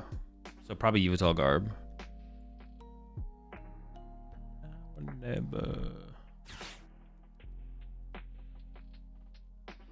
I'm surprised European players survived after Mew V Max rotated. What do you mean? There was a very small number of European players who were taking advantage of it. Everyone else was just getting bodied by it. They're getting absolutely farmed. All right, we need an Ariana here to regain. I need that regain Ariana. Ooh, ooh, this hand is clean. Hold up. We're going crazy.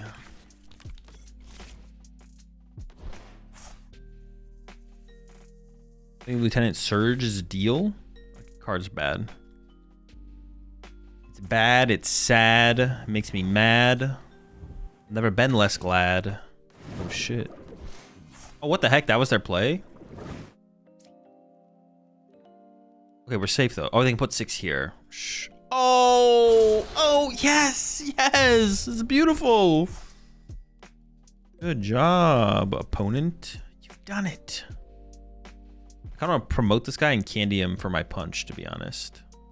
Is that going to happen? It might. Might not, though. He's back. Well, he's not even, like, protecting anyone at this point. Whatever, he's back.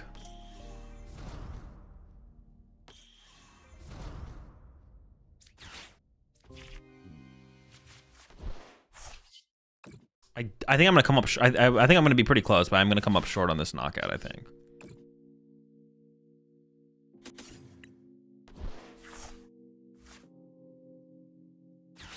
I can actually start to spread damage on these two, which is gonna be annoying.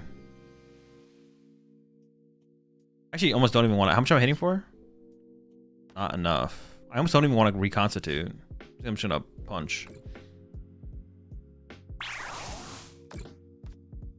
Or my goodness. Article only protects basics? It does, yeah.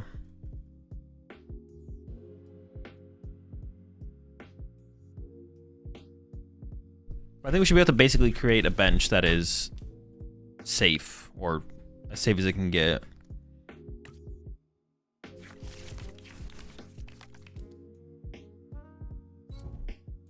What if they're gonna start running Dragapults around? Well, this next turn we can chase if we have to, but what if that's gonna be part of their strategies to run them around? That seems like a good play, but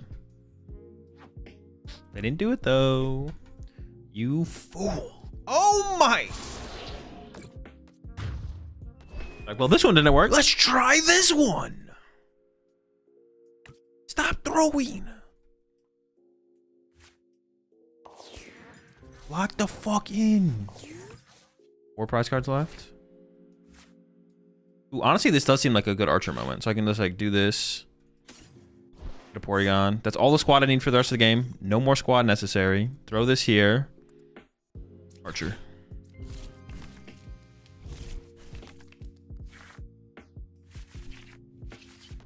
How many energies do I have, or how many stadiums do I have left? All of them? Dude, we gotta ship some of these stadiums.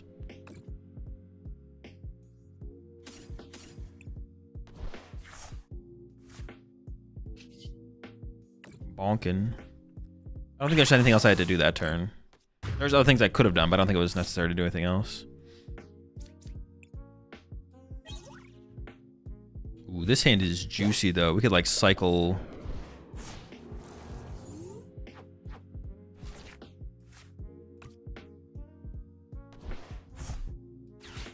Chill with that. What the heck? I just got rid of my stadium, bro. What the heck? Did they find their freaking jamming tower? What are they, cheating?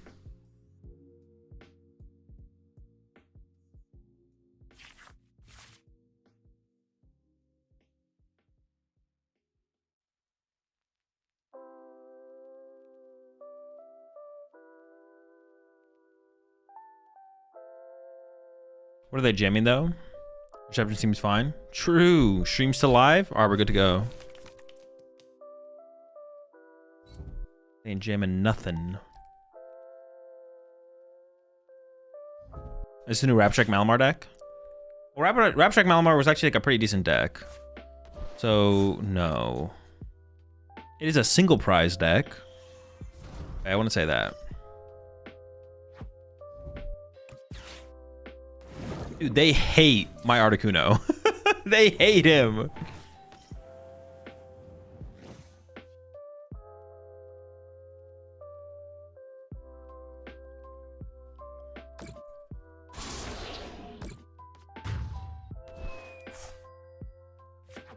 Good time on me already. I should be able to get the one hit here, right? I didn't like overextend there.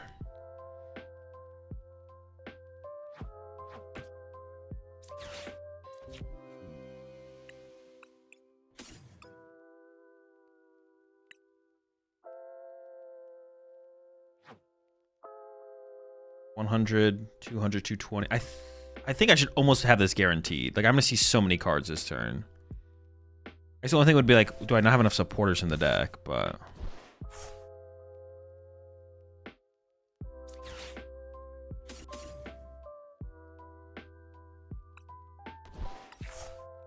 oh, I shouldn't have played that. I actually messed that up. I did mess that up.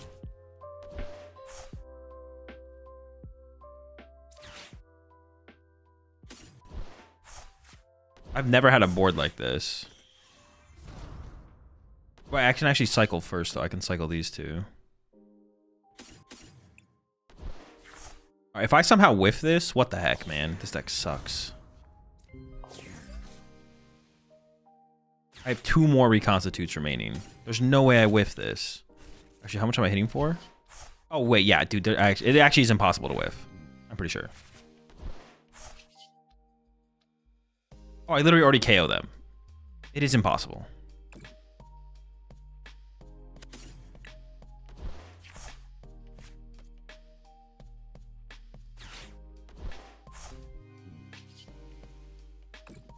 Yeah, already.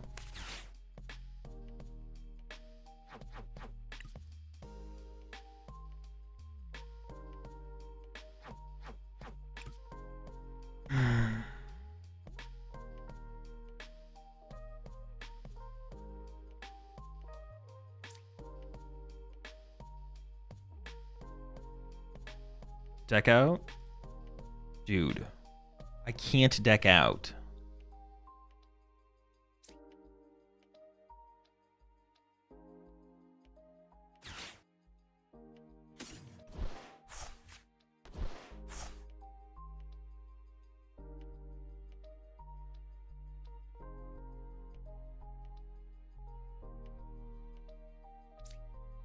Actually, let me think about this for a second.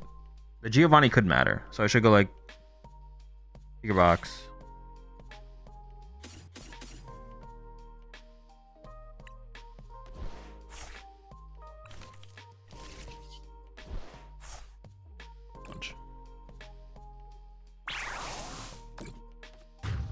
Like, listen, if they got Chi Yu or some way to mill something, all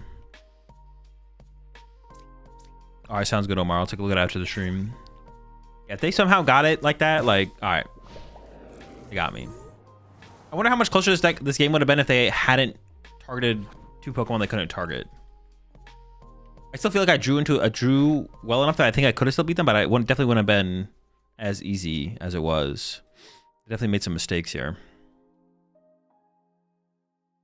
This ball player's playing a Wiglet for this specific situation. Dig a little.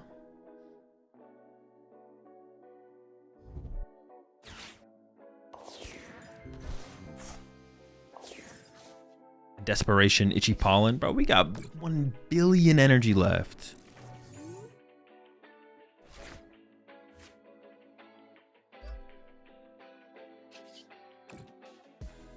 Clean them up.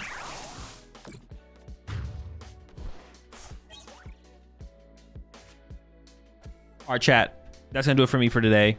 You think Oink Control can keep up with the meta? No, I don't even know what that is. Oink Control. No. All right. Any cards I need to pick up from Black and White for Grimmsnarl? Just an air balloon. Should be all you need. I'm going to find someone to rate. I'm out of here. I'll see y'all tomorrow. Yeah, see you tomorrow. Same shenanigans. I don't know if I'm playing in a tournament tomorrow. I don't know if there's any tournaments going on. If you want more content from me, check out the YouTube channel, of course. If there's a tournament tomorrow, I'll probably play in it. We'll play a real deck. Maybe I'll play Joltik. But I'm not sure if there's like a tournament to play. What is tomorrow? 27th? I'm looking at tournaments right now.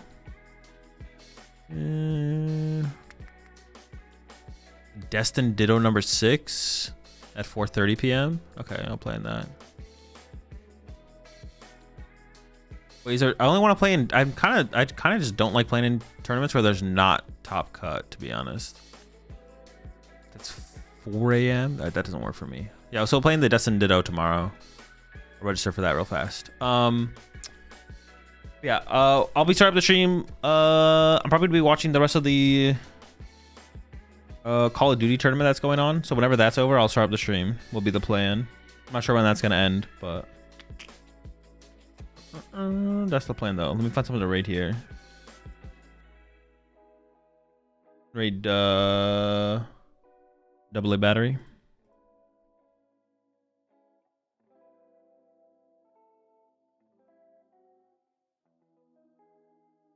All right. Yeah, chat. See you tomorrow. Playing a tournament. Play with some decks. Probably play Joltik box in the tournament. And then coming up this next week, nothing crazy as far as the streams go. Just kind of the same old we've been doing. Tournaments, playing more with the new decks. Like what, 2.5 weeks more until Worlds? Yeah. All right. Have a good one, chat. See you tomorrow. Peace.